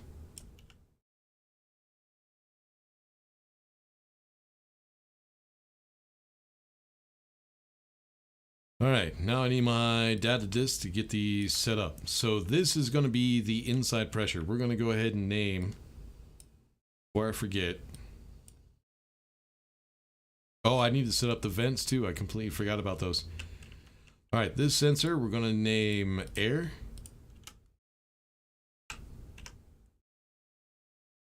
The question is, what did I name the sensor over here?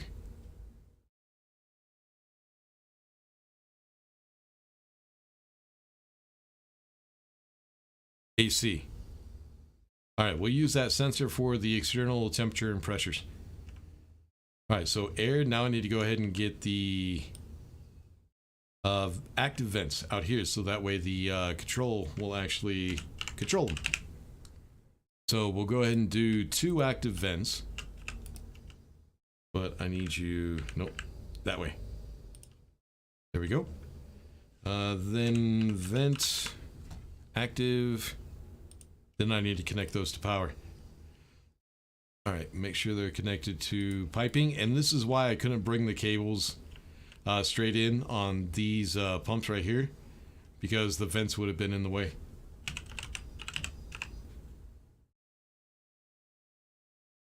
Then we'll bring that straight down. Alright, now we need to go ahead and name those. We'll name those air. So air, confirm, and air. Confirm. Alright, now our data disk. Actually, let's put you down here. Alright, so this one's going to be temperature. It's going to read the gas sensor air.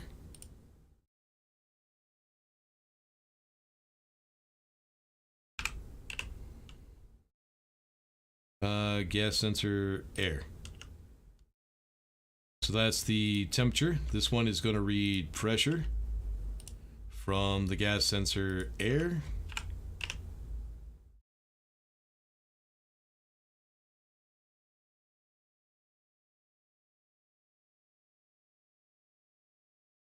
Something's wrong. Hold on. Why are you not reading pressure? There's 2 kilopascals in here. You should be reading it.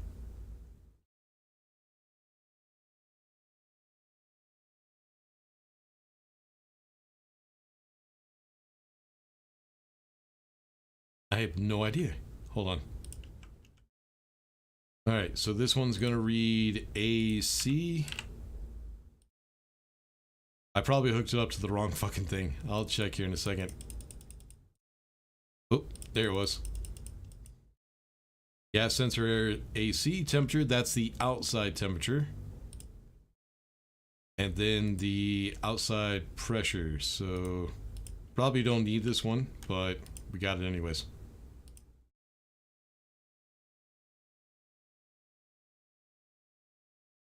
Alright, so outside temperature, outside pressure. Let me see what I screwed up on this one. So it should be gas sensor air. There we go. Now we got the pressure.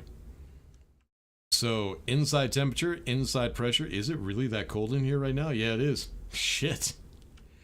All right. Now that we got that set up, let me go ahead and get rid of these. Am I going to have room to get in here? Yeah. All right.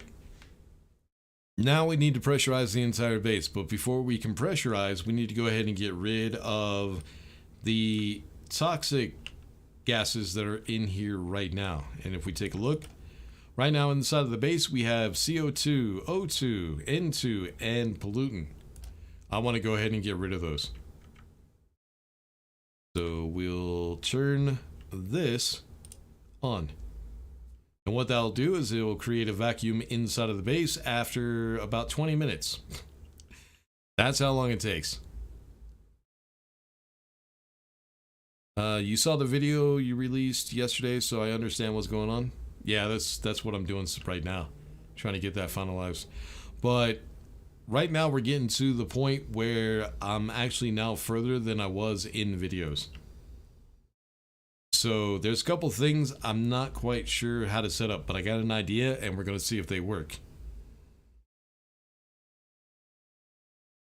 And they call it engineer, but this game is more matching the title. Yes, this is definitely an engineer game. Everything that you do in this game has to do with engineering. All of it. Depending on what type of engineer you are. Electrical, plumbing, structural, civil, programming engineer. It's all engineering. So this is the real Space Engineers. Unfortunately, we don't have ships in this game. Hopefully they add that, where we can build ships. Like, build a mobile base. That'd be awesome. That would pretty much eliminate the entire need for Space Engineers.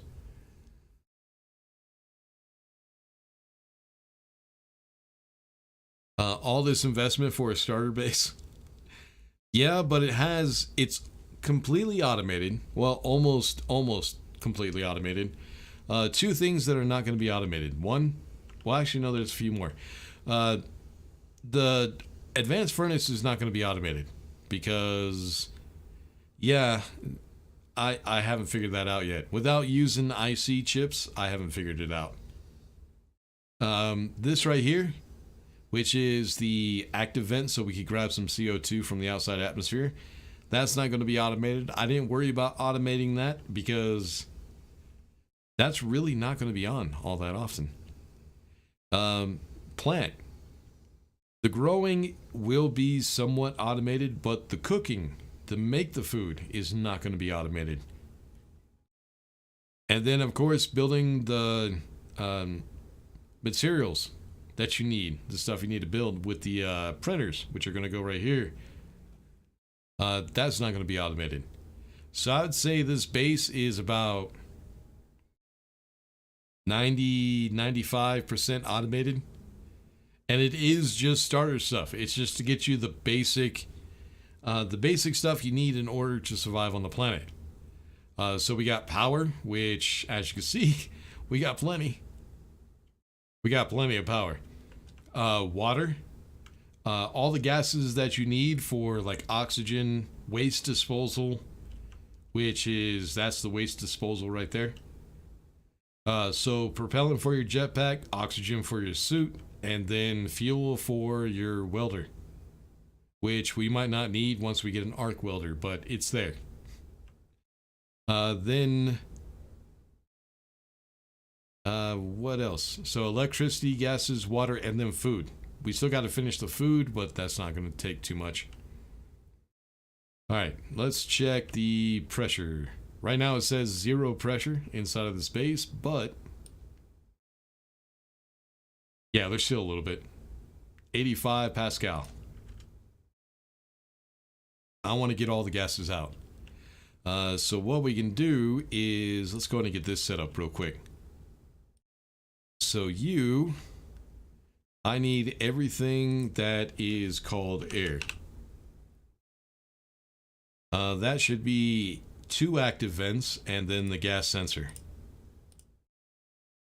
All right.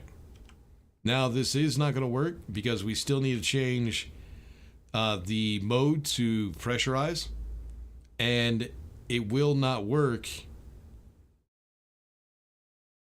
We'll see here in a little bit if I don't turn these on. Let's go ahead and double check these real quick. So this is input 1 is the oxygen. It needs to be at 21%. Input 1, 21%. This one is input 1 will be at 98% because we're going to put in 2% CO2 with input 2. So yeah, now we can go ahead and turn these on. Let the pipes build up with a little bit of pressure, and then when we're ready, we could go ahead and switch this mode to pressurize, and we can go ahead and start pressurizing the base. But we're waiting for the vacuum. 26 Pascal. It's getting there. It'll get there eventually. All right, so what can we go ahead and do now? We need to set up the temperature control for the wall cooler and the wall heaters while we're waiting for this place to vacuum out. So what we need...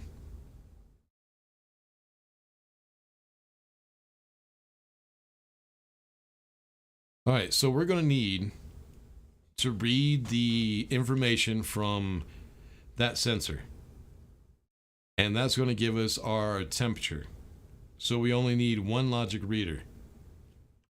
So logic. Logic reader.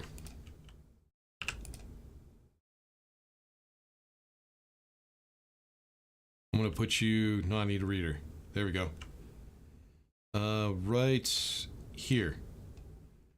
All right, then we need to write out, we're going to need 2 batch writers. I need one for the heaters, and then I need another one for the wall coolers. So batch writer. So 2 and 3. All right, then what I need is, we need a logic compare. I'm going to need 2 logic compares because I need different numbers or different compare numbers for the heaters and then one for the coolers.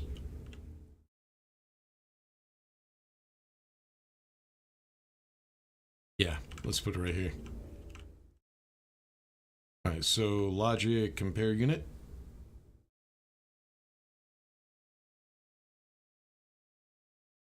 Actually, let me do this. Let's put you one logic compare here. OCD rotation. Yeah, we're good.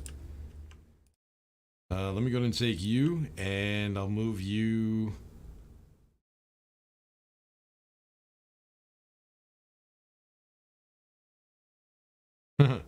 Where? That's the question. Let's just fuck it. We'll put it down here. Then we need 2 memories because I need 2 different numbers. Because what we need to do with an HVAC system is we need to set up a temperature buffer. So what we need is we need about 5 to 6 degrees of a buffer. So I'll do this in Fahrenheit because I need to look this up what the numbers are on Google. So whenever the temperature, so the most relaxing average temperature is 72 degrees Celsius. So what we need to do is we need to make sure that we get a temperature that is close to that. But the problem is if we set up only one number, like we set it up for 72 degrees Celsius, both the heaters and the coolers are going to turn on at the exact same time, and they're going to fight each other. And they're going to stay on. We're not going to get any heating or cooling inside of this base. So what we need to do is the coolers only need to turn on when the temperature gets to, we'll say 75 degrees Fahrenheit.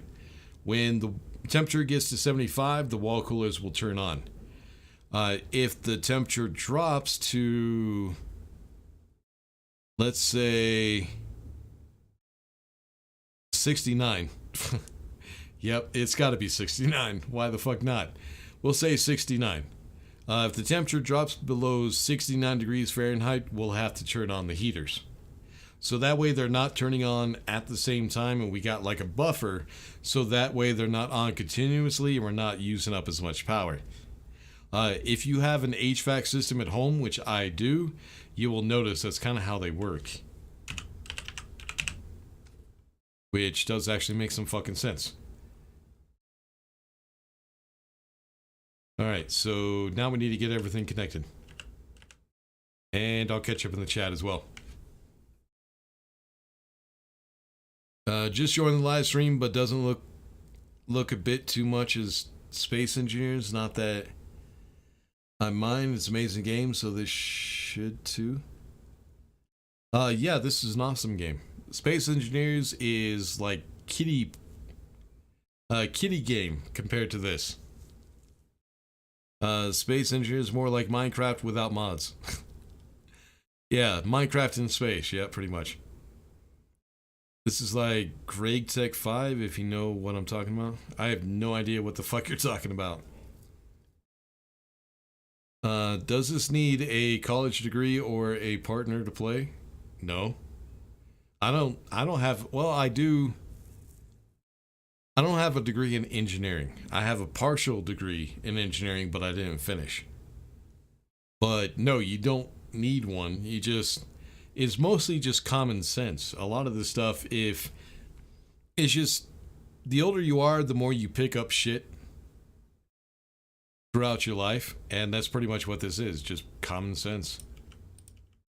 I mean, everything that works here works like this in real life too, so it's kind of realistic. I love this game because of the realism. But sometimes it does get a little, it gets a little overwhelming. Trying to figure out how shit works and try to get things to work properly can be a little bit irritating, but for the most part, you can figure it out. I mean, shit, look at me. I'm not the smartest tool in the shed, or sharpest tool in the shed, but I still work it out.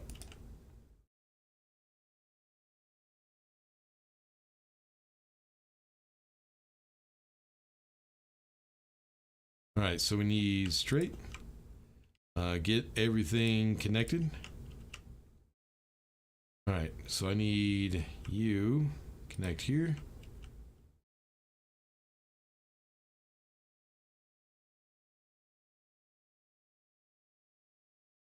All right, that should be everything. So now what we need to do is we need to go ahead and name those. So what we're going to do is, fuck, what am I going to name these?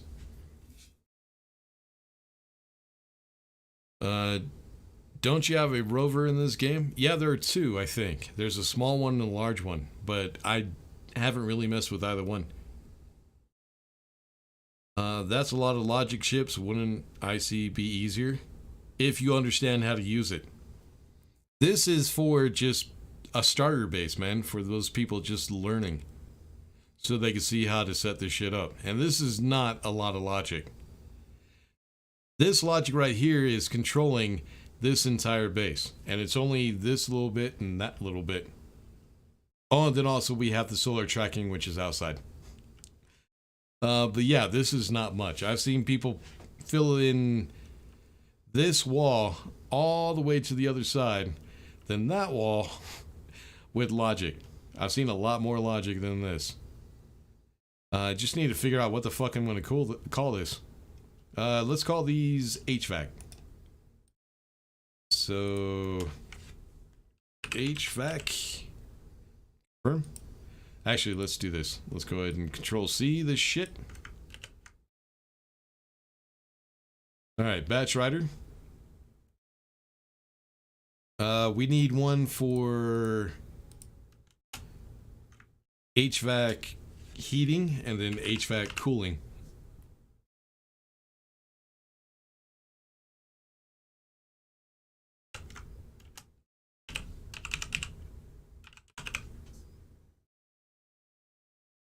Same thing with the memory. We need one for heating, one for cooling.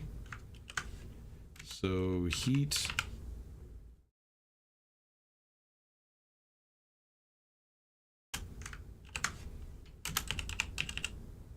Oops.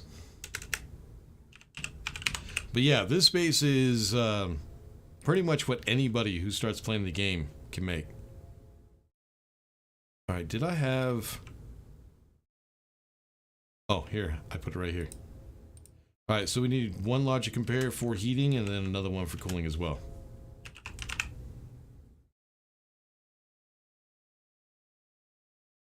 Is that a train? That's a train. V, cool, cooling. There we go. Alright, now the fun part. Setting these up and make sure we get everything set up correctly. Alright, so I need to look these numbers up real quick on Google. So we're going to do Google. We need to do Fahrenheit to Kelvin.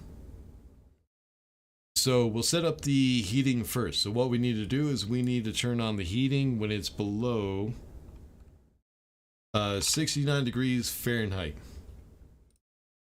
Which is, yep, this one right here.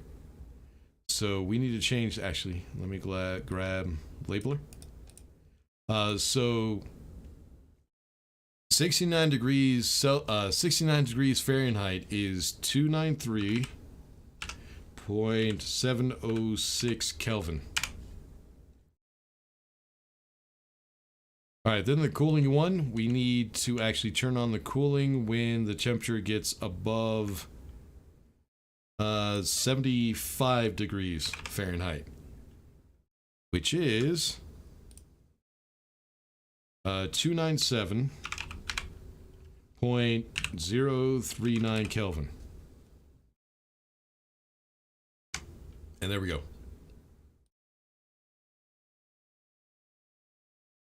All right, now that we got those set up, make sure my labeler is off.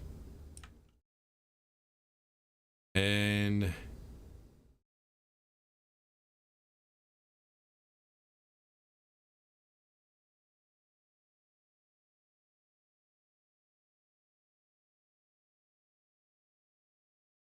you forget, is this Europa? No, this is Mars.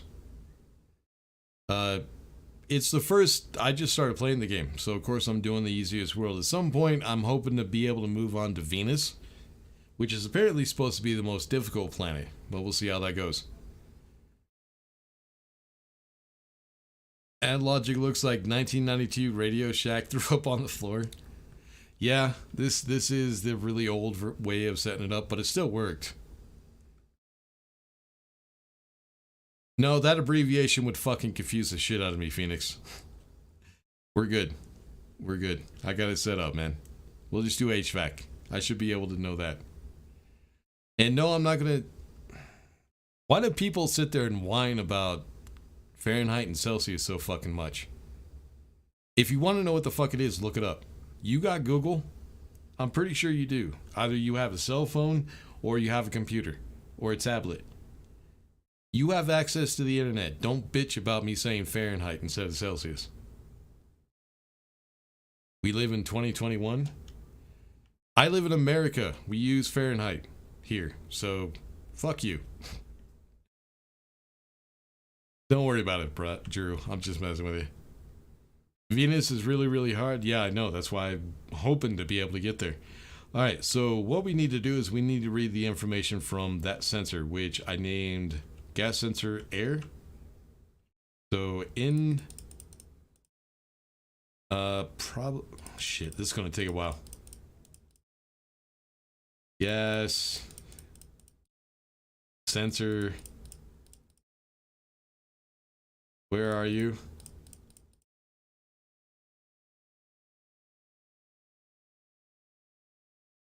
Gas sensor air. That needs to read the temperature.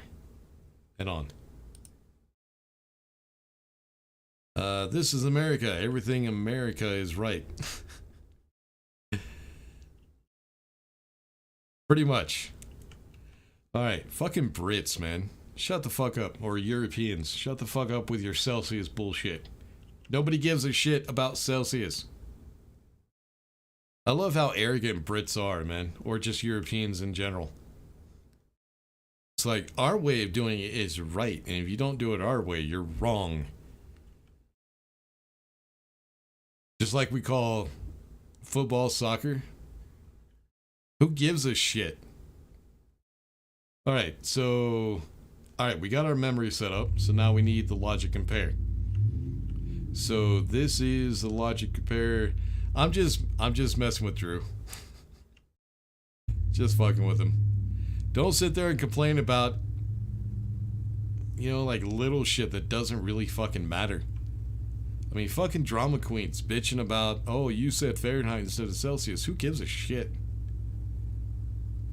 Can you use a labeler on the logic reader? You know what? I've never actually fucking tried that shit. Nope, won't let me. Alright, so compare unit. This is the heating one. So we're trying to read the information from the logic reader HVAC. Might help if I actually connect the fucking thing. Cable. Yeah, it's not going to change anything because I don't have shit connected.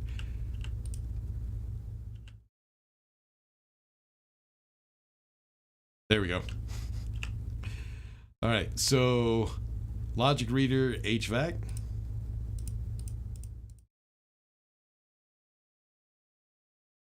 There it is. Then we need to take the logic memory HVAC heat.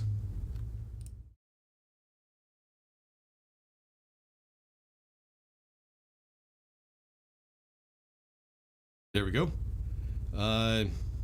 So whenever, hold on. So this is for the heaters. We need to turn those heaters on whenever the temperature is lower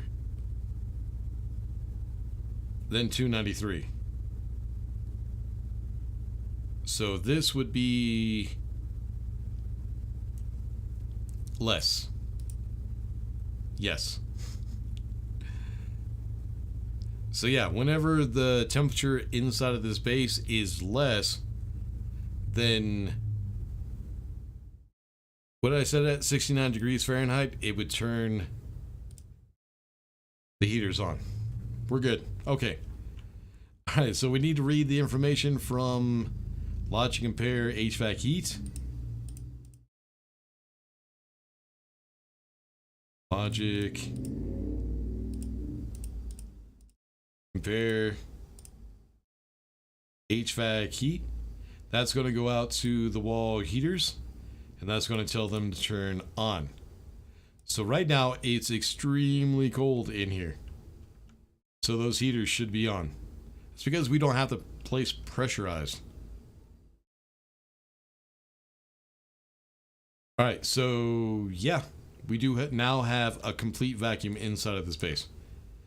So we can go ahead and turn this off and turn this on. So mode, pressure. And there we go. All right, so we should have a ton of pressure inside of these pipes because those mixtures have been running for a while. We're probably out of nitrogen. Yep, we're almost out of O2. CO2 looks good.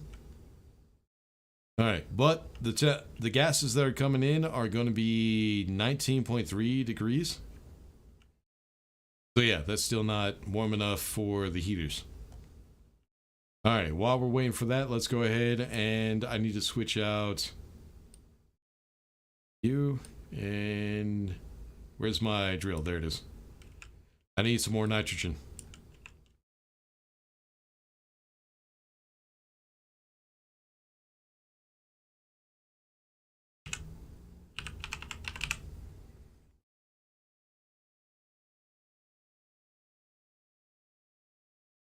All right, so we should have enough nitrogen to last us until the oxygen.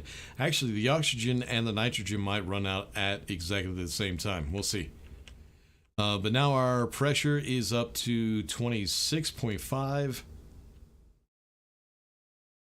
Temperature's actually getting where we need it, so the heaters should be off. Yeah, they are. Cool. All right, now we need to set up the coolers.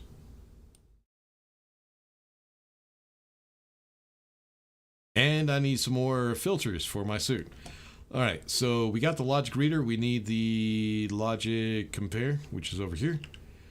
All right, so we need to read the information from the logic reader HVAC. Then the logic memory HVAC cooling.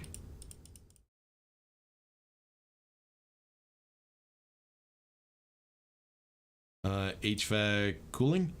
And whenever the temperature is greater than 297 Kelvin, so this is greater, it needs to turn on the wall coolers. So in from the logic compare,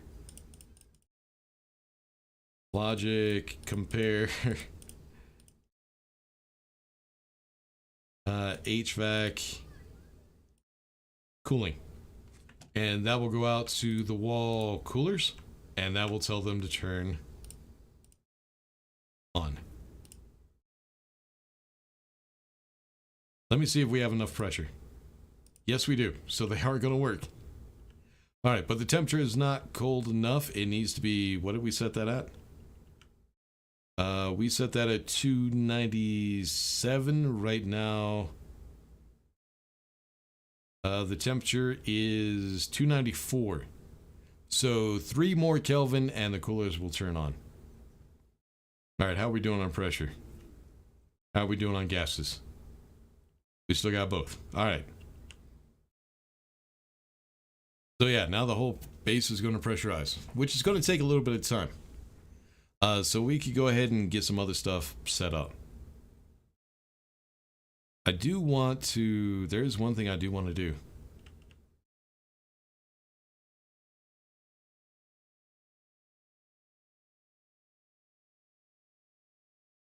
Nah, I don't think I'll do that.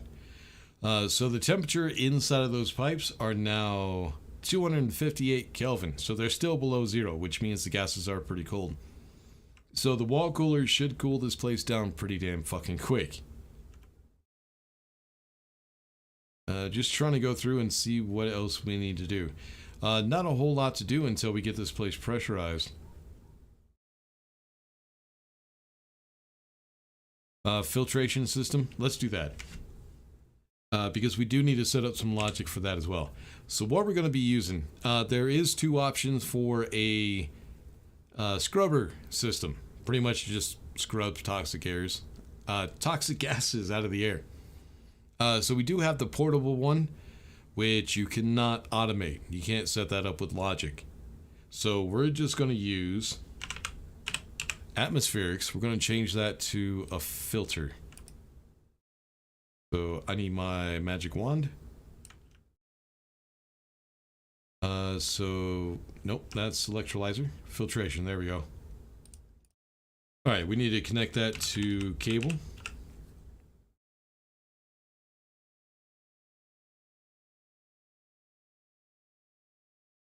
Alright, now what we need to do is this passive vent is the input. So I need to connect that. Hold on. I need to get rid of this shit. So we'll grab just regular pipe and then just bring it straight up.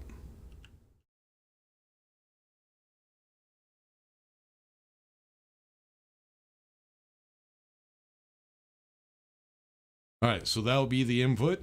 And then what I needed to do is, this is the filtered gases, which are going to be pollutant. We shouldn't have nitrous oxide in this base, ever. If we do, there's a big problem.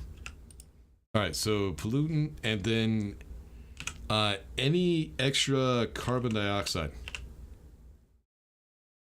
Might help if I spell it correctly.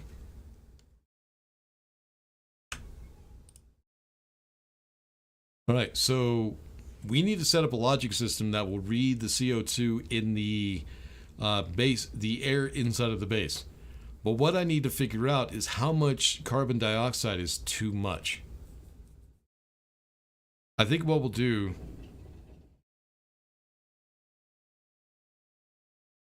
we'll set it up for 2%. No, 10%. I'm sorry, 10%. Whenever the CO2 in here gets at 10%, this will turn on. That's what we need to do. All right, I need pipe. So this is the filtered gases, which are going to come from those filters, the CO2 and the pollutant. So those need to go back over to our storage system. So that way they can go back through the system and we can collect those gases. Then we have the unfiltered, which is going to be our air. So that needs to go to that passive vent right there. Which, yeah, I need to bring you in this, then bring you down. What's the best way of doing this? I still need to be able to get the fuck out of here. Alright, let's do this. Actually, no, I need to bring you, hold on. Do it this way. Let's go up. Then I can go in. Jesus fucking Christ, let me through. And then back this way.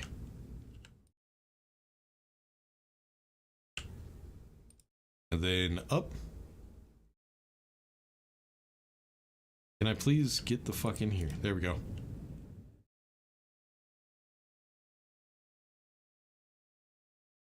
Alright, how's our pressure? We're at 37. And I think we're out of O2. Yeah, we are.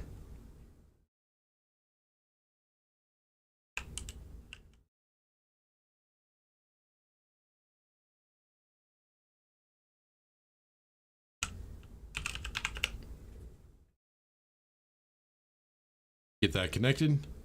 There it is. All right, the next thing we're going to run out of is nitrogen. Carbon dioxide, we're still good on. And now that we got that set up, we need to set up the logic for that, but we need to... No, not you. My labeler. Alright, I'm going to go ahead and name this scrubber. So that way I could tell it, separate it from the other filters, filtration. So scrubber. There we go. Alright, so that's going to read the information from this sensor right here, which is the sensor air. We needed to read the CO2, which I think it reads it in percentage. I'm not sure. We're going to have to figure that one out. That one's going to be a pain in the ass. You live in America and you use both, probably because you watch a lot of people on YouTube that use Celsius. But I just don't like when people sit there and whine about it. It's like, who gives a fuck, man? Google the shit.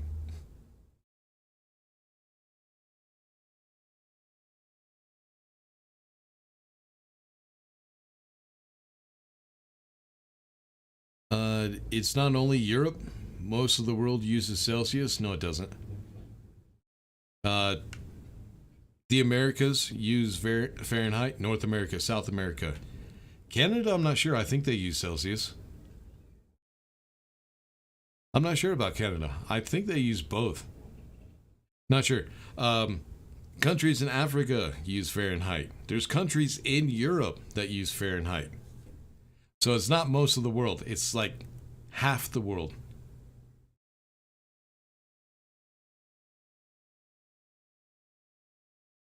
Let's not go there. At least we can get along with one thing, not driving on the wrong side of the road like those Brits. Well, it's not, there's really no wrong side of the road. The reason we drive on the right side of the road was so that way we can actually watch passing wagons. We could watch each other's wheels and make sure that we don't collide. Because most of the time the seat for wagons, horse-drawn wagons in the States, the driver always sat on the left. So that way they could look at the tires. And that's why we drive on the right.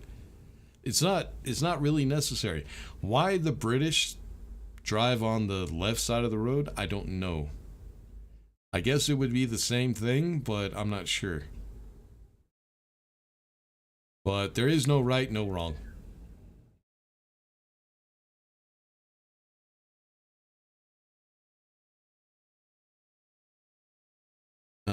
English, my friend, not British, and yes, we know better. No, I'm saying all of Britain. So you have England, Ireland, Scotland, and I know the Australians don't like to be called British, but they have the fucking Queen on their money. They're British. Then you have places in Africa, mostly South Africa, is British.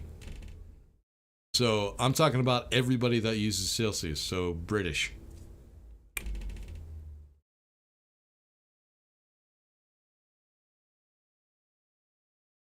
Because you don't sell wooden...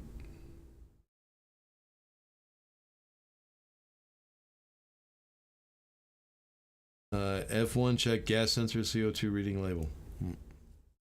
Anyways, we need to get this set up. I need to get the filtration set up. We need to figure that out though. I'm not exactly sure. So it's probably just going to be another compare. We'll do a logic reader. I'm going to have to find a room. We'll do a logic reader right here for right now. So logic, let's rotate you this way. All right, so I'll get it eventually. Logic reader. We need to compare, so we need a logic compare. And then we're also going to need logic memory. So let's grab, where's compare? Logic compare. Then we need the logic memory.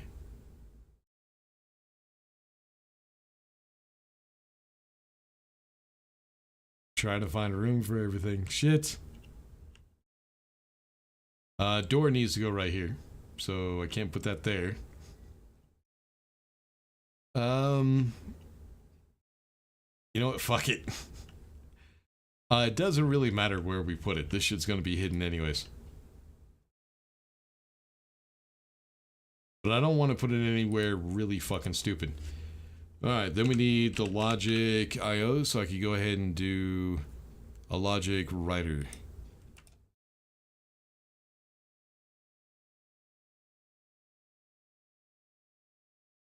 Alright, now we need cable. And then I gotta name it, and then we can see how the fuck this is gonna work. Alright, so you straight. I'll have you come down.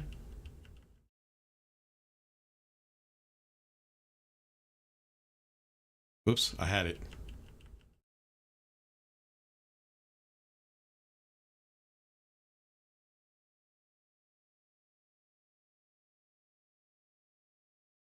Alright, there we go. Well, we need to get these set up. But yeah, by the end of this, the entire base should be automated. Well, 90, I think we said 90%. 90% automated. Or at least I hope everything works like it's supposed to. Alright, logic reader, you're all connected. Logic compare, it looks like you're connected. And then our logic writer and logic memory. Alright, so I've never set this up for filtration, so I've never set it up to read gases. So we're gonna have to figure this one out. So logic, let's go ahead and name these. We're gonna go ahead and name this scrubber, right? Yeah, scrubber. Alright, so logic reader scrubber.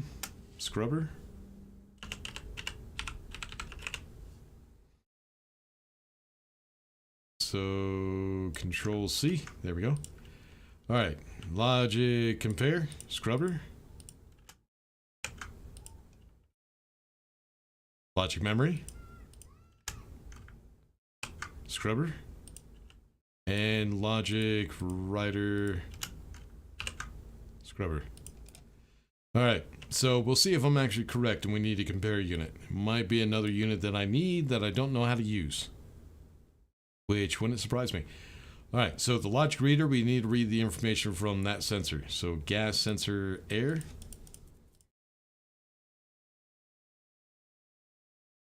Actually, let's go the other way. Probably find it faster.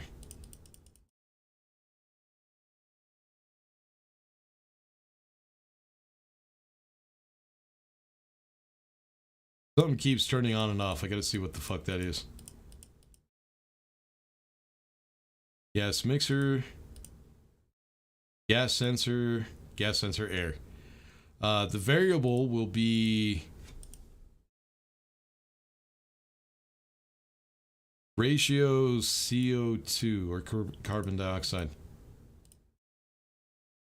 Ratio carbon dioxide, which right now is 0.02. Oh, it's reading a percentage. So 0.02 is 2%. That makes that shit fucking easy as hell. Alright, so what we need to do is that filtration system needs to turn on whenever we're at 10%. So logic reader. 10% would actually just be point.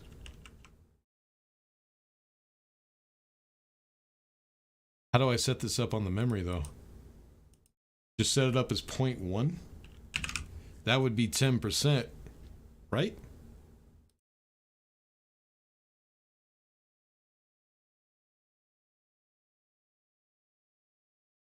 So whenever the CO2 gets to 0.1 ratio, which right now it's only at 0.02, The filtration system will turn on. I think we should set it. I think 10% would be a good spot to put it on. But we'll have to see. I could change it. All we have to do is just change the number on that memory. All right, logic compare. We need logic reader scrubber.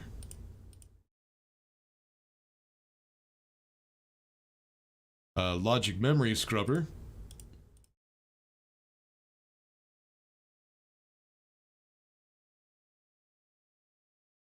Oops. There it is. So whenever the ratio is greater than 0.1, so this needs to be greater. All right, so we need to go from the compare unit. So logic compare scrubber.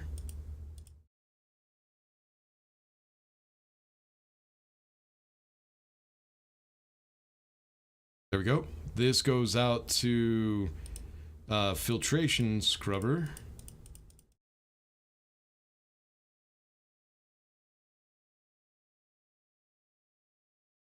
Jesus Christ, look at all the shit I got on this base.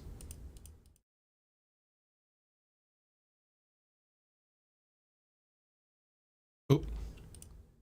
Filtration scrubber, and that will tell it to turn on.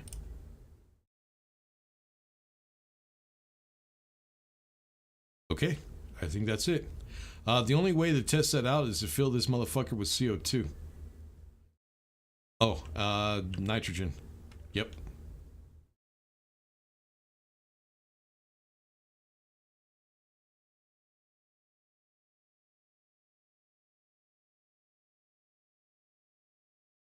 Alright, so nitrogen. Oh, I know why it keeps doing that. Hold on. What keeps turning on and off is the AC unit, I do believe. Because the temperature is starting to get a little bit high, so the wall coolers keep turning on. And the reason is because we don't have the right pressure yet, and also it's daylight and we don't have complete insulation.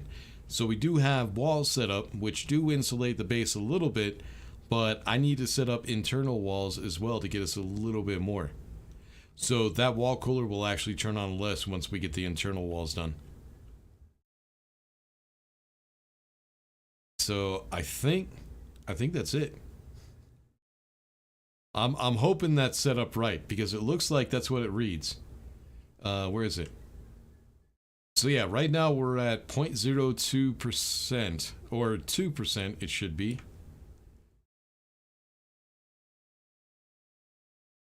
So it should be, yeah, almost 2. If we round down, it will be 2% even. So CO2, 2%. Excuse me. So yeah, the ratio reads a percentage. So if we set the number to the percentage, which is 0.1 for 10%, that should be right. Now the question is, if there's 10% CO2 in the atmosphere, will that suffocate me or my character? How much CO2 can my character take? That's the question.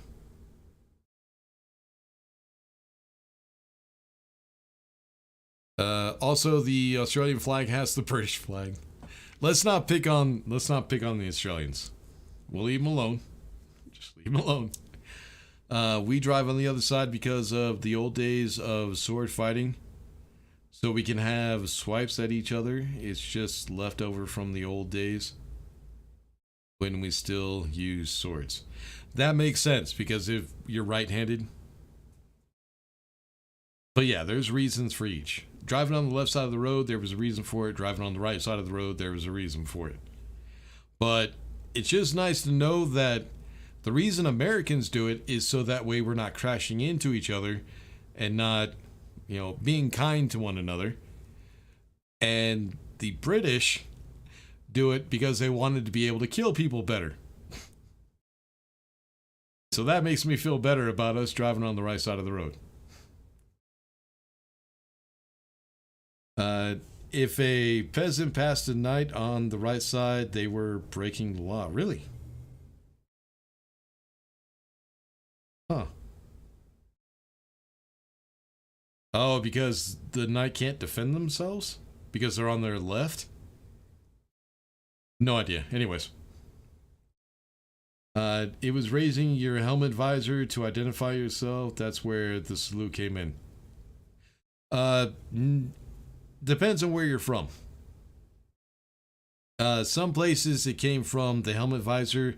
Other places it came because your right hand is usually your sword hand. Most people are right-handed. Back in those days, if you were left-handed, you were seen as a demon. You were Satan's spawn. Left-handers, man, got a lot of shit back in the day. But basically, you would have your sword in your right hand, and raising your right hand, it used to just be a raise. You just raise your right hand, showing that you had no weapon in your right hand. That meant that you were peaceful. Then it came to the point of the salute, which is why the British, they face their palm towards the person they're looking at to show that their palm is empty. And in America, we do it, I guess we half-ass it a little bit. We're trying to be cool, man. This looks better than this whole fucking face the palm. It looks gay as shit. We were trying to be tough guys. Correct. I would let it under 6%, you think? According to what you read about the game, plant support 7% CO2. So yeah, okay, let's go ahead and do 6, just to be safe. So we need to set this. Actually, let me grab a labeler. This will be here. Nope, get on the screw. There we go. So 6% would be 0.06. There we go. All right, so when the CO2 gets to 6% inside of the base, it will go ahead and filter it through this filtration. It'll also filter out the pollutants as well. Pollutants we shouldn't get too much, but we will get a little bit of pollutant, especially if we're using paint. I did find out that when you're painting pipes, it does release pollutants. So be cautious of that shit. But yeah, I think that's... Oh, what are we out of? Nothing. You still fucking pressure. We're only at 70? You motherfucker. Alright, so in there, I think everything is done. But what I want to do before I close off that room is I want to go ahead and get the pressure. I'm kind of debating right now. See, the reason I set this up is because I didn't want to use the cheating method of creating a room with a vacuum. And we're not going to get into that argument. It is cheating. It's an exploit which does not work in the real world. Therefore, it's cheating. Exploits are cheats. No arguing. That's just the way it is. But I set this system up, but the thing you would want to do in a situation like this where you're using this room as a cool gas storage is you would want to go ahead and put a vacuum into that room. Because a vacuum is the perfect insulator. Let me explain this since I didn't really explain it. I didn't really explain it in the video. Let's do this with pipe. So let's say you have a heat source. We'll say the heat source is the gas inside of the pipe. So what will happen, because of thermodynamics, the heat will actually transfer to the pipe, which will transfer to the radiators, which are connected to it. And the radiators will pass that heat to the atmosphere. So we have our hot gas, then we have the pipe, which is connected to the radiator, which is connected to the outside atmosphere. But if you take out one of those items, let me grab my tool. If you create, I gotta add one more. Hold on. Let's try this. All right, so here's what we have. Our heat source, which is the gases inside of the pipe, so the gases, the pipe that they're in, Then the vacuum that the radiators are actually the radiators, then they would actually be connected to the atmosphere inside of that room if we have the radiators. Yes, there we go. Let me try this again, because I know I'm confusing the shit out of people, because I just confused the shit out of myself. Alright, so we have hot gases that need to be cooled down, which are inside of the pipe, so the thermal energy will pass from the gas to the pipe. Then the thermal energy will pass from the pipe to the radiators. And then the radiators, the thermal energy will pass to the atmosphere, which right now we have oxygen, nitrogen, and CO2. Then that will pass nowhere. Actually, I do have one more. But if you take out the atmosphere, now the thermal energy has nowhere to pass to. And that's what a vacuum is.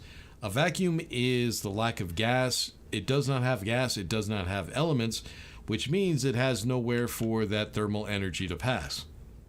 And that's why inside of a vacuum, things do not cool down or heat up. They're actually, I guess the best way to describe it, it's a null temperature, which means it's not cold and it's not hot. So putting a radiator inside of a vacuum would do absolutely nothing because the thermal energy has nowhere to go. Because once you take out the gases inside that room, you're pretty much creating a break in thermal transfer. I probably confused the shit out of people again, but it's difficult to explain without spending all day trying to explain every little detail. It's the simplified version of it. All right, more nitrogen. I thought we would have enough, but I guess not. And F9. So probably, as we were saying, or as I was saying. All right, what's our pressure? We'll probably have to fill it up one more time. As I was saying, if I made this room a vacuum, in real life, it would actually keep the cool air inside of that room. Or actually, it would keep it inside of this container because there would be no air or no gases in that room. So that would be the best way to make sure that these, the gases inside of that canister would stay cool. But, yeah, it would get extremely cold inside of that room. Because of the way the game mechanics works. They're not 100% realistic. Somebody told me in the comments that the developers did that on purpose, which makes no fucking sense. All the work that they put in to get this game working the way that it does, and to try to make everything as realistic as possible, and then what? They shortcut a fucking vacuum? So I don't believe that the devs said that they meant to do that. Where the radiators mixing with vacuum would create super cool gases. Yeah, I don't believe they actually meant to do that. All right, we're up at 81 kilopascals. We're trying to get up to 100. All right, so we got our filtration set up. We got everything else set up. I want to close off this room before I do anything else, but I could do that real quick. We could at least get the interior wall set up.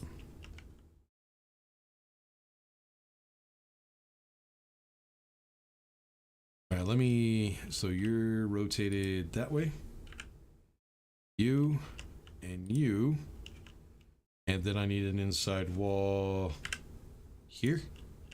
Then what I need is the floor and the ceiling. So I need you to rotate this way. Then flip. Where'd it go? There it is. All right, so you are the ceiling. And now I need the floor, so in. There we go. All right.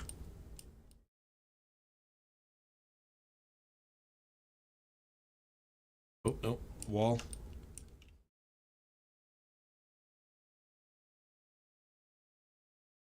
So yeah, I put these walls in there. We're actually going to just use the regular flooring for the rest of the base.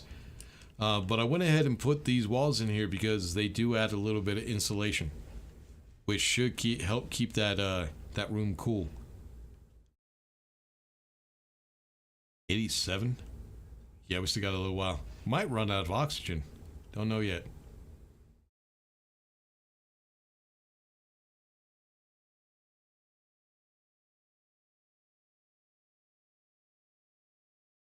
Yep, there it is. 260 the temperature's at inside of that pipe. So 260 is negative 14 degrees Celsius, which is pretty damn cold. So yeah. And it must be nighttime because the temperature outside is negative 43. One thing I did want to find out is how cold does it get outside on Mars? But yeah, we got some other shit to set up. We need to go ahead and get this room set up. But first I want to go ahead and get up some lighting. We also need walls. So that way I could put support for the lighting. So I need you... There you go. Alright, so I need ceiling, ceiling, ceiling, ceiling, ceiling, and ceiling. Alright, then I need the light.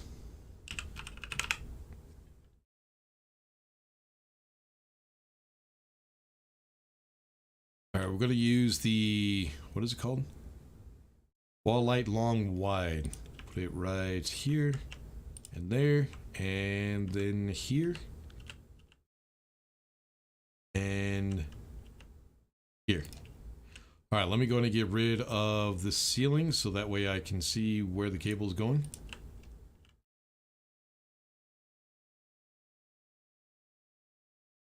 There we go. All right, now we need the cable. Then we'll connect it so we get some lighting in here. We can see what the fuck we're doing.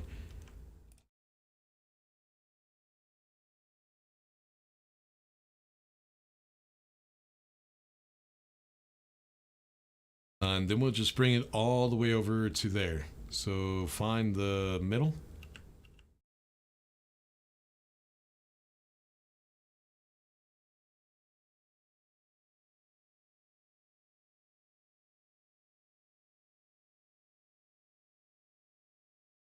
All right, we need to bring it down. All right, now we got some light. Awesome.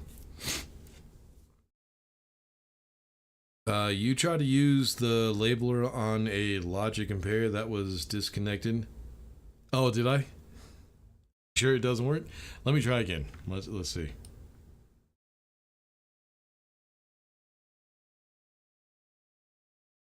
Nope, doesn't work on those.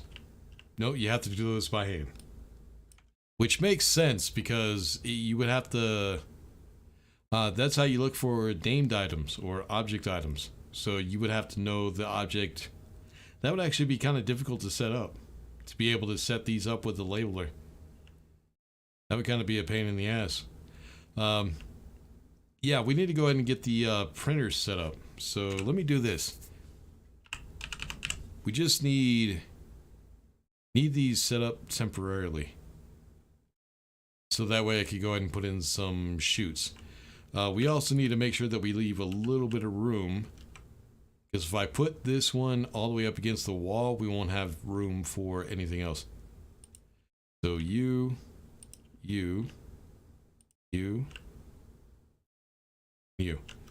Alright, then I need to put up the first chute, because what I need to do is I also need to connect all the cabling and everything. And it's going to go behind the printers. So I think we'll do... I think I had it set up like this. Alright, now I can go ahead and get rid of the printers and just put them back later. Alright. So now what I need is I need the chute bin. Oh, there's one thing I did forget to do. You actually don't go this way. You go...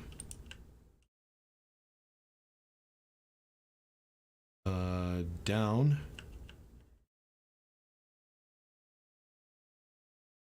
And then out a little bit, and then back up, and then we go ahead and do a chute. Can you get where you need to go, please? Thank you. Is that right? I think that's right. All right, so chutes. I need to go ahead and connect up all the cables to those. So cable.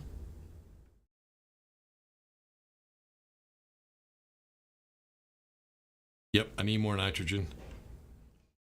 We're almost at the, we are at the pressure actually, but we're at nitrogen, so I'll go ahead and add some more. I want to go ahead and put a little bit of pressure because we are going to lose pressure when the temperature changes. So I want to leave a little bit of pressure inside of these pipes, so that way this console, the air control, can still run and still get pressure in here. So let me go ahead and do that real quick. I need you. There should already be a bit of pressure in there. Actually, yeah, let's just put up a nitrogen. There should be enough pressure in there, to be honest. But yeah, that gives you an idea of how much gas you need in order to get this place pressurized. It's a pain in the ass, it really is. Alright, so we no longer need this or this. So all I have to do is just every once in a while turn those back on to get some more pressure inside of the pipes. But we're talking like once a month. Doesn't take a whole lot. Alright, what were we doing? Oh yeah. I need you. Oh. Cable. There we go. Alright, so what I want to do is I want to try to hide this cable behind the printers. So we'll do it just like that. Oop, right there. Back down. Straight. All the way down. Bring it back towards the power this way. Actually, let's do this one. And this one. And straight.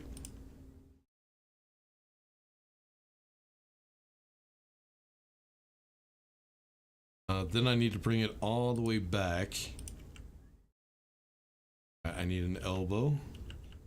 Oops, I had it. There it goes. This way. Get in there. Alright, there we go. Now those are connected, we could just go ahead and leave these on. And this is pretty much how I designed this base. To have enough power that we don't need to do anything. We don't need to worry about power switches. We don't need to worry about setting up pressures. Nothing. Just do what we need to do while we're in here and go.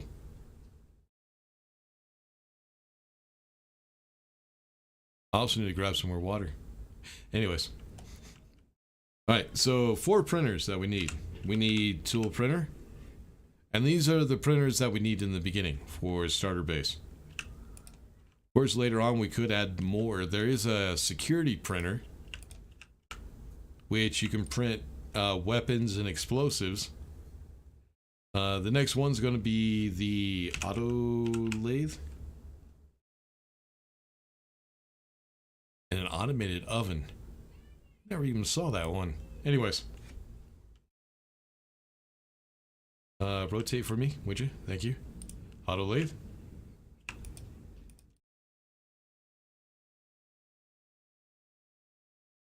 Then the electronics printer.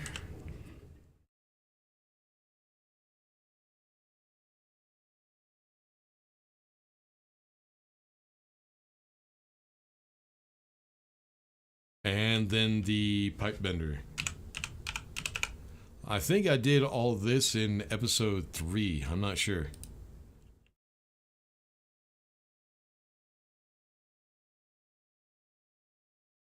But yeah, that's the issue. Is we don't have enough. Well, no, you shouldn't have been turned on. It's nighttime out. Where are we getting the heat from? Yeah, the heat keeps going up. Why? Probably all the lights and all the electronics that we have running in this place. Kind of heating the place up a little bit. Alright, now that we got those, we need chutes for the outputs for the printers. And then we're going to connect...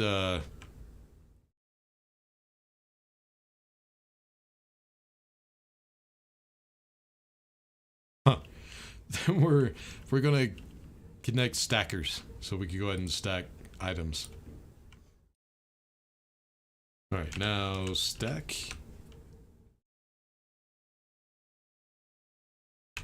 There we go. Rotate it this way.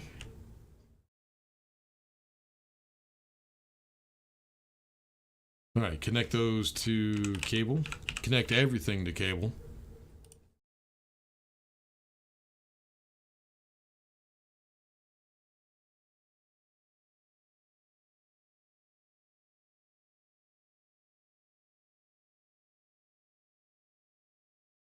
This one up here will actually go ahead and go back towards the wall. And then come down and connect it. Yeah, hunger critical. Shut up, Ho. Then here we also need to connect to the stacker.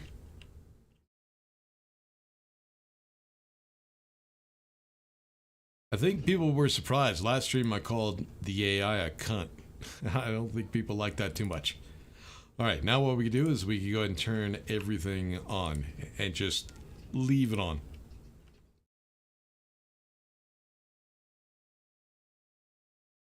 But there is one thing I do have to do. The stack sizes, we can actually set those, but what I realized was just set that for like a really high limit. So that way it kicks out full stacks, and then when you're doing the ores, or the, not the ores, the ingots, it will kick out stacks of 1,000, which I think you only need to set it up to 500. I don't think the ingots get, the stacks get higher than 500. But, fuck it. Just making sure that it's done correctly. Alright, so one. There we go.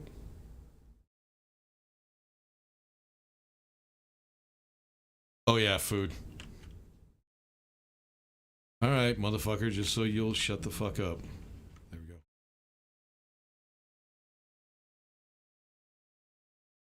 I'll also grab some water too.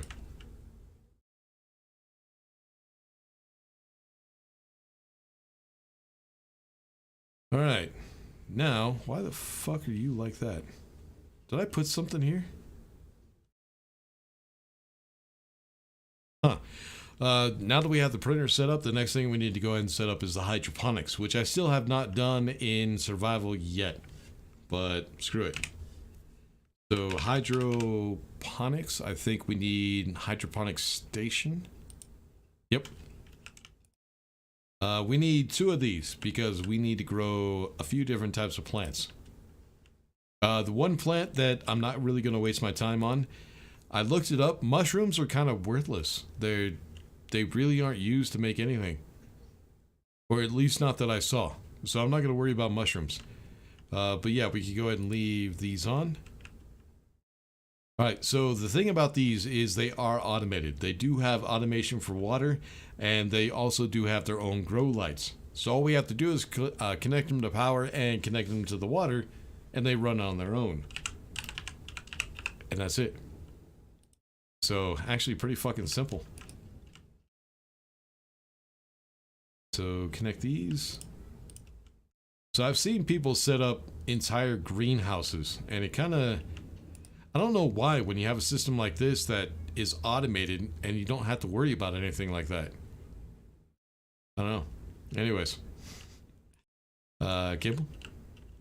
Then what I need to do is I need to go ahead and put it down a table. Go.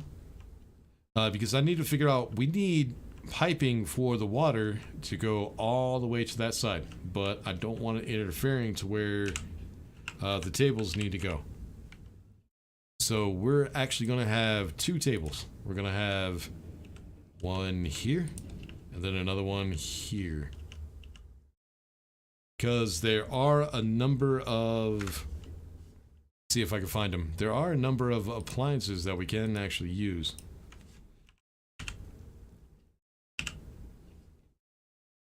Trying to get the list of them. There it is.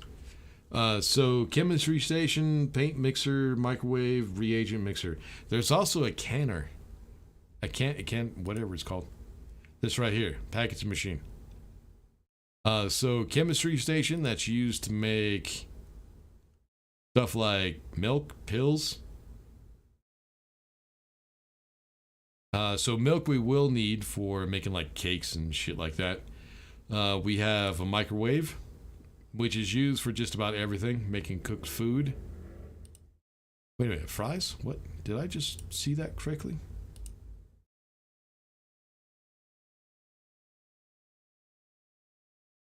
French fries. Yeah, but how do you chop them up? Anyways. And then the basic packaging machine, which we can make our canned food, which is probably a good idea because canned food does last a lot longer than other foods. So it's a good idea to use that. Then you have, we're not going to worry about the paint mixer. Fuck the paint mixer. The reagent, which we need for flour and then soy oil. So yeah, those are the 4 appliances that we need. So we can put 2 of those appliances on each one of these tables. That's why we have 2 tables, so we can fit 4. Then I just need to connect them. This one's going to connect here. And as you can see, we don't connect these 2. This is actually where the circle stops. So the power goes from the battery, goes around the entire base, and then stops right here. Alright, then I need to connect this one. And then we can find out where the pipes need to go.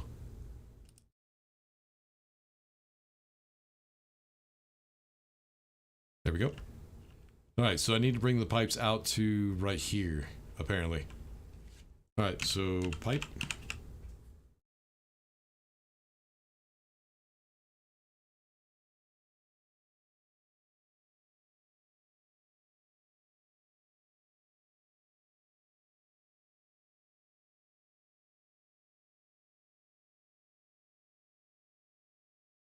Connect up the hydroponics. Now with all this piping, it's going to use up a lot of water. So we would have to make some more. And that's connected. Now I just need to connect it to our water storage.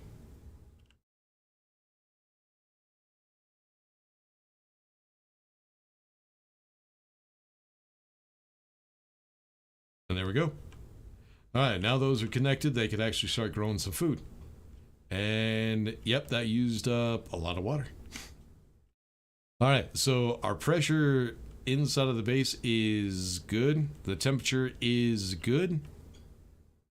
We can go ahead and start closing some shit off. Alright, so wall. I gotta come out here so I can see what the fuck's going on.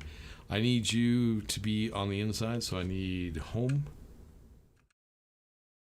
And are you not gonna rotate for me, dude? And how about now?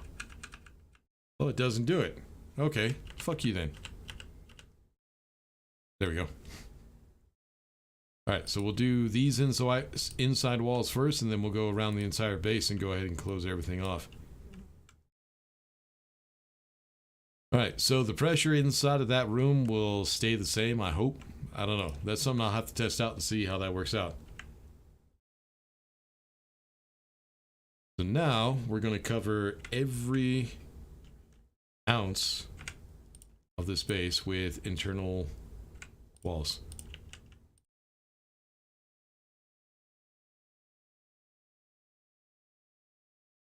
And then also this wall right here, which we still have to put the door in for that. Alright, I already got those ones. Let's turn this around, go this way.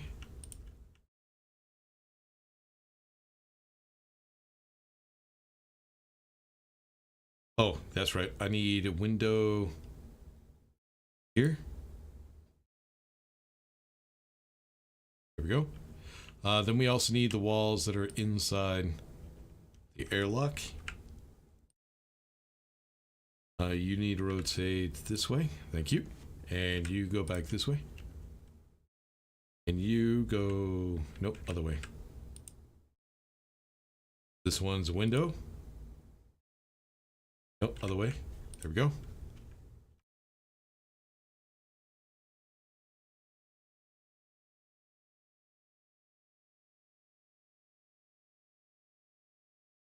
And then I need an outside. I already got one. Cool. All right, let's close these all off. That should provide a little bit more insulation, which will hold the temperature inside this base a little bit better.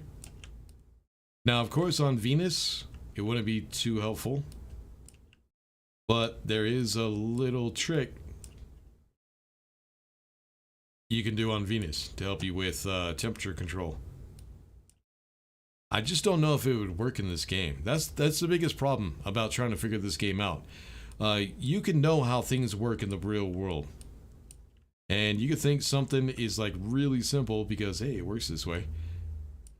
But then you come into a game like this and you try to use the same science as in real life and it does not work. Which is kind of irritating, but it's alright. But that's how it is with all games. You can't do 100% realism in a game. People would not play that fucking game.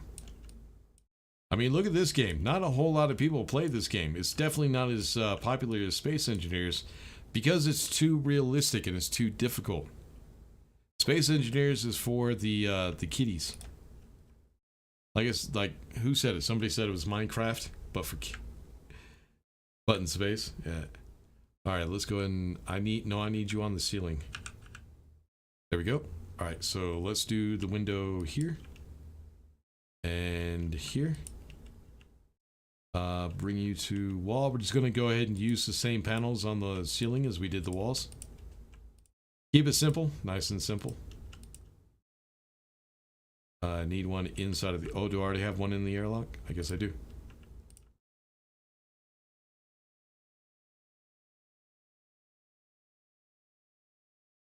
Oh, get right there.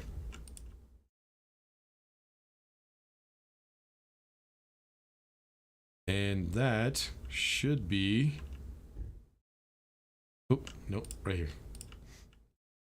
Our ceiling done. And I think I got some walls sitting on the outside of the base that I have to clear out. Nope, there we go.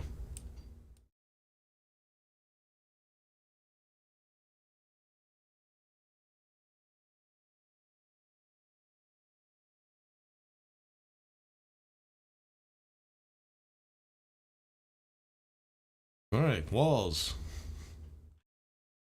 Ceiling. Almost done. So all of this right here would take plastic. Plastic and glass for the windows. And it does take a lot of plastic because each wall takes about 2 plastic per. And since I have about a couple of hundred walls that I have to put up on this base, especially on the outside, this took a lot of resources to finish. In survival, without using creative at all. Oh, and then the airlock. There we go. All right, now the issue is right here we have these corners, which are not closed off. The only walls that I've seen that do actually have those corners are the flat walls. So we need to change that, find those corner pieces. There we go. We're going to go ahead and use the rounded ones. And these pieces were the ones that I talk about. You can't use C to rotate these. You have to use the insert, delete, home, end, page up, and page down. So you there. And then I have another one here. All right. Oh, and our first storm. I guess it's been 7 in-game days finally. All right, next thing we need is we need a door. We need to go ahead and cycle that to composite door. And this is going to be our emergency door. So if we do get a fire inside of the base, we could go ahead and close this door and then figure out a halon system, which I just now thought of. I need to set that up. All right, so now cable. All right, I need you connected there and there. Then we can go ahead and open. There we go. So I don't know how I would set this up. Probably what I would do is I would set up temperature control. So whenever the temperature inside of that room gets to a certain level, it will close that door and then activate some sort of fire suppression system. Because more often than not, the place where we're going to get the fires is going to be inside of this room. All right, let me double check. I guess we could go ahead and start putting down the floors. So what I decided was just go ahead, since this is a survival base, it's kind of industrial, just for survival. It doesn't have to look good. It's not really for living in, it's just for getting stuff you need. I'm just going to go ahead and use the regular grate flooring. The floor grating, I guess I call it. And what I want to do is actually out there on our patio, I need to rotate it so that way the edges in the grill do not show up. So I need to rotate it this way. As you can see, if you look this way, you can see the grills like that, and those are facing towards the stairs. That would actually look like shit. I think we're done. I don't think there's anything left, except for just doing the little finishing touches, like beautifying the outside, making the outside look pretty.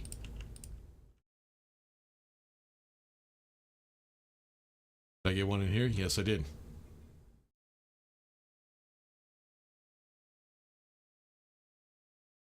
Oh, there are a couple things that I did forget. One thing I haven't messed with yet is there is a storm detector, or whatever it's called. I haven't messed with that yet. That might be a good idea. There's tracking beacon. I need to get on the roof. Then trading. We could set that up on this one. Oh, I know what we need to do. Let's turn this on and this one on. So here we'll go ahead and put the microwave. Oh, I need my wrench. Where are you at? There you are. Then we need a what's it called? Reagent, I think it is. Yep, reagent processor.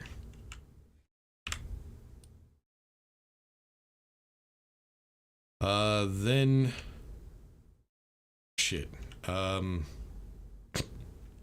I forget, man. I really do forget. Chemistry. Let's put the chemistry right here. So, chem.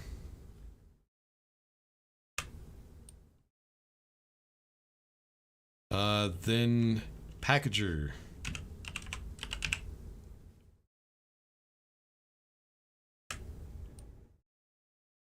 Oh, wow. That thing is bigger than I thought it would be. But yeah, that's everything that we need in order to get the plants to survive. Or, not the plants to survive, but to make food.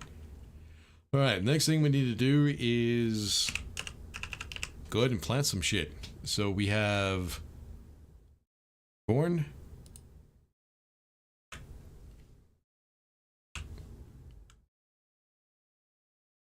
Fern, which we actually need for oil, I think, or milk or something. We need ferns for something. Then potato.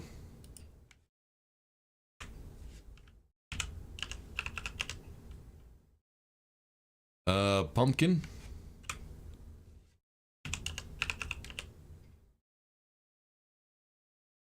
Rice.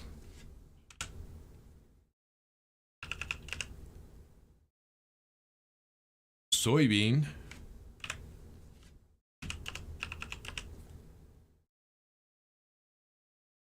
Tomato.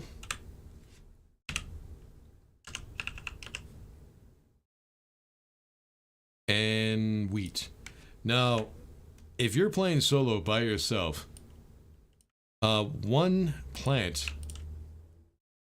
or 1 seed is enough per plant. That's really all you need.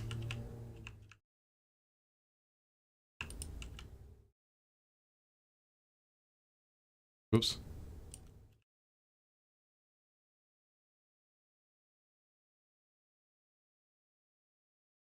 Oh, this side.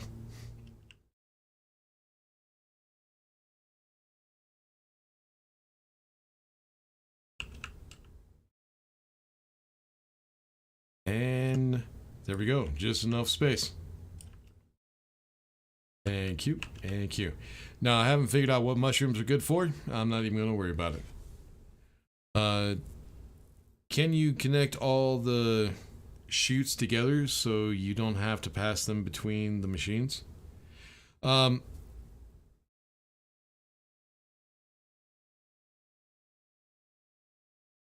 actually a good question.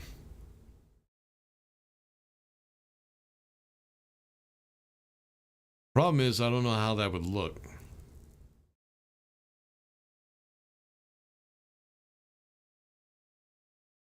For the inputs, we couldn't. So those right there, the shoot bins, if we connect them all together, that would create issues. But for the outputs, we could, but also putting the chute somewhere would look stupid. So just leave it like this. It's fine. But for the inputs, if you want, there's a sorting system or some shit you can set up that does require IC controls, IC chips, programming. And I am not setting up fucking programming. This is supposed to be a simple base. Alright, let's get rid of these seeds. So right now I'm trying to think. Oh, you know what? I forgot. Hold on. There's one thing I did forget that we can do real quick. One thing we don't have in this base yet. Storage. We need storage.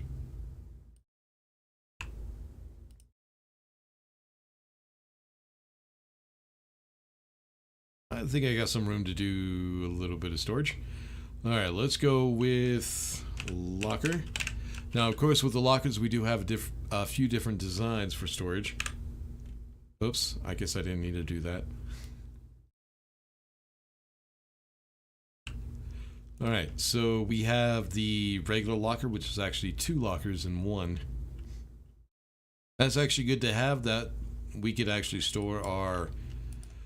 use this to store ores. Going out, collecting ore, leave it in there. So that one's good to have.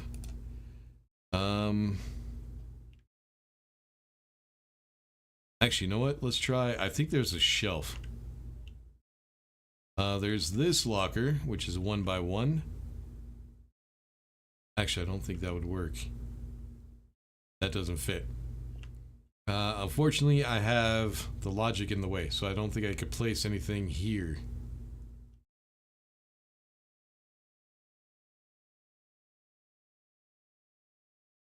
Well, there's an overhead, but because of where it snaps... Oh, it's a corner 1 anyways. Actually, can I put that up in this corner? Right there. Oh, it only holds 2 items? Are you fucking kidding me? Alright, what was that? Overhead corner locker? Overhead locker? Can I not fit anything there? What do I have right there that I can't put anything? There's nothing there. Not on the ceiling. Oh, maybe because the... Yeah, it's probably because the filtration's in the way. Alright. That would have been cool, though. Unfortunately, that probably would have looked awesome. But we can't put that one there. Can I fit you in here? Nope. Container's in the way.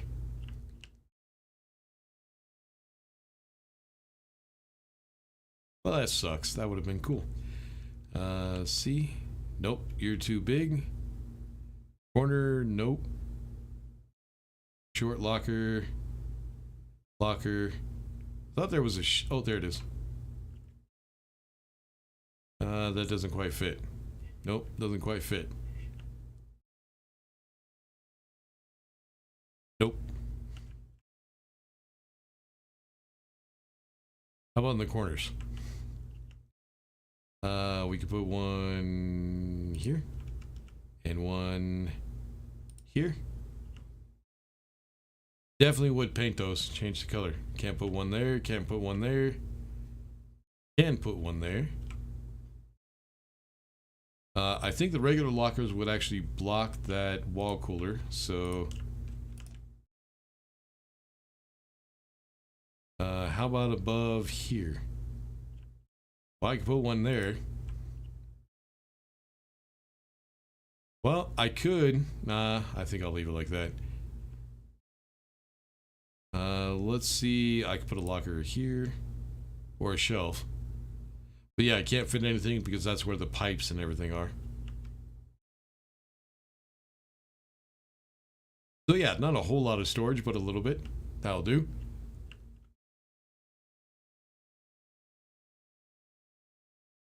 Yes, only my cooling system is used in my base 2 on Mars. Yeah.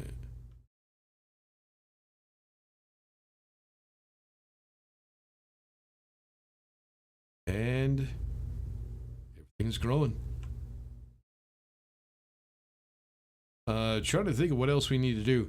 What I could do is I could go ahead and get some paint and paint everything, but actually we do need to do that. Let me do this.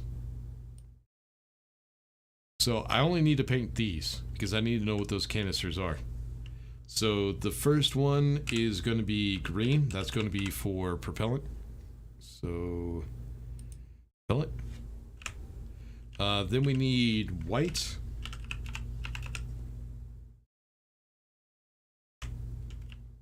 And then we need orange for fuel. So orange. Oops, orange. There we go. All right, let's bring this out. Grab the green. Bring this one out. Drop it. Color it. Switch it out.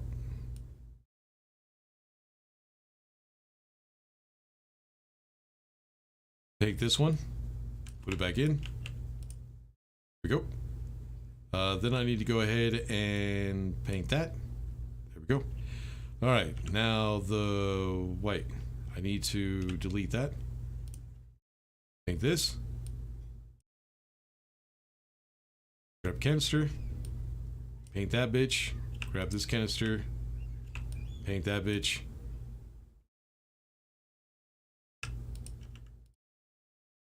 There we go. Fuel I'm not going to worry about because that requires a welder, which we haven't used because we're in creative. But I will go ahead and paint this one and this one.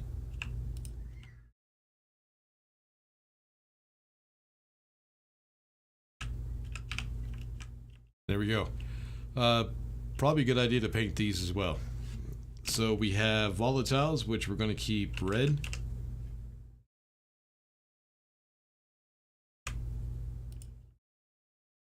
I need to paint there. Let's do, no, that's going to be orange. We'll go ahead and do the mixer, so that way we know which one that is. Nope, don't turn it on. Just paint it. There we go. Alright, now I need the oxygen.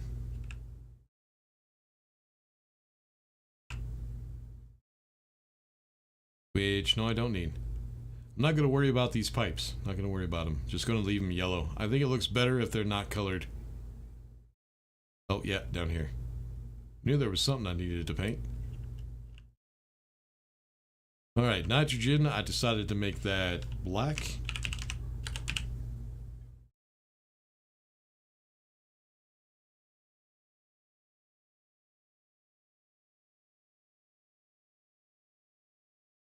And then for the propellant, which is a CO2, we'll, Jesus Christ, we'll make that green.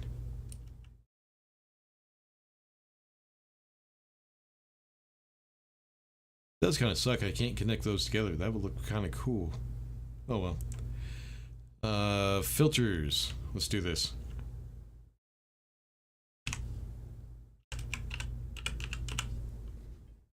I need 3 of them. Alright, let's get rid of the old ones. Yes, I know. Shut the fuck up.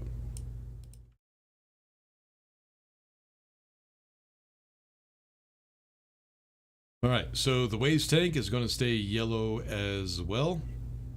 We need gray to switch those mixers, so we know which ones those are. Those are for the outside, the base air, station air.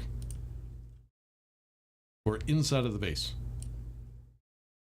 And that will be gray, because it mixes the nitrogen and the oxygen, which is gray, black and white. There we go. Alright, what else? Anything else inside of the base that we really, really need? Oh, batteries. So once you get to a certain point, this is what I looked up. Last time we live streamed Stationeers, we were looking up we were trying to figure out what nuclear batteries were used for, or the uranium that you can mine is used for, and we thought the nuclear battery, but no, it's still Inconel and Astroloy. So that's one of the things we're still trying to figure out. What the fuck is the uranium used for? But anyways, so we can go ahead and get nuclear batteries. I actually made like what, 13 or 14 of these. So I needed one for our handheld, I needed one for a labeler, the hand drill, the angle drill, and then I switched out for the arc welder.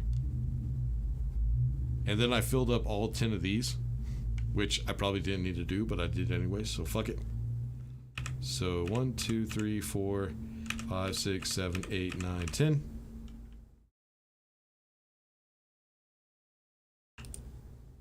And I do that, I go around in a circle like that, because sometimes when you stack stuff on top of each other, they will fly away.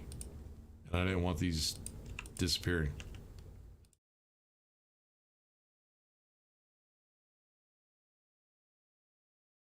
Oh, and it's time for another break.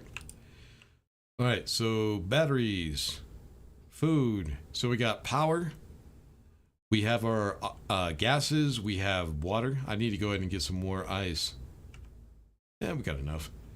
So electricity, water, gases, like oxygen, and then food. We got set up. So those are the 4 priorities whenever you're trying to survive on, well, any planet, in real life, in a game, whatever. And there it is. So nice little survival base, has everything you need. Pretty much everything is automated. All you have to do is, if you want your canister, if your canisters start to empty out, you just switch them out and they'll automatically fill. Same thing with your waste tank. Just switch it out and it will automatically empty out. The only things that are not automated, so the advanced furnace is not automated. We have our CO2 collection, the vent that is on the outside, which is not automated. HVAC, air controls, all automated. Food collection and cooking is not automated, but everything else pretty much is. Yeah. Alright, I need to switch out battery. Alright, so next thing we need to do to get this thing ready to put up on the Steam Workshop is we need to go ahead and beautify. Do the last little bit of details, all the stuff that we can do. I was thinking about trying to set up the trading as well, but I think I'll save that for recording at some point, because I'm not exactly sure how to do it yet. I want to make sure I know how to do it before I try to tackle it.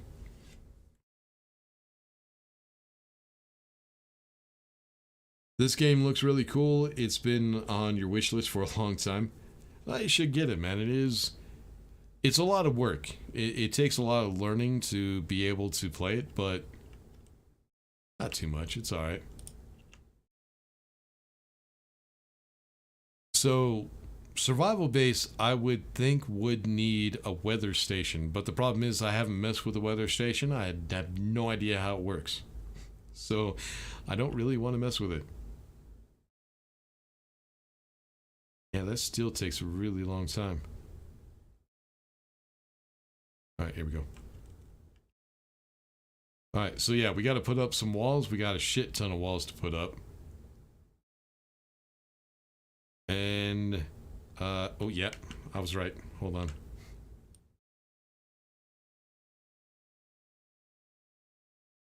Yep, I thought so. I knew that would happen. I was getting a little punchy with placing walls. I placed it in the wrong spots. I think that was all of them, though. I think it was just those three. So yeah, we have to set up... I think that's it, as far as setup. But we do have a problem when we try to close off these corners. It's kind of difficult to do that, especially when you're trying to do a three-dimensional building. Because at some point, those corner pieces from the flat walls, they have to be pointing a specific way in order to touch each other. And I'll try to explain that when we get into that. But there is going to be at least one spot where I won't be able to put one. But yeah, let me go and take a break real quick because it's actually past time to take a break. When we come back, we'll go ahead and finish the station off, try to get this thing on the Steam Workshop. I'm going to need help for that one because I have no idea how to get creations from this game on the Steam Workshop. Space Engineers, it's simple. This game, I don't know. You have to, I think you just go to your save files and then just put them on Steam. Not sure. Anyways, so yeah, let me go ahead and take a break real quick. When we come back, we'll go ahead and try to get things finished off. Be right back.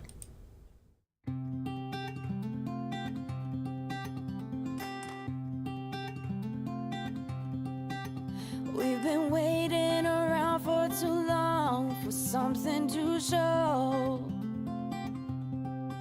Same old places and faces of people with nowhere to go. But we're not like them, we are better, both you and I know. Grab your car keys and jacket, 'cause honey, we're ready to go.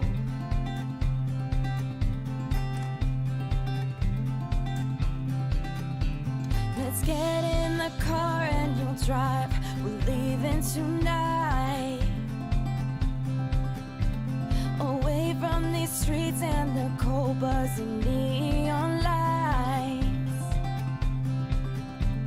Been keeping our heads above water, struggling and striving.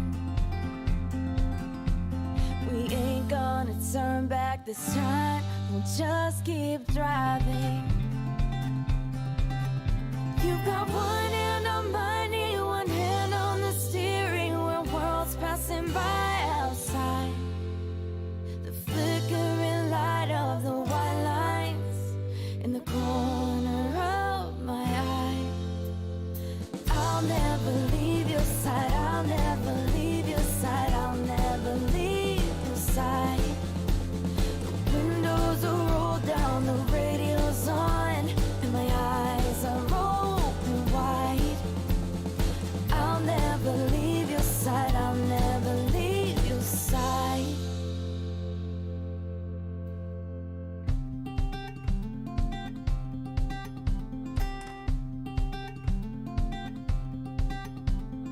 We got no money, but honey, we got nothing to hide. If worst comes to worst, I'll be Bonnie and you can be Clyde.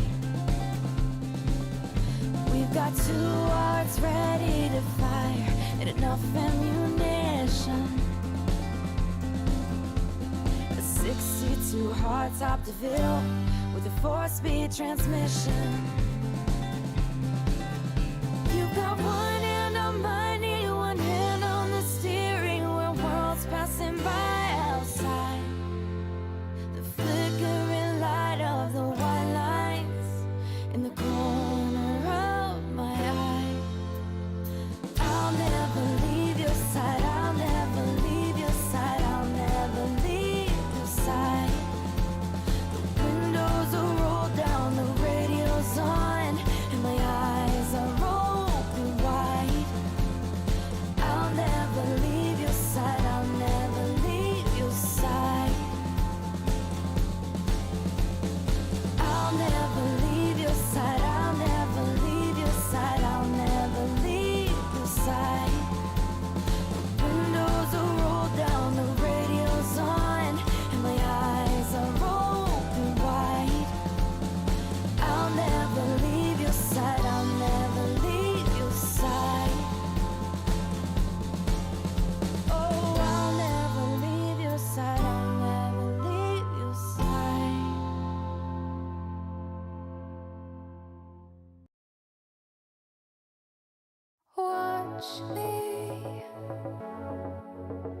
Just follow every move.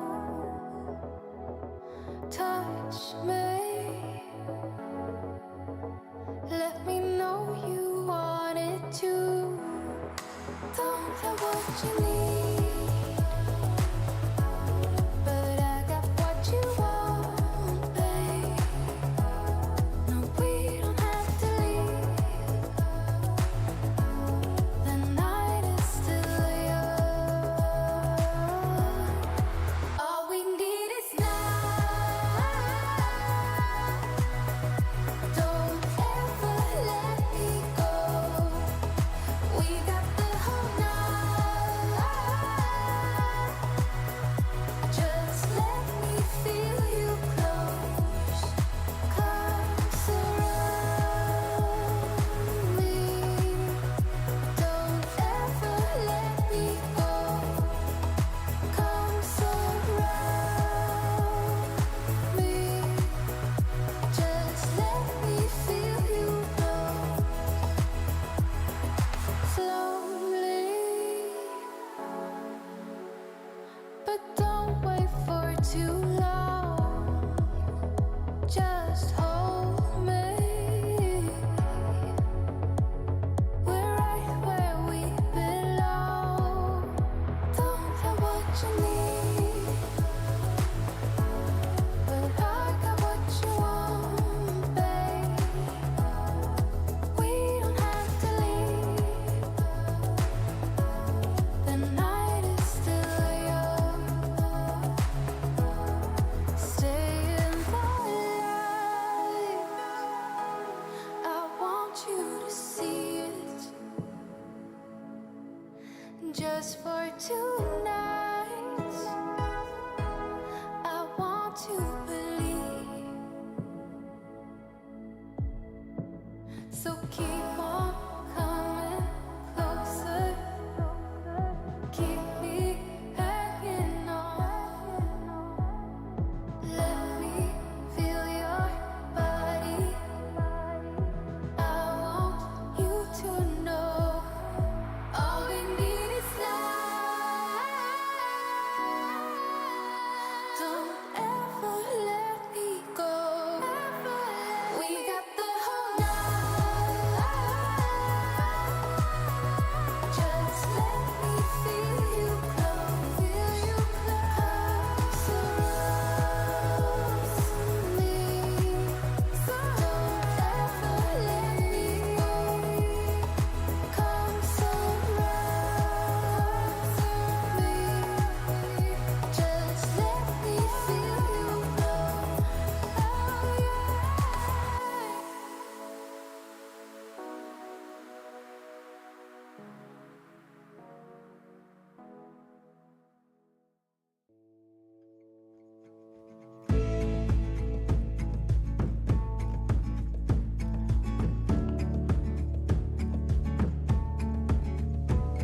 We try to find our ways in life to give our hearts and soul a peace of mind. But you just wanna drink your wine and grab the glass and let it go down. But I can't hold you any longer. I can't cope 'cause you're a storm. I wake up feeling even smaller, even when the storm is over. Was it all in my head? Did we try too hard and lost it all instead? Was it all on me?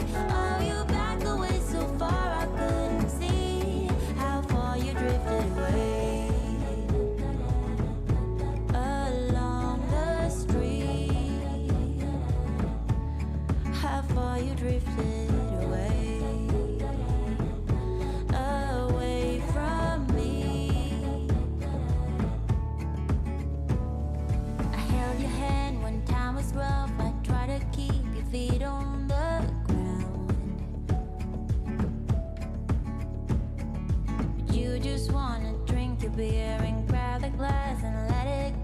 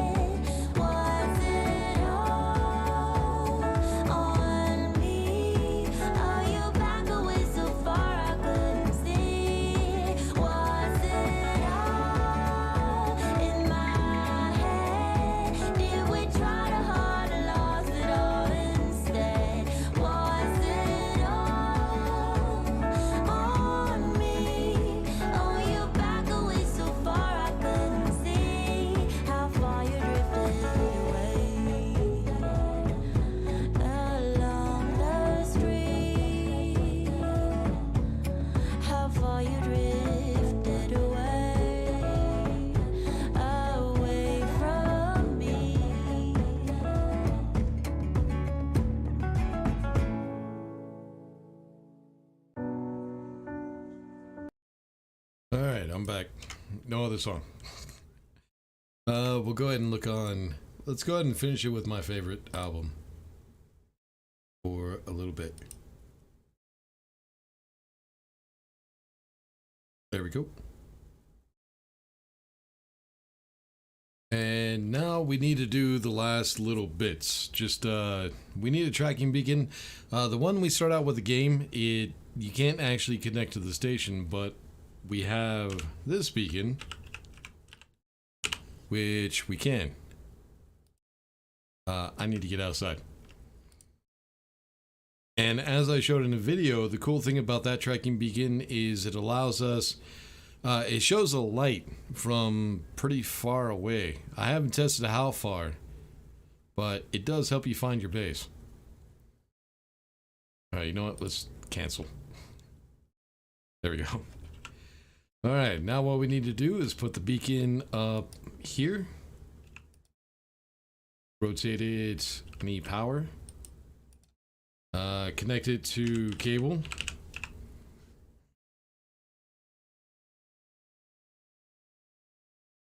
And I think all I need to do is a straight one, right?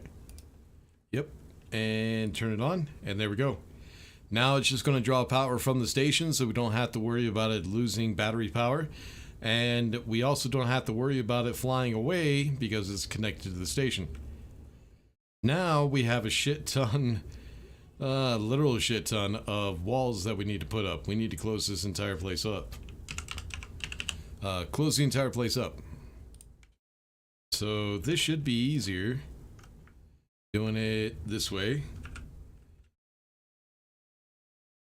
Come on, can you rotate the way that I want you?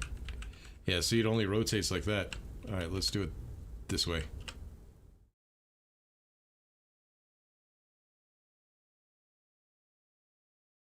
Get it rotated the right way, and then we'll just do it as it rotates. So we'll do the back first, but over by where the solar panels are, I also need to do the undersides.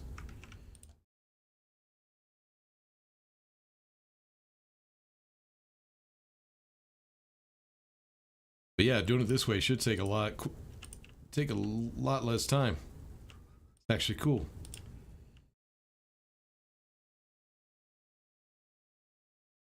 Alright, so yeah, we'll just do the walls first, and then we'll turn it vertically and do the rest. Then inside here.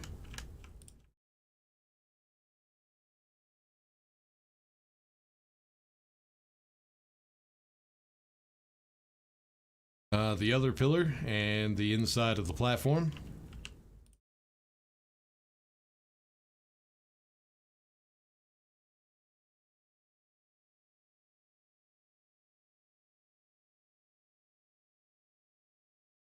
Then we'll go ahead and let's use delete, so that way I can remember which one I actually used. There. Oop, give me over. And here. And then the outside over here where the pillars are. And the outside platform.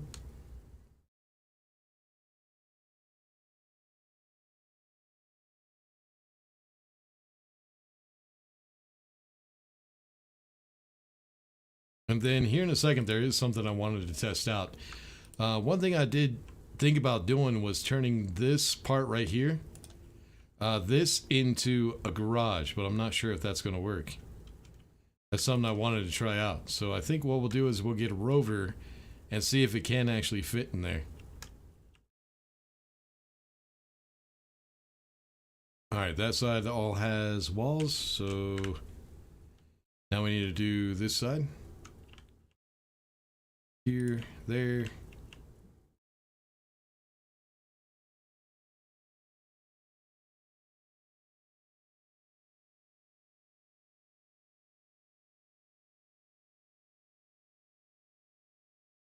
Is that going to show? Looks like it does a little bit.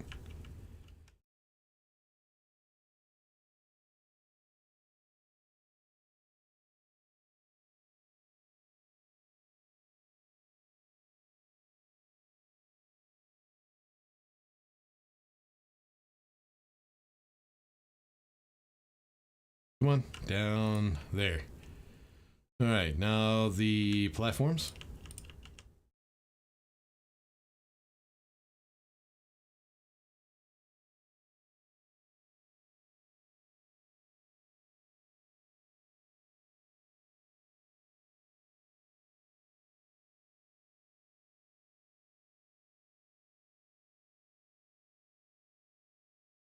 Pillar. And then I think we only need to rotate it one more time, do those walls, and then we need to do the ceiling, the roof. Oh, and the underside right here. We need to do those. So delete. All right, so here, here, and all the way on the other side of the base. Then we have to set up the corner walls to hide those corners. That one, like I was saying, is going to be a little bit of a pain in the ass because you have to rotate everything a certain way in order for them to allow you to place them. Kind of a pain in the ass. And I think that's it. All right, let's go ahead and get the ceiling pieces that I don't have yet.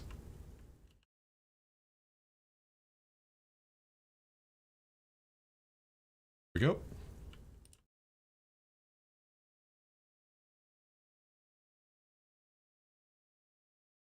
Then for the top of the platforms for the solar panels, we're going to use the floor grading. So now I need the underside of all of these. So let's see, can I turn you now? No? There we go. Get you in there.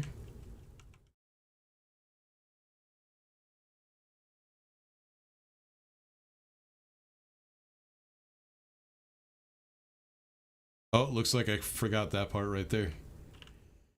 I'll grab that here in a second.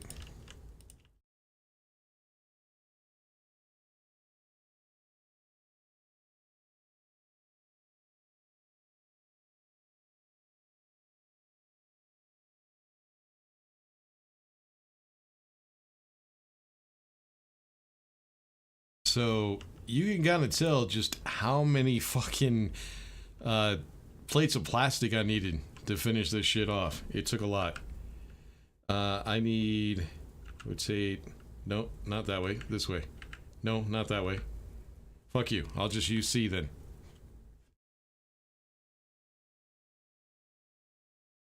There we go.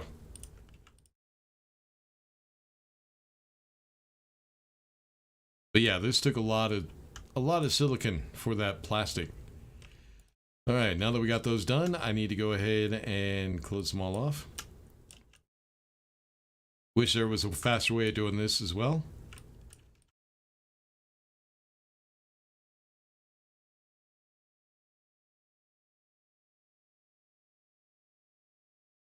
Looks like the fly in my room finally fucking woke up. Now it's buzzing around my head.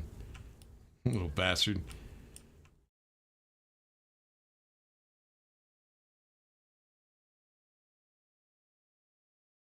Now, the thing that sucks is whenever you have the insulated pipes, they do show through a little bit. That does kind of suck, but it is what it is.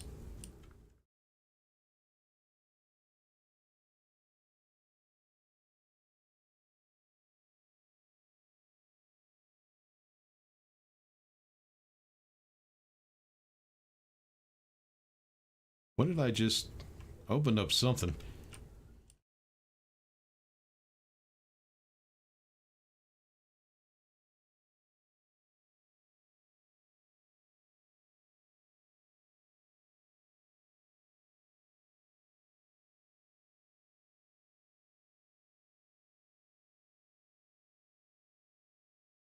Oh, I didn't put one there either.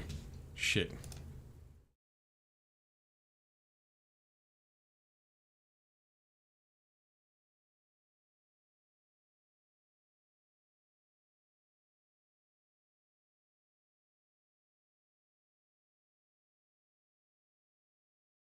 Oh, did I not? I guess I didn't put one there either.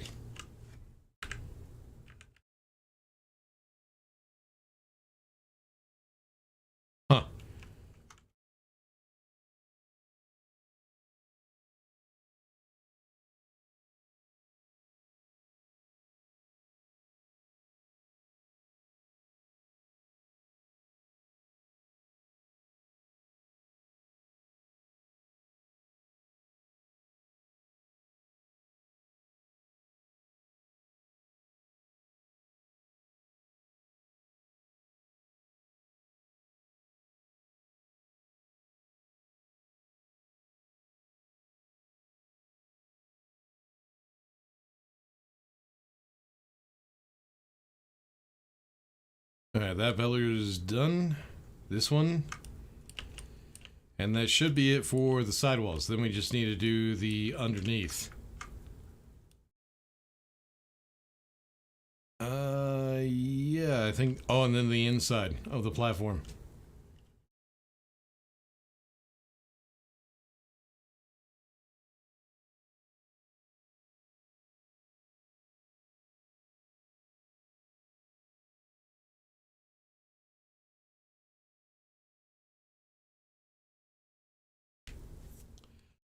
And over here.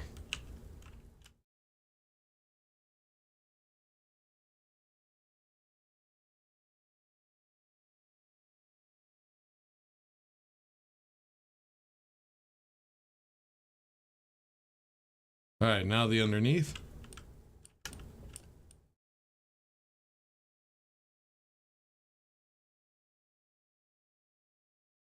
Nope, give me the... Shit, it's trying to get the cable. Go to this side.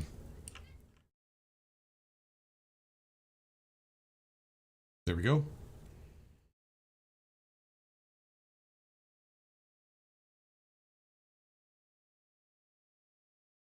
So yeah, I think this was the worst part of building this base the way that I did. Because imagine, we're doing this in creative and it's already kind of a pain in the ass. Imagine doing this in survival, which I've already done twice. It sucked. Come on, get me under here. There we go.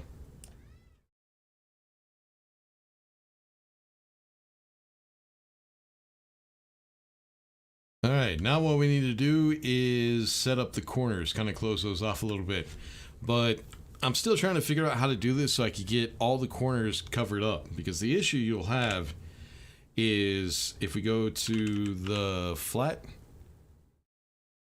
then we need to switch that to a corner, just like that. I found that putting in the corners like this first is probably the best way to do it. And I'll show you why after we get these done.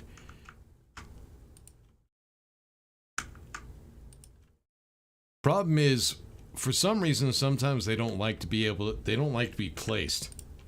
If you don't have these pieces rotated exactly the right way, it becomes a pain in the ass.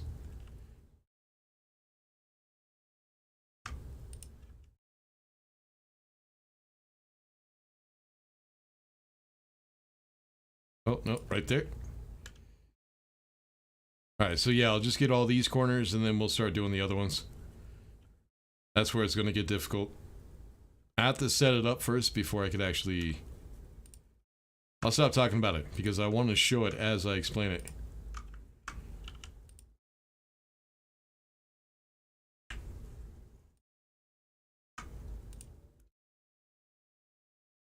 And this one.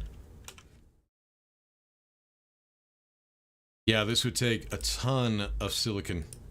A lot of it. When I was doing this in survival for recording, I spent like half a day in a real life day, half of a real life day just collecting silicon to get enough to finish all this shit.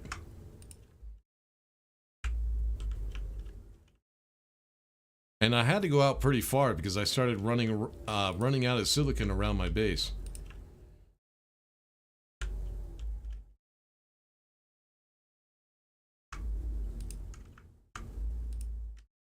And here. Well, we're almost there. We almost got it all done.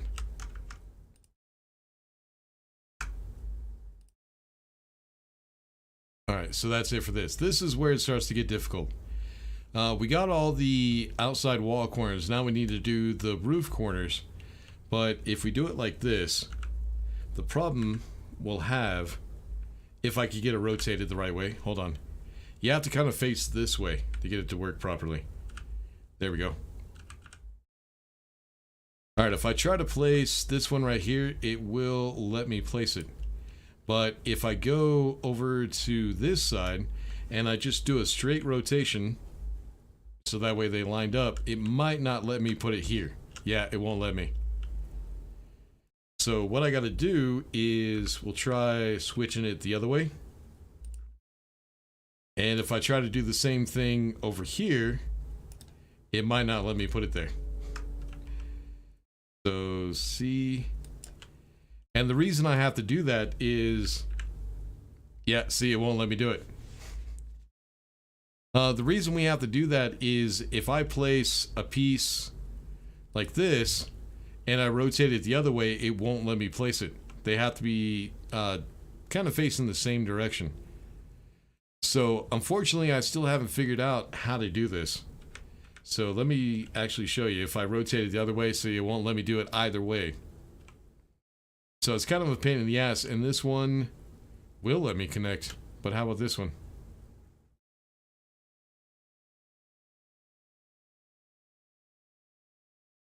Yeah, see, this one won't let me connect it.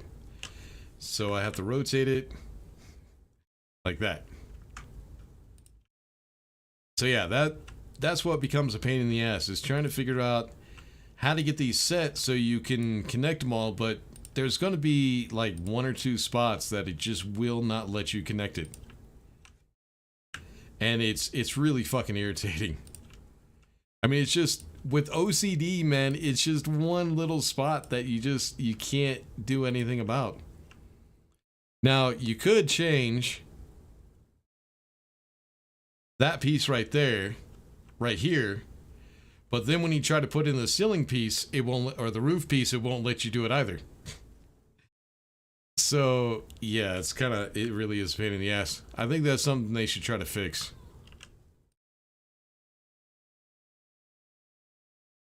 For us OCD people that have to fill in every single little hole.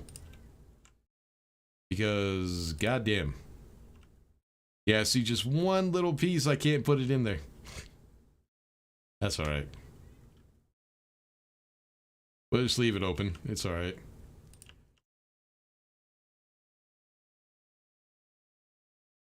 Holy shit, did I not connect you guys up? I didn't connect those. What? Huh. Yeah, so we've been getting no power from those solar panels.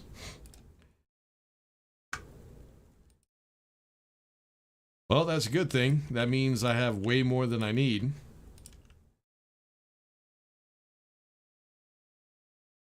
It's better to have too much and not need them than not have enough.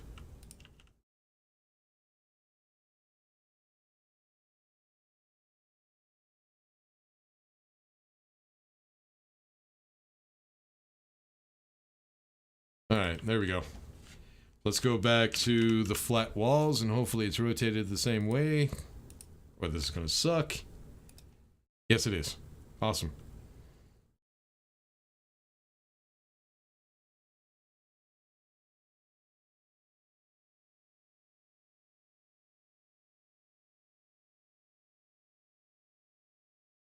So yeah, all I'm doing is I'm just hitting delete to rotate them the next way they need to go. Don't hit anything else. And I also noticed that when you're trying to rotate these with the insert, delete, home, and page up and page down, you always have to be facing towards the sunrise. It's not like Space Engineers where you could face any direction and be able to rotate it. The rotation is permanently set to when you're facing the sunrise.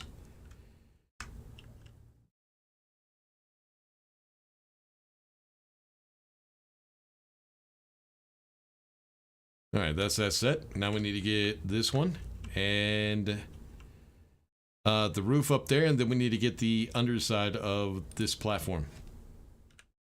And then that should be it.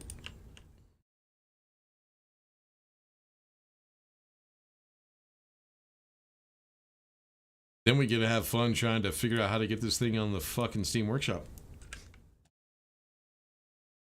And rotate this way.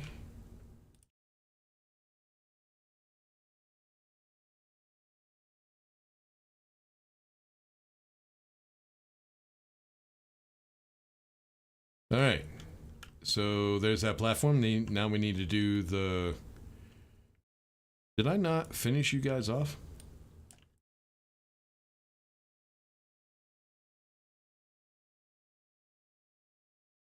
But we might have the same problem with the corners. So what I need to do is we might have to go back through these if it doesn't let me put them in. So I'll go ahead and do the corners first, so that way we don't have to do as much.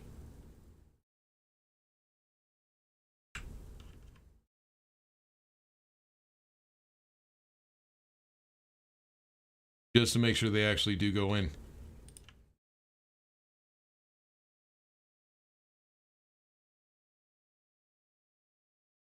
Alright, there we go. Oops. Damn it, I hit the wrong button. Alright, you, and then you. There we go. Might have rotated it the wrong way. We'll see.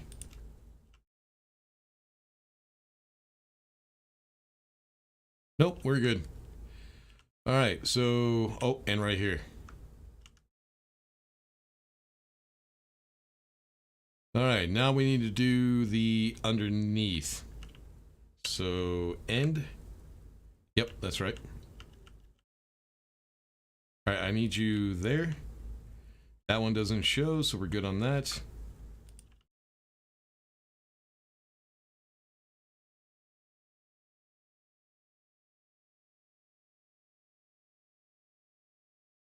Alright, so that all fits. Awesome.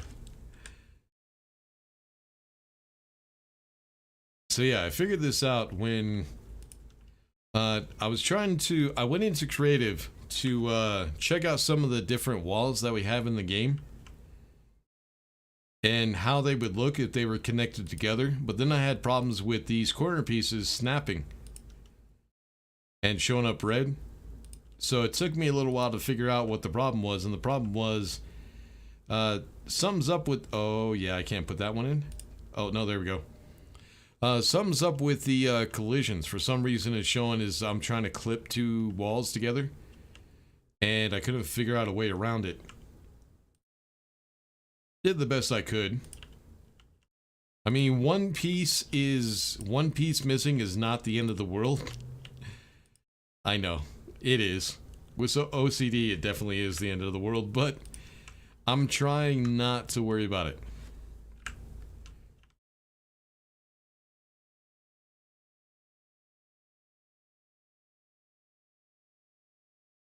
And here. Then we have a few floors to put in after we're done with this too. Alright, other side.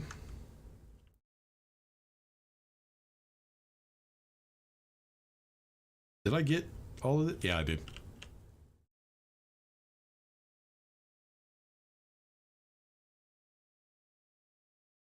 And there we go. Alright, that one doesn't need it. This one does. So you go right there and you right there.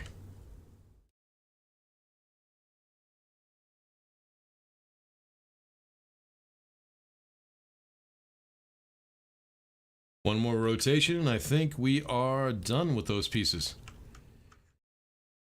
Are we? Looks like... Oh, no, we're not. Son of a bitch. Alright, rotate. Like that. I forgot the rest of the fucking roof. How are we setting? I need you... like that.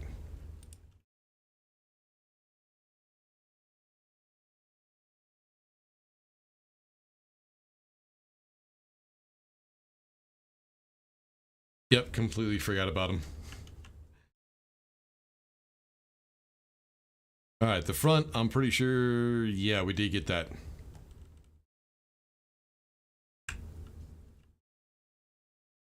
So, here.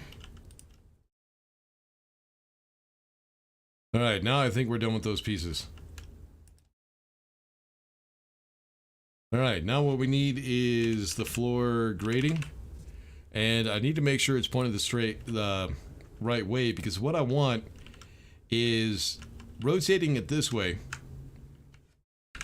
Like this. You can see the grating does show up, and that's going to show up with the stairs. So I want to turn it this way, so that way the trim right there does hide that a little bit. That's why I put the floor on the inside of the base the way that I did, so it's all facing the same way. Then we're just going to cover all the solar panels with the floor grating.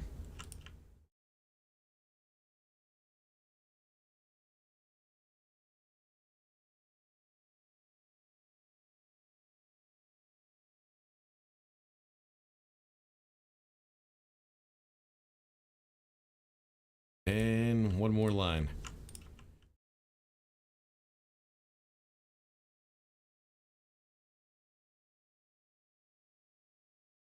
And I think we're done. Oh, no, not yet. I still got some stairs to put in. Oh, and probably a railing as well. All right, so stair. There we go. So I need to rotate you this way. I just need the one side railing. There we go.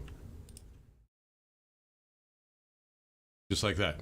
And then we'll also get other side as well, but I need that railing. There we go. All right, let's go ahead and put up a railing.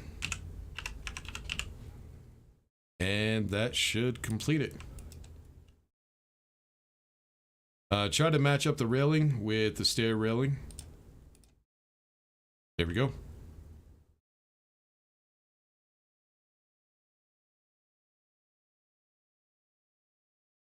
And I do believe that's it. I really do wish we had a corner trim piece so we could close that off. But yeah, I looked for it. We don't have one. Alright, this game looks really finally got good internet. Cool, John. Gonna start streaming pretty soon. That's pretty cool.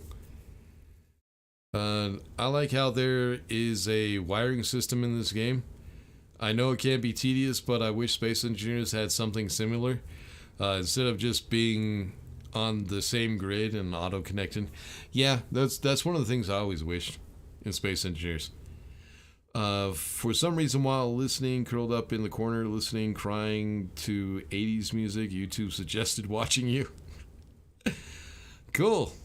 Well, welcome. Oh shit, and it just got really dark. So much silicon and on it that allow clipping. Not sure.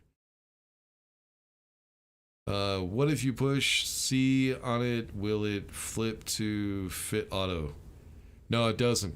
In any way that you flip it, it just won't fit. Just that one piece. One fucking piece. And no, I tried all that. I tried flipping it. I tried to find auto rotation, stuff like that. Try to get it to place. It will not place. So yeah, just one little piece. Pain in the ass, man. Really a pain in the ass.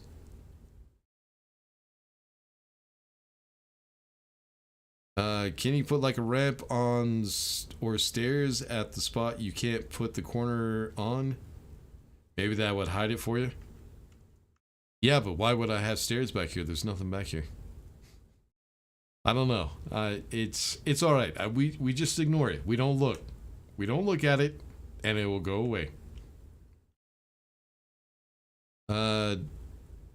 Rich, from what I can tell, you publish a save from the save game menu to publish a base.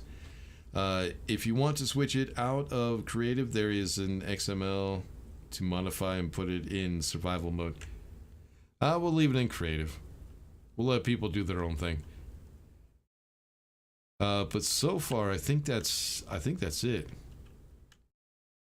Unless you guys could think of something we're missing.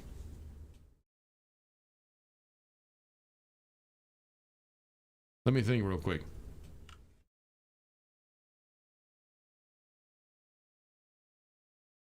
All right, one thing I did figure out while I was on the break, I came from the break, let you guys listen to some music.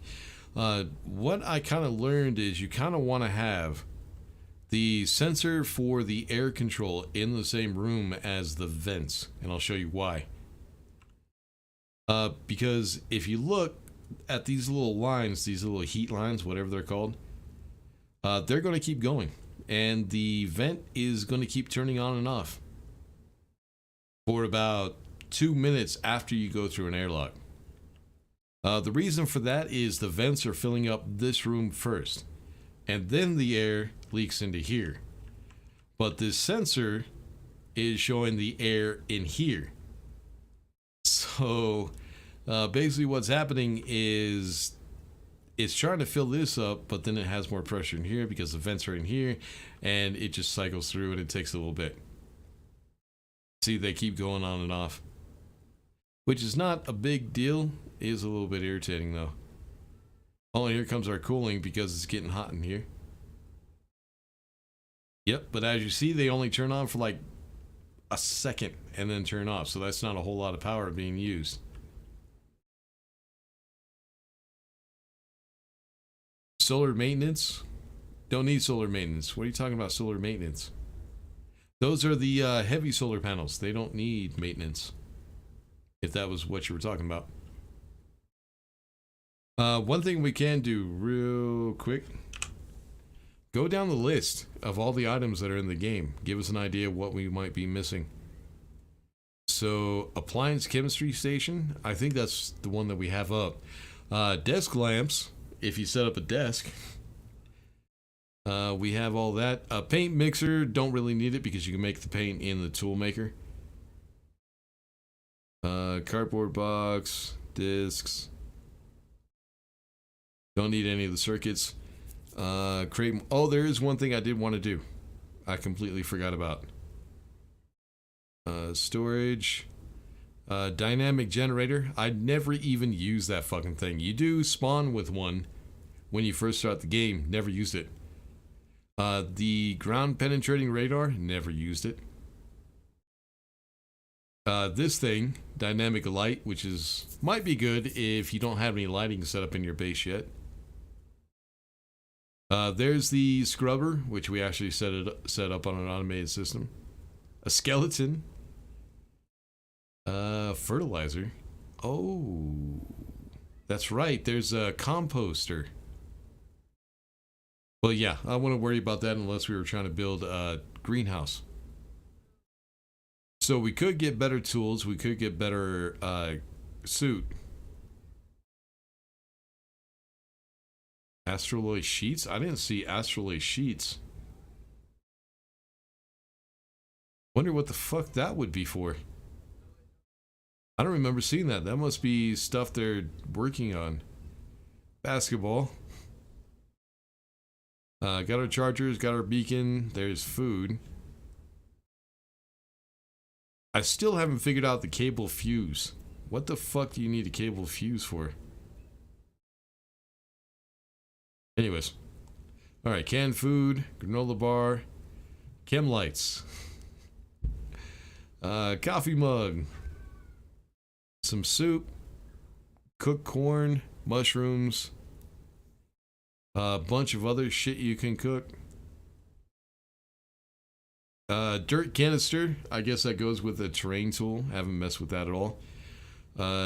Air conditioner. Dynamic air con. Oh, that's the portable air conditioner. Gotcha. Didn't use that either. Electronics bars. There's the better tools. Better suit. Empty can, which you actually need to can foods. Explosives, which we need a security printer for. Fertilized eggs are brown. Is that what we need to make chickens? How do we get that shit?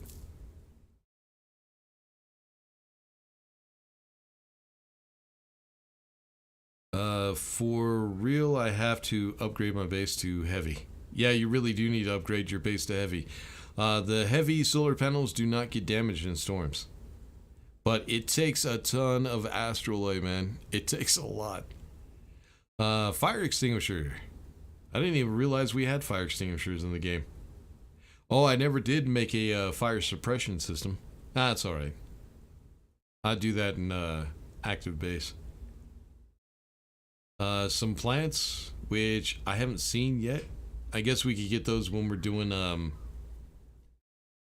trade. Canned French fries. What? That's weird. Canisters, filters, storage, grenade.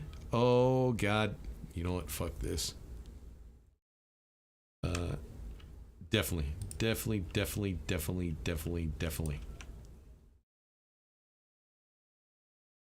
But the thing is, I have to figure out how to use it.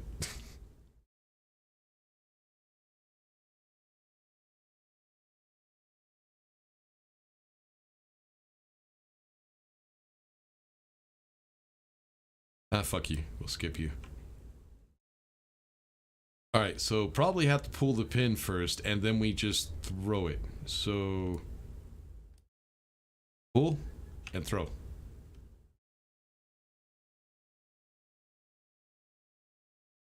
Yeah, that did a little bit of damage. Alright, there is an explosive. So, explosive. Then I think you need a detonator. So remote detonator. Why the fuck not, man? I'm an explosives guy. Oh, I probably need a battery for this, right? Yep.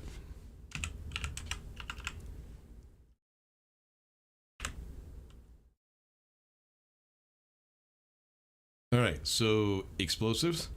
Right mouse button, no. Guess we just drop it. Grab the detonator, back the fuck off.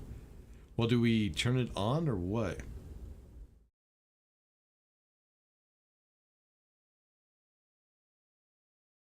Alright, link it. And... there it is. We just have to make sure it's on. Ooh, and that made a nice little hole. Oh yeah. Oh yeah, explosives, man. That's the way to go right there. Alright, let's see what else we got. Oh, it started all the way back at the fucking beginning. That's alright. I'll find out where we are. Or where we were pretty quick. We were talking about grenades. There it is. So there's the hard backpacks, which you would want on Venus, but I think they also do have a little bit more inventory space as well. Not sure. Haven't gotten them yet. I'm gonna have to get those. Ooh, a hat. Grow bed if you're trying to build yourself a greenhouse. There's IC chips, integrated circuits. Haven't messed with those yet. I don't think I will. I probably will at some point, but we'll see. Yeah, there's a composter right there. I'm guessing what that does is it turns organic material into something. Not sure. An advanced packaging machine. No, I'm good. Amy, I would like to set Amy up and get her out mining just to see it work. Airlock gate, which I guess we could use for a rover. Atmospherics, auto lathe. There's the miners, but the problem with the miners is they only go vertical or horizontal, and they only travel in a line. So you don't get a whole lot of ores with them. You have to move them every single fucking time. And fuck that shit. Beacon we already got. We don't have a bed in the base. That'd probably be a good idea. Not gonna worry about it though. Centrifuge and the recycler might be a good idea. But yeah, I don't think I have room in that base for them. Chairs. I don't think I need chairs anywhere. But at least we do have them. Composite cladding. That's not insulation. That is just kind of like vinyl cover. Just to decorate your walls and shit like that. Composite floor. Computer. We haven't done anything with computers. Kit conveyor. Oh wow. Does stuff actually travel on the conveyor and you can see it traveling? That would be fucking cool. But yeah, haven't set that up. Crates. Crate mount. Yeah, that's the mount for the crates you get on your lander when you first land. You could actually connect them to the base. Docking kit, docking port. There's a docking port in the game. Probably need that for space. Kit door, more storage, dynamic generator. That's portable stuff.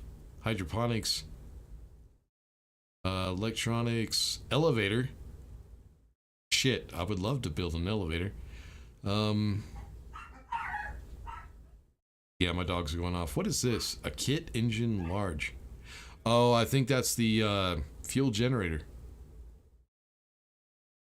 There's different sizes? Really? Cool. Is it a fabricator? No idea what the fuck that is or what to do with it. Oh, a fridge.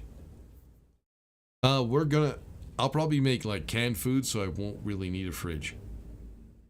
Furnace, gas generator, grow lights, gyroscope.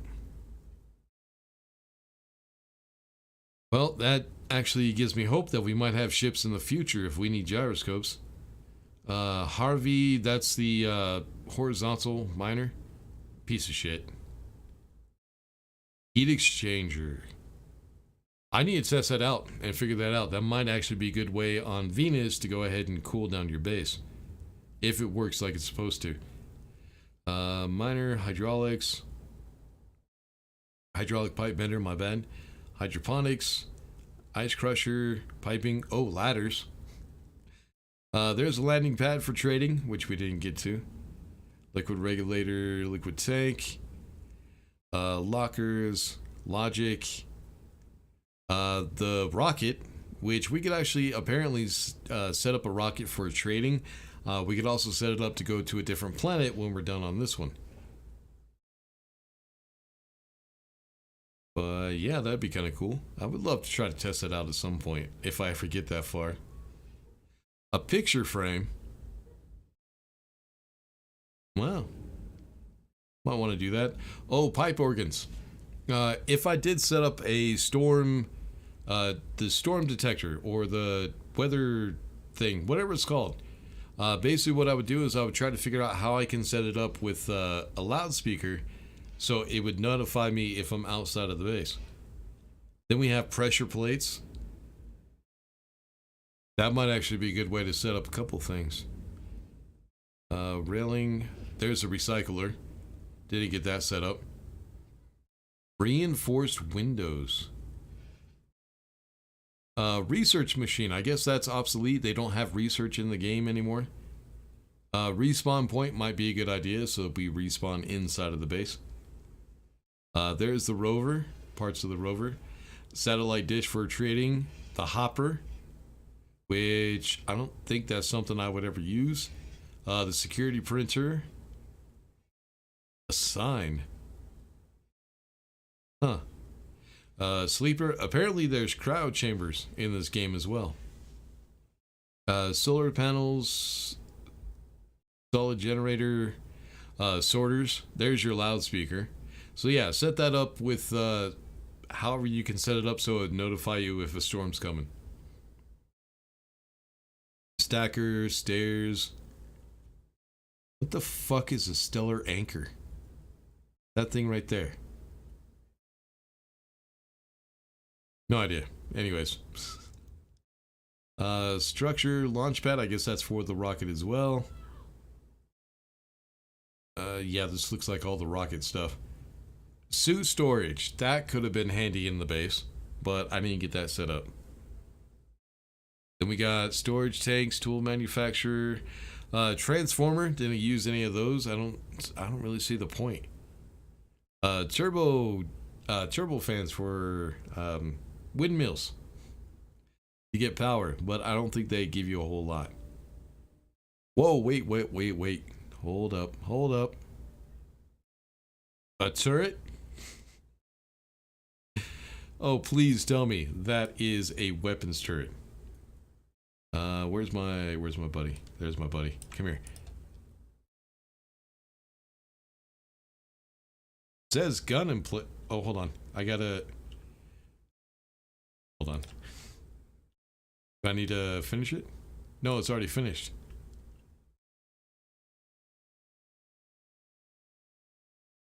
Oh, no fucking way, dude.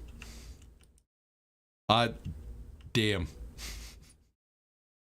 Oh, you know I'd be setting this up. Holy shit. So yeah, we got turrets in the game, apparently. Alright, so where were we? Vending machine, which we need to set up for, yeah, this is turret.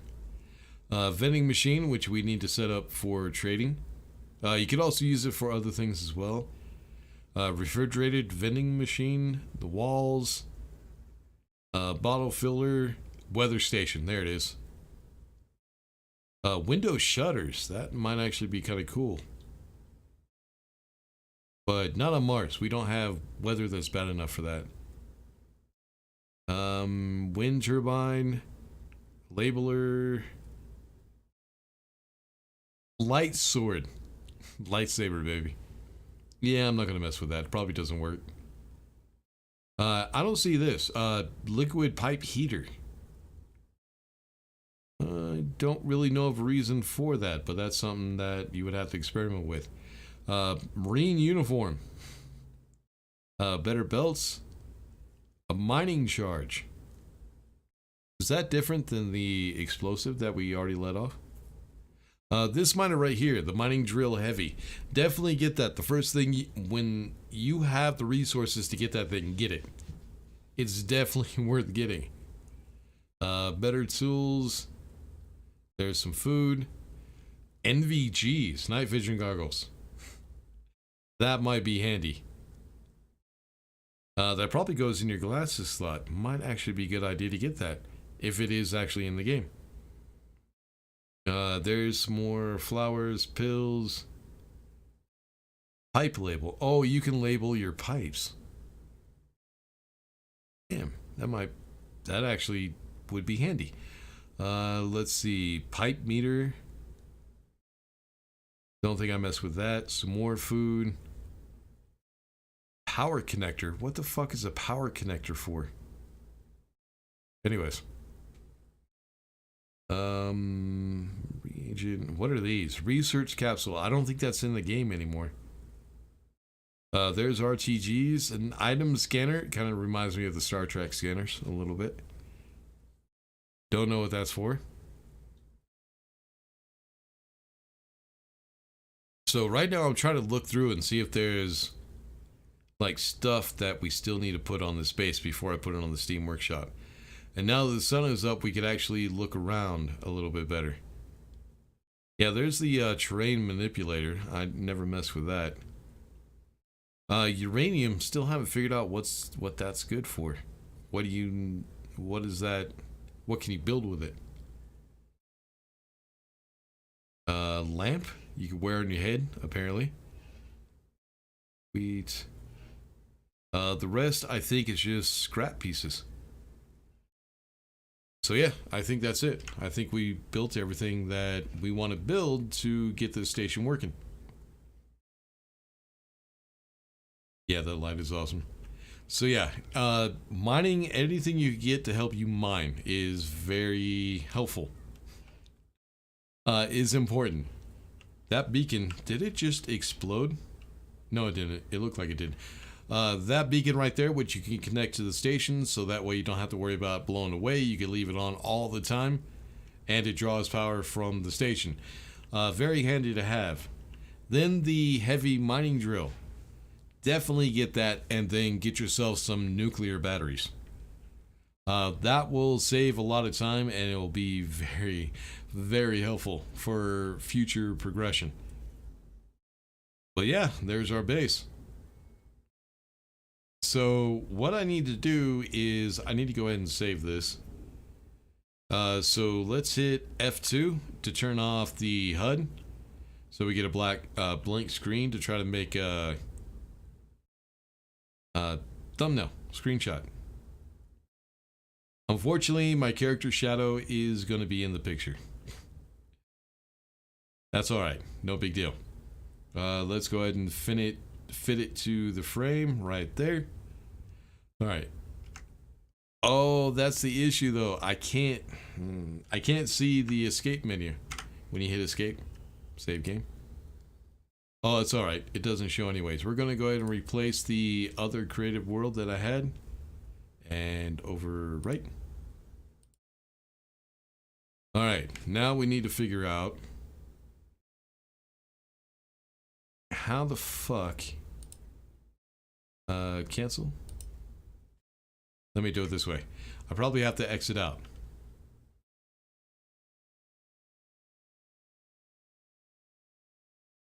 So J. All right, let's go ahead and save again. Creative, overwrite, leave session, exit.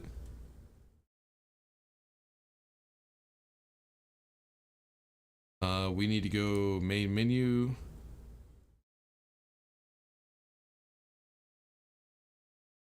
Load save, creative.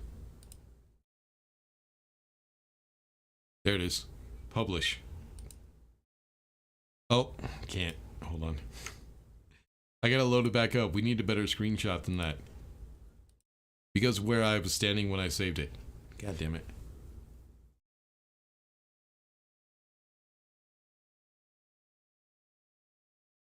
Oh, shit. What happened to the terrain? There it goes. Alright, let's go ahead and get the entire base into view. There we go. And escape. Save game. Creative. Right. Then leave session. Exit.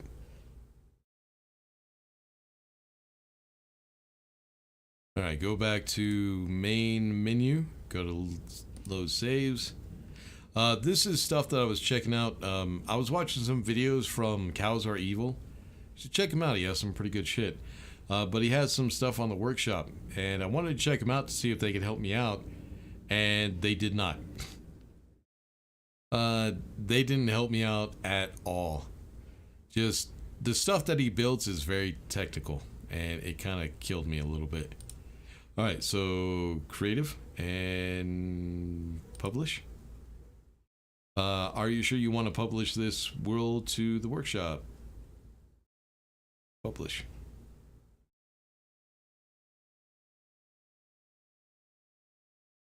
And is that it? Oh, it doesn't do like Space Engineers and gives you... I need to get into Steam real quick, see if I can find it.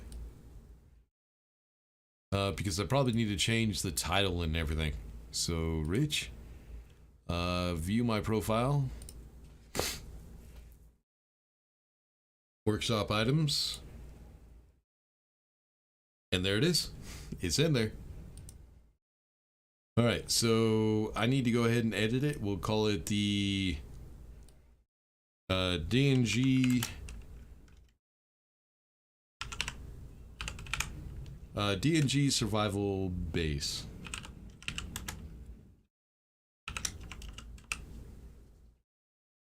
And save. And go back.